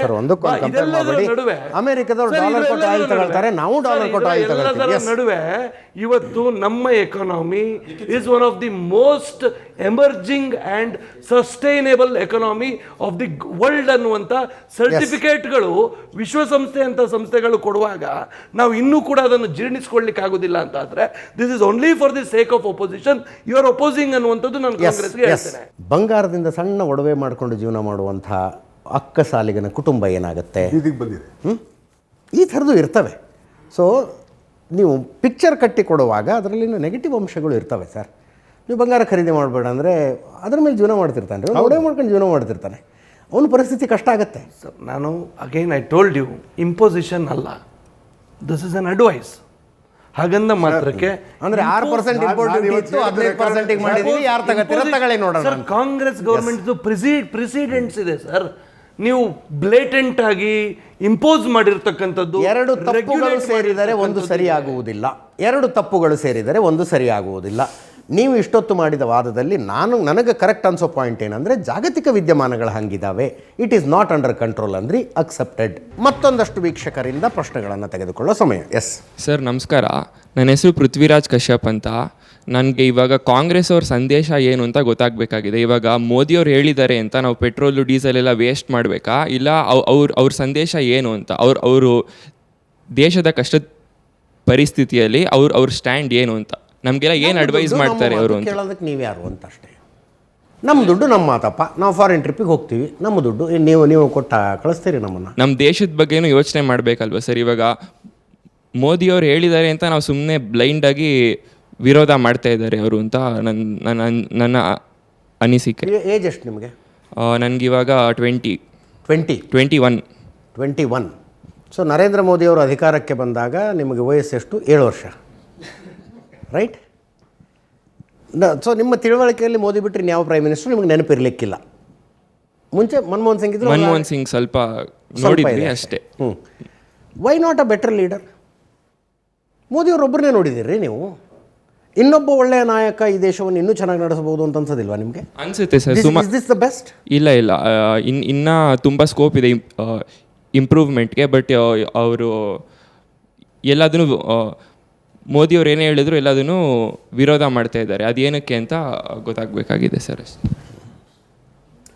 ಏನಕ್ಕೆ ಅಂತಂದರೆ ಅವ್ರು ಮಾಡಿದ್ರೊಳಗಡೆ ಇಲ್ಲಿವರೆಗೂ ಅವ್ರು ಏನೇನು ಹೇಳಿದ್ರಲ್ಲಪ್ಪ, ಅವ್ರು ಹೇಳಿದ್ದೆಲ್ಲದನ್ನು ಕೂಡ ಈ ದೇಶ ನಂಬ್ತು.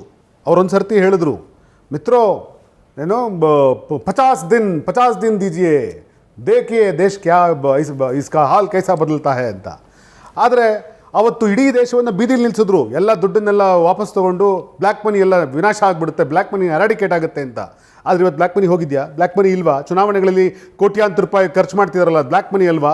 ಹಾಗಾದರೆ ಇಡೀ ದೇಶದಲ್ಲಿ 100 ಜನ ಪ್ರಾಣ ಕಳ್ಕೊಂಡ್ರಲ್ಲ ಬೀದಿಲಿ ನಿಂತ್ಕೊಂಡು ದುಡ್ಡಿಲ್ದಲೆ, ಅವತ್ತು ಈ ದೇಶಕ್ಕೆ ನೀವು ಹೇಳಿದ ಮೋಸ ಅಲ್ವಾ? ಒಂದು ಮೋಸ ಆಗಿದ್ದರೆ ನಾವು ಈ ಥರ ಮಾತಾಡ್ತಾ ಇರಲಿಲ್ಲ. ಪ್ರತಿ ಬಾರಿಯೂ ಮೋಸವೇ. ನಾನು ಬಂದ ತಕ್ಷಣ ಅವ್ರು ಹೇಳ್ತಾ ಇದ್ರು, ಈ ಹಣ ಹೋದ ತಕ್ಷಣ ಬ್ಲ್ಯಾಕ್ ಮನಿ ಹೊರಟೋಗ್ಬಿಡುತ್ತೆ, ಆಮೇಲೆ ಈ ದೇಶದಲ್ಲಿ ಒಂದೇ ಒಂದು ಟೆರರ್ ಅಟ್ಯಾಕ್ ಆಗಲ್ಲ ಅಂತ ಹೇಳಿ. ನೀವು ಉದಾಹರಣೆ ತಗೊಳ್ಳಿ, ಎಷ್ಟು ಟೆರರ್ ಅಟ್ಯಾಕ್ ಆಗಿದ್ದಾವೆ ಅಂತ ಹೇಳಿ. ಪುಲ್ವಾಮಾ ಅಟ್ಯಾಕ್ ಯಾವಾಗಾಯಿತು? ಈ ದೇಶದ ಸೈನಿಕರ ಮೇಲೆ 46-47 ಜನ ಸೈನಿಕರು ಬರುವಂಥ ಬಸ್ಸು ಅದು ಯಾವ ರೀತಿ ಬ್ಲಾಸ್ಟ್ ಆಯಿತು? ಹಾಗಾದರೆ ಬ್ಲ್ಯಾಕ್ ಮನಿ ಹೋಗಿದ್ರೆ ಇದೆಲ್ಲ ಹೆಂಗೆ ನಡೀತು? ಅವತ್ತು ಈ ದೇಶದ ಜನಕ್ಕೆ ನಂಬಿಕೆ ಇಲ್ವಾ? ಮತ್ತಿವತ್ತು ಅವ್ರು ಹೇಳ್ತಾ ಇದ್ರು, ಈ ದೇಶ ನೋಡ್ತಾ ಇರಿ, ಒಂದು ದಿವಸ ಹವಾಯಿ ಚಪ್ಪಲಿ ಹಾಕೊಳ್ಳೋನು ಏರೋಪ್ಲೇನಲ್ಲಿ ಬರ್ತಾನೆ. ಈ ಮಾತನ್ನು ಚುನಾವಣೆಗೆ ಹೋಗೋ ಕೆಲವೇ ದಿವಸಕ್ಕೆ ಮುಂಚೆ ಅವ್ರು ಹೇಳಿದರು. ಎಲ್ಲಿಯಪ್ಪ ಇವತ್ತು ಚುನಾವಣೆ ಒಳಗಡೆ ಹವಾಯಿ ಚಪ್ಪಲಿ ಹಾಕ್ಕೊಂಡು ವಿಮಾನದಲ್ಲಿ ಹೋಗೋದಕ್ಕೆ ಸಾಧ್ಯ ಇದೆಯಾ? ಈ ದೇಶದಲ್ಲಿ ಅವ್ರ ಪರಿಸ್ಥಿತಿ ಸುಧಾರಣೆ ಆಗೋದಕ್ಕೆ ಸಾಧ್ಯ ಆಗಿದೆಯಾ? ಅವ್ರು ಹೇಳ್ತಾ ಇದ್ರು ಏನು ಅಂತಂದರೆ, ಗರೀಬಿ ಗರೀಬಿ ಗರೀಬಿ ಗರೀಬಿ ಗರೀಬಿ ಅಂತ ಜಪ ಮಾಡ್ತಾ ಇದ್ದಾರೆ. ಆದರೆ ನಾನು ಬಂದರೆ ಈ ದೇಶದಲ್ಲಿ ಗರೀಬಿಯನ್ನು ತೆಗೆದಾಕ್ತೀನಿ ಅಂತ ಹೇಳಿ. ಆದರೆ ಇವತ್ತು ಅವರೇ ಅಂಕಿಅಂಶ ಕೊಡ್ತಾರೆ. ದೇಶದಲ್ಲಿ ಎಷ್ಟು ಜನ ಪಡಿತರ ಚೀಟಿಲಿ ಬದುಕ್ತಾ ಇದ್ದಾರೆ, ಎಷ್ಟು ಜನ ಗ್ಯಾರಂಟಿಗಳ ಮೇಲೆ ಬದುಕ್ತಾ ಇದ್ದಾರೆ. ಪ್ರತಿ ರಾಜ್ಯಗಳಲ್ಲೂ ಇವರು ಕರ್ನಾಟಕ ಚುನಾವಣೆಗೆ ಬಂದಾಗ ಗ್ಯಾರಂಟಿ ಕೊಟ್ಟರೆ ರಾಜ್ಯ ದಿವಾಳಿ ಆಗುತ್ತೆ ಅಂದರು. ಈ ದೇಶದ ಪ್ರತಿ ರಾಜ್ಯಗಳ ಚುನಾವಣೆಯಲ್ಲಿ ಅವರೇ ಇವತ್ತು ಗ್ಯಾರಂಟಿ ಹೇಳ್ಕೊಂಡು ಚುನಾವಣೆ ಮಾಡ್ತಾ ಇದ್ದಾರೆ. ಪ್ರತಿ ಹಂತದಲ್ಲೂ ಕೂಡ ಅವ್ರು ಹೇಳಿರುವ ಮಾತುಗಳು ಸುಳ್ಳಾಗಿದೆ. ಕರೋನಾ ಬಂದಂಥ ಸಂದರ್ಭದಲ್ಲಿ ಅವ್ರು ಹೇಳ್ತಾ ಇದ್ರು, ಕರೋನಾನ ನಾನು ದೊಡ್ಡದಾಕ್ಬಿಡ್ತೀನಿ, ಹಾಗೆ ಮಾಡ್ತೀನಿ, ಹೀಗೆ ಮಾಡ್ತೀನಿ. ಆದರೆ ಕೊರೋನಾ ಬಂದಾಗ ಈ ದೇಶದ ಜನರನ್ನು ನೀವು 4 ಜನ ಸೇರ್ಕೊಂಡ್ರೆ ನಿಮ್ಮನ್ನು ಅರೆಸ್ಟ್ ಮಾಡ್ತೀವಿ ಅಂತ ಪೊಲೀಸ್ನವ್ರ ಕೈಲಿ ಹೊಡಿಸ್ತಾ ಇದ್ರಿ. ಆದರೆ ನೀವು ಅವತ್ತು ಅಮೇರಿಕಾದಿಂದ ಟ್ರಂಪನ್ನು ಕರ್ಕೊಂಡು ಬಂದು ಆಮ್ಶೆ ಟ್ರಂಪ್ ಅಂತ ಕಾರ್ಯಕ್ರಮ ಮಾಡಿ ಇದೇ ದೇಶದ ತುಂಬ ಕರೋನಾ ಹರಡೋದಕ್ಕೆ ಇವರೇ ಕಾರಣ ಆಗಿದ್ದರು. ಅವತ್ತು ಕರೋನಾ ಬಂದಾಗ ಇದರ ಬಗ್ಗೆ ಇದೇ ರಾಹುಲ್ ಗಾಂಧಿ ಅವರು ಹೇಳಿಕೆ ಕೊಟ್ಟಾಗ ರಾಹುಲ್ ಗಾಂಧಿ ಅವ್ರನ್ನ ಅಪಹಾಸ್ಯ ಮಾಡಿದರು BJP ನಾಯಕರು, ರಾಹುಲ್ ಗಾಂಧಿ ಅವ್ರನ್ನ. ಆದರೆ ಇಡೀ ದೇಶದಲ್ಲಿ ಕರೋನಾ ಬಂದು ಜನ ಸಾಯ್ತಿರ್ಬೇಕಾದ್ರೆ ತಟ್ಟೆ ಬಡಿರಿ, ಜಾಗ್ಟೆ ಬಡಿರಿ, ಕ್ಯಾಂಡಲ್ ಹಚ್ಚಿ ಅನ್ನುವಂಥ ಮಾತುಗಳನ್ನು ದೇಶದ ಜನಗಳ ಮುಂದೆ ಇಟ್ಟರು. ಈ ರೀತಿಯಾಗಿ ಬ್ಲೇಟೆಂಟ್ ಸುಳ್ಳುಗಳನ್ನು ಅವ್ರು ಬಂದರೆ ರೂಪಾಯಿ ವ್ಯಾಲ್ಯೂ 40 ರೂಪಾಯಿ ಆಗಿಬಿಡ್ತದೆ, ಡಾಲರ್ ವ್ಯಾಲ್ಯೂ ರೂಪಾಯಿ ವ್ಯಾಲ್ಯೂ ಮುಂದೆ ಅಂತ ಹೇಳ್ತಾ ಇದ್ರು. ಇವತ್ತು 96 ರೂಪಾಯಿ ಆಗಿ ಕೂತ್ಕೊಂಡಿದೆ. ಭಾರತ ದೇಶದ ಸಾಲ ಎಲ್ಲ ತೀರಿಸ್ಬಿಡ್ತೀವಿ ಮೋದಿ ಬಂದರೆ ಅಂತ ಹೇಳ್ತಾ ಇದ್ರು. ಇವತ್ತು ಭಾರತ ದೇಶದ ಸಾಲ 54 ಲಕ್ಷ ಕೋಟಿಯಿಂದ 215 ಲಕ್ಷ ಕೋಟಿ ಆಗಿದೆ. ಪ್ರತಿ ಹಂತದಲ್ಲೂ ಅವ್ರು ಸುಳ್ಳು ರೀ, ಪ್ರತಿ ಹಂತದಲ್ಲೂ ಅವ್ರು ಫೇಲ್ ಆಗಿದ್ದಾರೆ ರೀ. ಅದಕ್ಕೋಸ್ಕರ ಅವ್ರು ಹೇಳಿದ ಮಾತನ್ನೆಲ್ಲ ನಾವು ಕುರುಡ್ರ ಥರ ಒಪ್ಪಕ್ಕೆ ತಯಾರಿಲ್ಲ. ಈ ದೇಶದಲ್ಲಿ ಯಾರನ್ನು ಒಪ್ಪಬೇಡಿ. ರಾಹುಲ್ ಗಾಂಧಿ ಅವರನ್ನು ಆಗಲಿ, ಮೋದಿ ಅವರನ್ನು ಆಗಲಿ, ಅಥವಾ ಇನ್ನೊಬ್ಬರನ್ನು ಆಗಲಿ, ಯಾರನ್ನು ಒಪ್ಪಬೇಡಿ. ಪ್ರಶ್ನಿಸಿ. ಈ ದೇಶದ ಪ್ರಜೆಯಾಗಿ ಪ್ರಶ್ನಿಸೋದು ನಿಮ್ಮ ಹಕ್ಕು. ಪ್ರಶ್ನೆ ಮಾಡಿ. ನಿಖಿತ್, ಅಲ್ಲಪ್ಪ, ಯೂಸ್ ಮಾಡಕ್ಕೆ ದುಡ್ಡಿಲ್ಲ. ನಾನು ಇವತ್ತು ಈ ಮೀಡಿಯಾದಲ್ಲಿ ಕೂತ್ಕೊಂಡು ನಾನೊಂದು ಪ್ರಿಡಿಕ್ಷನ್ ಹೇಳ್ತಾ ಇದ್ದೀನಿ, ಕೇಳಿ ಸರ್. ಇನ್ನು ಕೆಲವೇ ದಿವಸದಲ್ಲಿ ಕರೋನಾ ಹೆಂಗೆ ಲಾಕ್ಡೌನ್ ಆಯಿತೋ ಅಂಥದ್ದೊಂದು ಲಾಕ್ಡೌನ್ನ ಪರಿಸ್ಥಿತಿ ಏನಾದರೂ ಬಂದರೆ ಅವತ್ತು ನಾನು ಹೇಳಿದ ಮಾತನ್ನು ನೀವು ಮತ್ತೆ ನೆನಪು ಮಾಡ್ಕೊಳ್ಳಿ ಸರ್. ಯಾಕೆ ಹೇಳ್ತಾ ಅಲ್ಲಲ್ಲ, ಅದು ಬರುತ್ತೆ ಅಂತ ನಾನು ಹೇಳ್ತಾ ಇರೋದು. ನೋ ಆಯ್ತು, ಮೋದಿಯವರು ಸರ್, ನಾನು ಹೇಳೋದೇನು ಗೊತ್ತಾ? ನಿಖಿತ್ ರಾಜಮೌಳಿ ಅವರೇ, ತಾವೇನು ಮೋದಿ ಸರ್ಕಾರದ ವೈಫಲ್ಯಗಳ ಪಟ್ಟಿ ಹೇಳಿದ್ರಲ್ಲ, ನನಗೆ ಇದನ್ನೆಲ್ಲ ಕೇಳಿಸಿಕೊಂಡಾಗ ಒಂದು ಸಂಶಯ ಬರೋದು, ಈ ದೇಶದ ಸಾಮಾನ್ಯ ಮತದಾರನ ಕಾಮನ್ ಸೆನ್ಸನ್ನು ನೀವು ಪ್ರಶ್ನೆ ಮಾಡ್ತಿದ್ದೀರಾ ಅಂತ. ಆಯ್ತಪ್ಪ, 2014 ಅದೇನೋ ಒಂದು ಕ್ಯಾಂಪೇನ್ ಮಾಡಿದ್ರು, ಇದು ಮಾಡಿದ್ರು, ಗೆದ್ದುಬಿಟ್ರು. 2019ರಲ್ಲಿ ಅದಕ್ಕಿಂತ ಜಾಸ್ತಿ ಸ್ಥಾನಗಳನ್ನು ಪಡೆದು ಗೆಲ್ತಾರೆ. ಈ ಸಲ ಅವರು he is not running a majority government, ಅಲ್ಪ ಮತದ ಸರ್ಕಾರವನ್ನು ನಡೆಸ್ತಾ ಇದ್ದಾರೆ. ಈ ಚುನಾವಣೆ ಮುಗಿದ ನಂತರ 5 ರಾಜ್ಯಗಳ ವಿಧಾನಸಭಾ ಚುನಾವಣೆಗಳನ್ನು ದೊಡ್ಡ ಪ್ರಮಾಣದಲ್ಲಿ ಗೆದ್ದುಕೊಂಡಿದ್ದಾರೆ. ಈ ದೇಶದಲ್ಲಿ ನೀವು ಹೇಳುವಂಥ ಅಷ್ಟು ಸಮಸ್ಯೆಗಳು ಇದ್ದರೂ ಕೂಡ ಮತದಾರರು ಮತ್ತೆ BJP ಮತ್ತು ಅಲಯನ್ಸ್ಗಳನ್ನು ಓಟ್ ಹಾಕಿ ಗೆಲ್ತಾ ಇದ್ದಾರೆ. ಈ ದೇಶದ ಮತದಾರನ ಆಯ್ಕೆಯಲ್ಲಿ ಸಮಸ್ಯೆ ಇದೆ ಅಂತ ಏನಾದ್ರು ಹೇಳೋದಕ್ಕೆ ಬಯಸ್ತಿದ್ದೀರಾ ತಾವು? ಹಾಗಲ್ಲ ಸರ್. ಇವತ್ತು ಈ ದೇಶದ ಪ್ರತಿ ಚುನಾವಣೆಗಳಲ್ಲಿ ಅವ್ರು ಗೆಲ್ತಿದ್ದಾರೆ, ಪ್ರತಿ ರಾಜ್ಯದಲ್ಲಿ ಅಂತ ಹೇಳ್ತಾ ಇದ್ದೀರಲ್ಲ. ಪ್ರತಿ ರಾಜ್ಯದಲ್ಲಿ ಇವ್ರ ನಾಯಕರು ಯಾರಾದರೂ ಸಂಘ ಪರಿವಾರದಿಂದ ಬಂದು ಅಲ್ರಿ, ಹಂಗಲ್ಲ ಸರ್. ಕೇಳಿ ಸರ್, ಇವ್ರ ಕುದುರೆಗಳು ಓಡ್ತಾ ಇಲ್ಲ. ಇವ್ರು ಏನು ಮಾಡ್ತಾ ಇದ್ದಾರೆ ನೋಡಿ, ರಾಜ್ಯಗಳಲ್ಲಿ ಚುನಾವಣೆ ಆಗೋದು ನಾಯಕತ್ವದ ಮೇಲೆ. ಈಗ ಸಿದ್ದರಾಮಯ್ಯ ಬಂದಿದ್ದಾರಪ್ಪ. ಹೌದು, ಅದನ್ನೇ ನಾನು ಹೇಳ್ತಾ ಇರೋದು. ರಾಜ್ಯಗಳು ಓಡ್ತಾ ಇರಲಿಲ್ಲ. ಹೌದು, ನಾನು ಅದನ್ನೇ ಹೇಳ್ತಾ ಇರೋದು. ರಾಜ್ಯಗಳಲ್ಲಿ ಚುನಾವಣೆ ಆಗೋದು ನಾಯಕತ್ವದ ಮೇಲೆ. ಇಲ್ಲಿ ಸಿದ್ದರಾಮಯ್ಯನವರ ನಾಯಕತ್ವದಿಂದ ಅವ್ರನ್ನ ಹಿಂಬಾಲಿಸುವಂತ ಒಂದು ದೊಡ್ಡ ಶಕ್ತಿ ಕಾಂಗ್ರೆಸ್ ಪಾಲಿಗೆ ಬಂದಿದೆ. ಕಾಂಗ್ರೆಸ್ಗೆ ಅದರ ಲಾಭ ಆಗಿದೆ. ಹಾಗಲ್ಲ, ಅದೇ ಥರ ಅಲ್ಲಿ IT, ED, CBIಗಳನ್ನು ಬಳಸಿ ಯಾರ ವಿರುದ್ಧ ನರೇಂದ್ರ ಮೋದಿ ಅವರು ಅತಿ ಭ್ರಷ್ಟ ಹೇ, ಓ ನೀಚ್ ಆದ್ಮಿ ಹೇ ಅಂತ ಹಿಂದಿನ ಚುನಾವಣೆಯಲ್ಲಿ ಭಾಷಣ ಮಾಡಿದ್ರೋ, ಅದೇ ವ್ಯಕ್ತಿಗಳನ್ನು ಕರ್ಕೊಂಡೋಗಿ ಅಲ್ಲಿ ಕ್ಯಾಂಡಿಡೇಟ್ ಆಗಿದ ತಕ್ಷಣ ಓ ಪರಂ ದೇಶಭಕ್ತ ಹೇ, ಓ ಪರಂ ಪರಿಶುದ್ಧ ಹೇ ಅಂತ ಹೇಳಿ ಪ್ರಚಾರ ಮಾಡ್ತಾ ಇದ್ದಾರೆ. ಆ ವ್ಯಕ್ತಿಗೊಂದು ದೊಡ್ಡ ಫಾಲೋಯಿಂಗ್ ಇದೆ. ಆ ವ್ಯಕ್ತಿಯ ಕಾರಣಕ್ಕೋಸ್ಕರ ಒಂದಷ್ಟು ರಾಜ್ಯಗಳಲ್ಲಿ, ರಾಜಸ್ಥಾನದಲ್ಲಿ ಹಾಗೆ ಆಗಿದೆ, ಇವತ್ತು ವೆಸ್ಟ್ ಬೆಂಗಾಲ್ಗೆ ಹೋದ್ರು ಹಾಗೆ ಆಗಿದೆ, ಇವತ್ತು ಮೊನ್ನೆ ಇದ್ಯಾವುದು ಇವ್ರು ಗೆದ್ರಲ್ಲ ಆತ ಕೂಡ ಕಾಂಗ್ರೆಸ್ಸಿಗ, ಅಸ್ಸಾಂನಲ್ಲಿ ಕೂಡ ಹಾಗೆ ಆಗಿದೆ. ಸೊ ಇವರು ವಾಷಿಂಗ್ ಮಿಷಿನ್ ಗೆಲ್ಲೋ ಕುದುರೆಗಳನ್ನೆಲ್ಲ ಕಾಂಗ್ರೆಸ್ನಿಂದ ಬೇರೆ ಬೇರೆ ಪಕ್ಷಗಳಿಂದ ತಗೊಂಡೋಗಿ ಹೈಜಾಕ್ ಮಾಡ್ಕೊಂಡು ವಾಶ್ ಮಾಡಿ ನಾವು ತಯಾರು ಮಾಡಿದ ಕುದುರೆ ಸರ್, ನಾವು ಓಡಿಸಿರೋ ಕುದುರೆ. ಸೊ ಅದನ್ನ ತಗೊಂಡು ಬಂದು ಅವ್ರು ಬಣ್ಣ ಕೇಸರಿ ಶಾಲ ಹಾಕ್ಬಿಟ್ಟು ನಿಲ್ಸ್ಕೊಂಡಿದ್ದಾರೆ ಹೊರತು ಇದು ಮೋದಿ ಗೆಲುವಲ್ಲ. ನೀವು ಸಾಕಿರುವ ಕುದುರೆಗೆ ನಿಮ್ಮ ಲಾಯದಲ್ಲಿ ಏನು ಮೇವು ನೀರಿನ ಕೊರತೆ ಆಗಿತ್ತ? ನಾವು ಸಾಕಿದಂತ ಕುದುರೆಗಳಿಗೆ ಪಾಪ ಇವರ ಬ್ಲ್ಯಾಕ್ ಮೇಲ್ ಜಾಸ್ತಿ ಆಗಿದೆ. ನಾವು ಸಾಕಿದ ಕುದುರೆಗಳಿಗೆ ನೀವು ಕೇಳ್ಬೋದು, ಹಂಗಾದ್ರೆ ಇವರೆಲ್ಲ ಭ್ರಷ್ಟರಾಗಿದ್ರ ಅಂತ ನನಗೆ ಗೊತ್ತಿಲ್ಲ. ಆದ್ರೆ ಮೋದಿಜಿ ಹೇಳ್ತಾ ಇದ್ರು ಅರೆ ಓ ಭಯ್ಯಾ उसका देनो भ्रष्टाचार कितना है पता है क्या, कितना हजार. ಸರ್ ಯಾರು ಬೇಡ ಸರ್, ಕರ್ನಾಟಕದಲ್ಲಿ ಇದೇ MTB ನಾಗರಾಜ್ ಅವ್ರ ಬಗ್ಗೆ ಮೋದಿ ಅವರು ಮಾತಾಡಿದ್ರು. ಕರ್ನಾಟಕದಲ್ಲಿ ಎಷ್ಟು ಜನ ಲೀಡರ್ಗಳ ಬಗ್ಗೆ ಮಾತನಾಡಿದ್ರು, ಸೋಮಶೇಖರ್ ಬಗ್ಗೆ ಮಾತನಾಡಿದ್ರು, ಅವರೆಲ್ಲರನ್ನು ಇವತ್ತು ಅವ್ರ ಪಕ್ಷದಲ್ಲಿ ಇಟ್ಕೊಂಡಿದ್ದಾರೆ. ನಾನು ಯಾಕೆ ಉದಾಹರಣೆಗಳನ್ನು ಕೊಡ್ತಾ ಇದ್ದೀನಿ ಅಂತಂದ್ರೆ ಇಡೀ ದೇಶದುದ್ದಗಲಕ್ಕೆ ಒಂದು ನಿಮಿಷ ನೀವು ಅಣ್ಣ ಇಲ್ಲ ಮೈಕ್ ಇಲ್ದೇ ಇರೋರು ಬೇಡ, ಟೈಮ್ ಕಡಿಮೆ ಇದೆ. ಇದೇ ಕಾಂಗ್ರೆಸ್ಸು ಸಿದ್ದರಾಮಯ್ಯನವ್ರ ನೇತೃತ್ವದಲ್ಲಿ ಬೆಂಗಳೂರಿನಿಂದ ಬಳ್ಳಾರಿ ತನಕ ಗಣಿಗಾರಿಕೆ ವಿರುದ್ಧ ಪಾದಯಾತ್ರೆ ಮಾಡ್ತು ಸರ್. ಪಾದಯಾತ್ರೆ ಯಾರ್ಯಾರ ವಿರುದ್ಧ ಇತ್ತು ಅನ್ನುವ ಲಿಸ್ಟ್ನಲ್ಲಿ ನಾಗೇಂದ್ರ ಅವರು ಇದ್ದರು ಸರ್. ಆಮೇಲೆ ನಿಮ್ಮ ಪಕ್ಷಕ್ಕೆ ಬಂದರು. ಈ ಸರ್ಕಾರದ ಅವಧಿಯಲ್ಲಿ ವಾಲ್ಮೀಕಿ ಹಗರಣದಲ್ಲಿ ರಾಜೀನಾಮೆ ಕೊಡಬೇಕಾದ ಪರಿಸ್ಥಿತಿ ತಂದುಕೊಂಡ್ರು. ಈಗ ಸಿದ್ದರಾಮಯ್ಯನವ್ರು ನಿಂತ್ಕೊಂಡು ಹೇಳ್ತಾರೆ ಸಚಿವ ಸಂಪುಟ ಪುನರ್ರಚನೆ ಆದ್ರೆ ಮತ್ತೆ ಕ್ಯಾಬಿನೆಟಿಗೆ ಬರ್ತೀವಿ ಅಂತ. ಕರ್ನಾಟಕದಲ್ಲಿ ಒಂದು ವಾಷಿಂಗ್ ಮೆಷಿನ್ ಇಟ್ಕೊಂಡಿದ್ದೀರಾ? ಇಲ್ಲ, ನಾಗೇಂದ್ರ ವಿರುದ್ಧ ಇವತ್ತು ತನಿಖೆ ಆಗಿ ನಾಗೇಂದ್ರ ಅವರು ಕರಪ್ಟ್ ಅಂತ ಹೇಳ್ಬಿಟ್ಟು ಅವ್ರ ವಿರುದ್ಧ ಸಾಬೀತಾಗಿದ್ಯಾ? ಸಾಬೀತಾದ್ರೆ ನಾವು ಅವ್ರನ್ನ ಹೊರಗಿಡ್ತೀವಿ. ಆಗಿಲ್ಲ ಅಂದ್ರೆ ಬಳ್ಳಾರಿ ಪಾದಯಾತ್ರೆ ನಾಗೇಂದ್ರ ವಿರುದ್ಧ ಇತ್ತೋ ಇಲ್ವೋ ನೋಡಿ ಸರ್. ಬಳ್ಳಾರಿ ಪಾದಯಾತ್ರೆ ಅವತ್ತು ಯಾರ್ಯಾರು ತೊಡೆ ತೊಟ್ಟಿ ಬಾ ದಮ್ಮಿದ್ರೆ ತಾಕತ್ತಿದ್ರೆ ಅಂತ ಕರೆದ್ರು ಅವರೆಲ್ಲರ ವಿರುದ್ಧ ಇತ್ತು. ನಾಗೇಂದ್ರ ಇರ್ಲಿಲ್ವಾ ಆ ಲಿಸ್ಟ್ ಅಲ್ಲಿ? ಹಾಗಲ್ಲ, ಆತನೂ ಒಬ್ಬ ಗಣಿ ಉದ್ಯಮಿ. ಅನೇಕ ಜನ ಕಾಂಗ್ರೆಸ್ ಮಾಡಲಿಲ್ವಾ ನೀವು? ಆಗಲ್ಲ ಸರ್, ಅನೇಕ ಜನ ಭ್ರಷ್ಟ ಅಂತ ಹೇಳಿಲ್ವಾ ನೀವು? ಸರ್, ಅನೇಕ ಜನ ಕಾಂಗ್ರೆಸ್ ಉದ್ಯಮಿಗಳು ಕೂಡ ಗಣಿ ಉದ್ಯಮಿಗಳಿದ್ದಾರೆ. ಅವತ್ತು ಗಣಿಗಾರಿಕೆ ಅವರೆಲ್ಲರೂ ಪ್ರಾಮಾಣಿಕರಾಗಿದ್ದಾರೆ. ಅವತ್ತು ಗಣಿಗಾರಿಕೆ ವಿರುದ್ಧ ನಡೆದ ಪಾದಯಾತ್ರೆ ಬಹಳ ಮುಖ್ಯ ಉದ್ದೇಶ ಏನು? ಅಲ್ಲಿ ಉಡುಸಲಮ್ಮ ದೇವಿಯ ದೇವಸ್ಥಾನವನ್ನ ಧ್ವಂಸ ಮಾಡಿದ್ರು. ಕರ್ನಾಟಕದ ಮ್ಯಾಪ್ ಅನ್ನೇ ಬದಲಾಯಿಸಿದ್ರು. ಕರ್ನಾಟಕದ ಮ್ಯಾಪ್ ಅನ್ನ ಅಳಿಸಲಿಕ್ಕೆ ಪ್ರಯತ್ನ ಮಾಡಿದ್ರು. ದೆಹಲಿಯಲ್ಲಿ ಲಿಕ್ಕರ್ ಸ್ಕ್ಯಾಮ್ನ ಆರೋಪವನ್ನ ಅರವಿಂದ್ ಕೇಜ್ರಿವಾಲ್ರ ಮೇಲೆ ಮಾಡಿದ್ದು ಅಜಯ್ ಮಾಕನ್ ಸರ್. ಕಾಂಗ್ರೆಸ್ನವರು ಪತ್ರಿಕಾಗೋಷ್ಠಿ ಮಾಡಿ ಹೇಳಿದ್ರು. ಸರಿ, ಇಡಿ ಕೇಸ್ CBIನವರು ಕೇಸ್ ಮಾಡಿದ ಸಂದರ್ಭದಲ್ಲಿ ಮತ್ತೊಮ್ಮೆ ಪತ್ರಿಕಾಗೋಷ್ಠಿ ಆಯಿತು. ಇದರ ಕ್ರೆಡಿಟ್ ಏನೇ ಇದ್ರು ಕಾಂಗ್ರೆಸ್ಸಿಗೆ ಬರಬೇಕು ಅಂತ. ಆನಂತರ ನೀವು ಕೈ ಹಿಡ್ಕೊಂಡು ನಿಂತ್ಕೊಂಡ್ಬಿಟ್ರಿ ಆಮ್ ಆದ್ಮಿ ಪಕ್ಷದ ಜೊತೆ, ಅರವಿಂದ್ ಕೇಜ್ರಿವಾಲ್ರ ಜೊತೆ. ಅದೇ ಅರವಿಂದ್ ಕೇಜ್ರಿವಾಲು ಪ್ರೆಸ್ ಮೀಟ್ನಲ್ಲಿ ಕೂತ್ಕೊಂಡು ಲಿಸ್ಟ್ ಓದಿದ್ರು. ಈ ದೇಶದ ಭ್ರಷ್ಟ ರಾಜಕಾರಣಿಗಳ ಪಟ್ಟಿ ನನ್ನ ಹತ್ರ ಇದೆ ಅಂತೇಳಿ ಮೊದಲನೇ ಹೆಸರೇ ಸೋನಿಯಾ ಗಾಂಧಿ ಅವ್ರದ್ದಿತ್ತು ಸರ್. ಮತ್ತು ಕೈ ಹಿಡ್ಕೊಂಡು ನಿಂತ್ಕೊಂಡ್ರಪ್ಪ ನೀವು. ಅಂದರೆ ನಿಮಗೊಂದು ಕ್ಯಾಲ್ಕುಲೇಷನ್, ಅವ್ರಿಗೊಂದು ಕ್ಯಾಲ್ಕುಲೇಷನ್ ಹಿಂಗೆ ಯಾಕಿದು ಅಂತ. ಹಂಗಲ್ಲ ಸರ್, ಹಂಗಂತ ನಾನು ಅವ್ರು ಮಾಡಿದ್ದನ್ನು ಸಮರ್ಥನೆ ಮಾಡಿಕೊಳ್ತಾ ಇಲ್ಲ. ಒಂದು ನಿಮಿಷ ಈ ಚಾನಲ್ನಲ್ಲಿ ED, CBI, IT ಗಳ ದುರ್ಬಳಕೆಯ ಬಗ್ಗೆ ಗಂಟೆಗಟ್ಟಲೆ ಡಿಬೇಟ್ ಮಾಡಿದ್ದೀವಿ ಮತ್ತು BJP ಅವ್ರನ್ನ ಪ್ರಶ್ನೆ ಮಾಡಿದ್ದೀವಿ. ಎಸ್, ನಿಮ್ಮ ಜೊತೆ ನಾನು ಹೇಳ್ತಾ ಇರೋದು ಅವರು ಮಾಡ್ತಾ ಇದ್ದಾರೆ, ನೀವೇನು ಭಾಳ ಶುದ್ಧುಳ್ಳವರಲ್ಲ ಸರ್. ಇಲ್ಲ, ನಾನು ಅದನ್ನು ಹೇಳ್ತಾ ಇಲ್ಲ.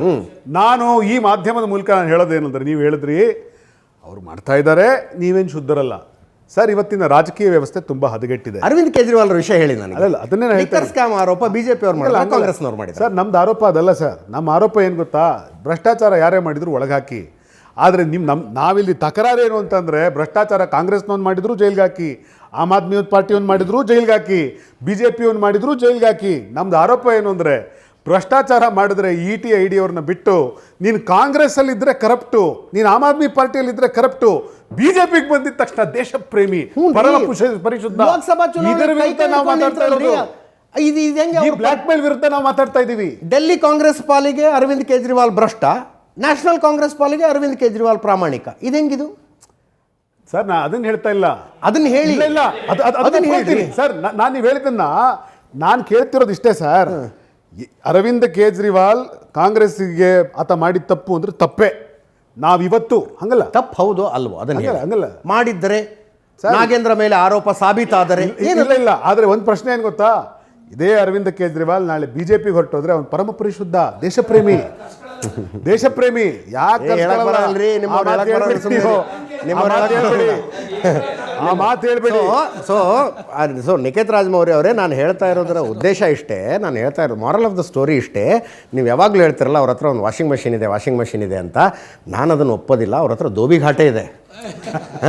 ಬಟ್ ನಿಮ್ಮ ಹತ್ರ ಸಣ್ಣದೊಂದು ಒಗೆಯಕಲ್ಲಿದೆ, ನಿಮ್ಮ ಹತ್ರ ಸಣ್ಣದೊಂದು ಒಗೆಯಕಲ್ಲಿದೆ ಅಂತ. ಅಲ್ಲಲ್ಲ ಸರ್, ಇಷ್ಟರ ಮಟ್ಟಿಗೆ ಇವತ್ತು ನೀವು ಹೇಳಿದ ಮಾತನ್ನ ನಾನು ಕೂಡ ಒಪ್ಕೊಳ್ತೀನಿ. ನೀವು ಹೇಳಿದ್ರಿ ನಿಮ್ಮ ಹತ್ರ ಒಂದು ಸಣ್ಣ ಕಲ್ಲಿದೆ ಒಗೆಯಕ್ಕೆ, ಆದರೆ ಅವ್ರ ಹತ್ರ ವಾಷಿಂಗ್ ಮಿಷಿನ್ ಅಲ್ಲ ದೋಬಿಗಾಟೆ ಇದೆ ಅಂತ ಹೇಳಿದ್ರಲ್ಲ. ಎಲ್ಲರೂ ರಾಜಕಾರಣ ಮಾಡುವಂಥ ಸಂದರ್ಭದಲ್ಲಿ ಪೊಲಿಟಿಕ್ಸ್ ಆಯ್ಕೆ ಹೆಂಗಿರುತ್ತೆ ಗೊತ್ತಾ ಸರ್? ಇದು ಬಹಳ ಪರಿಶುದ್ಧ ಮತ್ತು ಬಹಳ ನೀಚ, ಇವ್ರ ನಡುವೆ ಆಯ್ಕೆ ಇರಲ್ಲ. ಇಲ್ಲಿ ಆಯ್ಕೆ ಏನು ಅಂತಂದ್ರೆ ಕಡಿಮೆ ದುಷ್ಟ ಜಾಸ್ತಿ ದುಷ್ಟ ನಡುವೆ ಆಯ್ಕೆ ಇರ್ತದೆ ಅಷ್ಟೇ. ಆದ್ರೆ ನಾವು ಹೇಳ್ತಿರೋದು ಏನು ಅಂದ್ರೆ ಈ ವ್ಯವಸ್ಥೆ ಹಂಗಿದೆ. ಈ ವ್ಯವಸ್ಥೆಯಲ್ಲಿ ಯಾರು ಅತಿ ದುಷ್ಟ ಇದ್ದಾನೆ, ಯಾರು ಈ ದೇಶಕ್ಕೆ ಸರ್ವಕಾಲ ಸರ್ವದಾ ಮೋಸ ಮಾಡಿದ್ದಾನೆ, ಯಾವುದನ್ನ ನೀವು ಸಣ್ಣ ಪ್ರಮಾಣದಲ್ಲಿ ಮಾಡಿದ್ರು ಅದನ್ನ ದೊಡ್ಡ ಪ್ರಮಾಣದಲ್ಲಿ ಅವ್ರು ಮಾಡಿದ್ರು, ನೀವು ಎದೆ ಬಡ್ಕತ್ತಾ ಇದ್ದೀರಿ ಈಗ.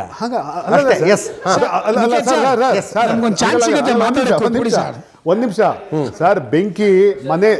ಬೆಂಕಿ ಒಲೆ ಉರ್ಸೋಷ್ಟು ಬೆಂಕಿ ಇದ್ರೆ ನಾವು ಸಹಿಸ್ಕೋಬಹುದು ಸರ್. ಮನೆ ಉರ್ಸೋಷ್ಟು ಬೆಂಕಿ ಆದ್ರೆ ಸಹಿಸ್ಕೋಬಾರ್ದು. ನಾವು ಹೇಳ್ತಾ ಇದೀವಿ, ನೀವು ಹೇಳ್ದಂಗೆ ನಮ್ಮ ಹತ್ರ ಬೆಂಕಿ ಇದೆ, ಒಲೆ ಉರ್ಸೋ ಬೆಂಕಿ ಇದೆ. ಆದ್ರೆ ಅವ್ರು ಇವತ್ತು ಮನೆ ಉರ್ಸೋ ಬೆಂಕಿ ಆಗ್ತಿದ್ದಾರೆ. ಅದ್ರ ಬಗ್ಗೆ ನಮ್ಮ ತಕರಾರಿದೆ. ಇರ್ಲಿ ಸರ್. ಒಂದ್ ನಿಮಿಷ. ನಾಗೇಂದ್ರ ಆರೋಪ ಸಾಬೀತಾದ್ಮೇಲೆ ಅಂದ್ರಲ್ಲ sir, Lalu Prasad Yadav convicted sir ಮೇವು ಹಗರಣದಲ್ಲಿ. ಅವ್ರ ಜೊತೆಗೆ ನಿಂತ್ಕೊಂಡು ಅಲಯನ್ಸ್ ಮಾಡ್ತೀರಿ ಸರ್ ನೀವು? ಆರೋಪ ಸಾಬೀತಾಗಿ ಕನ್ವಿಕ್ಷನ್ ಆಗಿದೆ. ಭ್ರಷ್ಟಾಚಾರದ ಬಗ್ಗೆ ಏನು ಸ್ಟ್ಯಾಂಡ್ ತಗೊಳ್ತೀರಿ ನೀವು? ಅಲ್ಲ, ಏನು ಸ್ಟ್ಯಾಂಡ್ ತಗೊಳ್ತೀರಿ ನೀವು? ಲಾಲು ಪ್ರಸಾದ್ ಯಾದವ್ ಕನ್ವಿಕ್ಟೆಡ್ ಸರ್, ಆರೋಪ ಸಾಬೀತಾಗಿ ಶಿಕ್ಷೆ ಆದಂಥ ವ್ಯಕ್ತಿ. ಏನು ಬಿ ಜೆ ಪಿ ಗೌರ್ಮೆಂಟ್ ಟೈಮ್ನಲ್ಲಿ ಆಗಿದ್ದ ಶಿಕ್ಷೆ? ಕೇಸ್ ಆಗಿದ್ದು B J P government time ಎಲ್ಲ ಇದರಲ್ಲಿ ನಿಮ್ಮ ಟೈಮ್ನಲ್ಲಿ ಆಗಿದೆ. ನೀವು ಹೇಳಿದ್ರಲ್ಲ, ಅವ್ರ ಜೊತೆಗೆ ನಿಂತ್ಕೊಂಡು ನೀವು ಸರ್ಕಾರ ಮಾಡೋದಕ್ಕೆ ನಿಮಗೇನು ಸಮಸ್ಯೆ ಇಲ್ಲ ಸರ್. ಒಂದು ಮಾತಿದೆ, ಸ್ವಾಮಿ ವಿವೇಕಾನಂದರಿ ಮಾತನ್ನು ಹೇಳ್ತಾರೆ. ಏನು ಹೇಳ್ತಾರೆ ಅಂತಂದರೆ, every Saint had A past and every Sinner has A future. He was convicted. ತಮ್ಮ ಹೇಳಿಕೆ ಆಯ್ತು, ವಾಷಿಂಗ್ ಮಿಷಿನ್ ಅವ್ರಿಗೆ ಶಿಕ್ಷೆ ಆಯ್ತು ರೀ. ಆದ್ರೆ ಬಿಜೆಪಿ ಸೇರ್ಕೊಳ್ಳೋರ್ಗೆ ಶಿಕ್ಷೆನೇ ಆಗಲ್ಲ. ತಮ್ಮ ಹೇಳಿಕೆ ಜೈಲ್ಗೆ ಹೋಗಿ ಬಂದ್ಮೇಲೆ ಶಿಕ್ಷೆ ಆದ್ಮೇಲೆ ಅವರು ನಮ್ಮ ಜೊತೆ ಸೇರ್ಕೊಂಡ್ರು. ತಮ್ಮ ಹೇಳಿಕೆ ಆದ್ರೆ ನಿಮ್ ಜೊತೆ ಸೇರ್ಕೊಂಡ್ರೆ ತಮ್ಮ ಹೇಳಿಕೆ ಇಲ್ಲ, ರೇಡೇ ಇಲ್ಲ. ತಮ್ಮ ಹೇಳಿಕೆ ಹೀಗೂ ಬಳಕೆ ಆಗ್ಬೋದು ಅಂತ ವಿವೇಕಾನಂದರು ಗೊತ್ತಿದ್ರೆ ಅವತ್ತು ಹೇಳ್ತಾನೆ ಇರಲಿಲ್ಲ. ದೇಶದ ಎಕನಾಮಿ ಹಾಳಾಗ್ತಾ ಇದೆ ಅಂತ ಅನ್ನಿಸೋದು ಬರೀ ರಾಜಕಾರಣಿಗಳಿಗೆ, ಕಾಂಗ್ರೆಸ್ ಪಕ್ಷದವ್ರಿಗಲ್ಲ, ರಘುರಾಮ್ ರಾಜನ್ ಅವ್ರಿಗೂ ಅನ್ನಿಸ್ತಪ್ಪ. We are going in wrong way ಅಂತ. ರಘುರಾಮ್ ರಾಜನ್ ಅವರಿಗೆ ಸಲಹೆ ಕೊಡೋದಕ್ಕೆ point number 1, point number 2, point number 3 ಅಂತಿದ್ದಾವೆ. ಹೀಗೆ ಮಾಡ್ತಾ ಇದ್ದೀರಿ, ಹಾಗಲ್ಲ, ಹೀಗೆ ಮಾಡಿ ಅಂತ. ಸರಿನೋ ತಪ್ಪೋ ಅದು ಆಮೇಲಿನ ಮಾತು. ಅಟ್ಲೀಸ್ಟ್ ಹಿ ಹ್ಯಾಸ್ ಅ ಸೊಲ್ಯೂಷನ್ಗಳಿದ್ದಾಗ ಅವರಿಗೆ ಮಾತನಾಡ್ತಾ ಇರೋ ವ್ಯಕ್ತಿ ಭಾಳ ಕ್ರೆಡಿಬಲ್ ಅಂತ ಅವ್ರಿಗೆ ಅನಿಸುತ್ತೆ. ಸೊಲ್ಯೂಷನ್ ಕರೆಕ್ಟಾ ತಪ್ಪೋ ದಟ್ ಈಸ್ ಸೆಕೆಂಡ್ರಿ. ಅಟ್ಲೀಸ್ಟ್ ಇವನ ಹತ್ರ ಏನೋ ಒಂದು ಸೊಲ್ಯೂಷನ್ ಇದೆ ಅಂತ. ಸರ್, ಈಗ ವಿಕಾಸ್ ಅವರೇ, ಆಯ್ತಪ್ಪ, ಆಸ್ಟಿಲಿಟಿ ಮೆಷರ್ಸ್, ಸರ್, ಈಗ ಮಿತವ್ಯಯ ಎಲ್ಲಿ ತನಕ? ಮೋದಿಜಿಯವರು ಅಡ್ವೈಸ್ ಮಾಡಿರುವಂಥದ್ದು ದೇಶದ ಹಿತದೃಷ್ಟಿಯಿಂದ ಇದು ಅನ್ಪ್ರೆಸಿಡೆಂಟೆಡ್ ಅಲ್ಲ. ಇದಕ್ಕೊಂದು ನಿದರ್ಶನಗಳಿದೆ. ಆ ನಿದರ್ಶನಗಳಿಗೆ ದೇಶದ ಹಿತದೃಷ್ಟಿಯಿಂದ, ದೇಶದಲ್ಲಿರ್ತಕ್ಕಂಥ ಸಮಸ್ತ 140 ಕೋಟಿ ಭಾರತೀಯರ ಹಿತದೃಷ್ಟಿಯಿಂದ ಇವತ್ತು ಒಂದು ಅಡ್ವೈಸನ್ನು ಮಾಡಿದ್ದಾರೆ. ನಾವೆಲ್ಲರೂ ಕೂಡ, ಮತ್ತು ಅದು ಇಂಪೋಸಿಷನ್ ಅಲ್ಲ, ನಾವೆಲ್ಲರೂ ಕೂಡ ಇವತ್ತು ಈ ಸಂದರ್ಭದಲ್ಲಿ ಸರ್ಕಾರ ಹೇಳಿದ ಹಾಗೆ ಸರ್ಕಾರದಕ್ಕೆ ಸ್ಪಂದನೆ ಮಾಡಿದರೆ ಭಾರತಕ್ಕೆ ಒಂದು ದೇಶವಾಗಿ ಒಳಿತಾಗ್ತದೆ. ಆದ ಕಾರಣ ನಾವೆಲ್ಲರೂ ಕೂಡ ಗೋಲ್ಡ್, ಲಕ್ಸುರಿ ಐಟಮ್ಸ್, ಗೋಲ್ಡ್ ಮತ್ತು ಈ ರೀತಿಯ ಕ್ರೂಡ್ ಆಯಿಲ್ ಮೇಲೆ ಡಿಪೆಂಡೆನ್ಸಿ ಇಟ್ಕೊಂಡಿರ್ತಕ್ಕಂಥ ವ್ಯವಸ್ಥೆಗಳಿದೆ. ಇದನ್ನು ಸ್ವಲ್ಪ ಈ ಚರ್ಚೆ ಆರಂಭದಿಂದನೂ ಹೇಳ್ತಾ ಇದ್ದೀರಿ ಇಂಪೋಸಿಷನ್ ಅಲ್ಲ ಅಂತ. 6% ಇದ್ದಿದ್ದ ಇಂಪೋರ್ಟ್ ಡ್ಯೂಟಿಯನ್ನು 15% ಮಾಡಿ, ಪೆಟ್ರೋಲು ಡೀಸೆಲ್ನ ಬೆಲೆಯನ್ನು ಜಾಸ್ತಿ ಮಾಡಿ, ಜನ ಖರೀದಿ ಮಾಡುವುದಕ್ಕೆ ಕಷ್ಟ ಅನ್ನುವ ಸಿಚುವೇಶನ್ ಬರುವುದು ಕೂಡ ಒಂದು ರೀತಿಯ ಇಂಪೋಸಿಷನ್ನೇ. ಶಬ್ದಗಳ ಬಳಕೆಯಲ್ಲಿ ವ್ಯತ್ಯಾಸ ಇರ್ಬೋದು. ಥ್ಯಾಂಕ್ ಯು ಸೋ ಮಚ್ ಇಬ್ಬರಿಗೂ. ನಿಮಗೂ ಕೂಡ ಧನ್ಯವಾದ. ಇದರೊಂದಿಗೆ ಈ ವಾರದ ನ್ಯೂಸ್ ಅವರ್ ಸ್ಪೆಷಲ್ ಮುಗಿಸ್ತಾ ಇದ್ದೀವಿ. ಮುಂದಿನ ವಾರ ಮತ್ತೊಬ್ಬ ಅತಿಥಿಯೊಂದಿಗೆ ಮತ್ತೆ ಬರ್ತೀವಿ. ನೇರ ದಿಟ್ಟ ನಿರಂತರ ಸುದ್ದಿಗಾಗಿ ನೋಡ್ತಾ ಇರಿ ಏಷ್ಯಾನೆಟ್ ಸುವರ್ಣ ನ್ಯೂಸ್.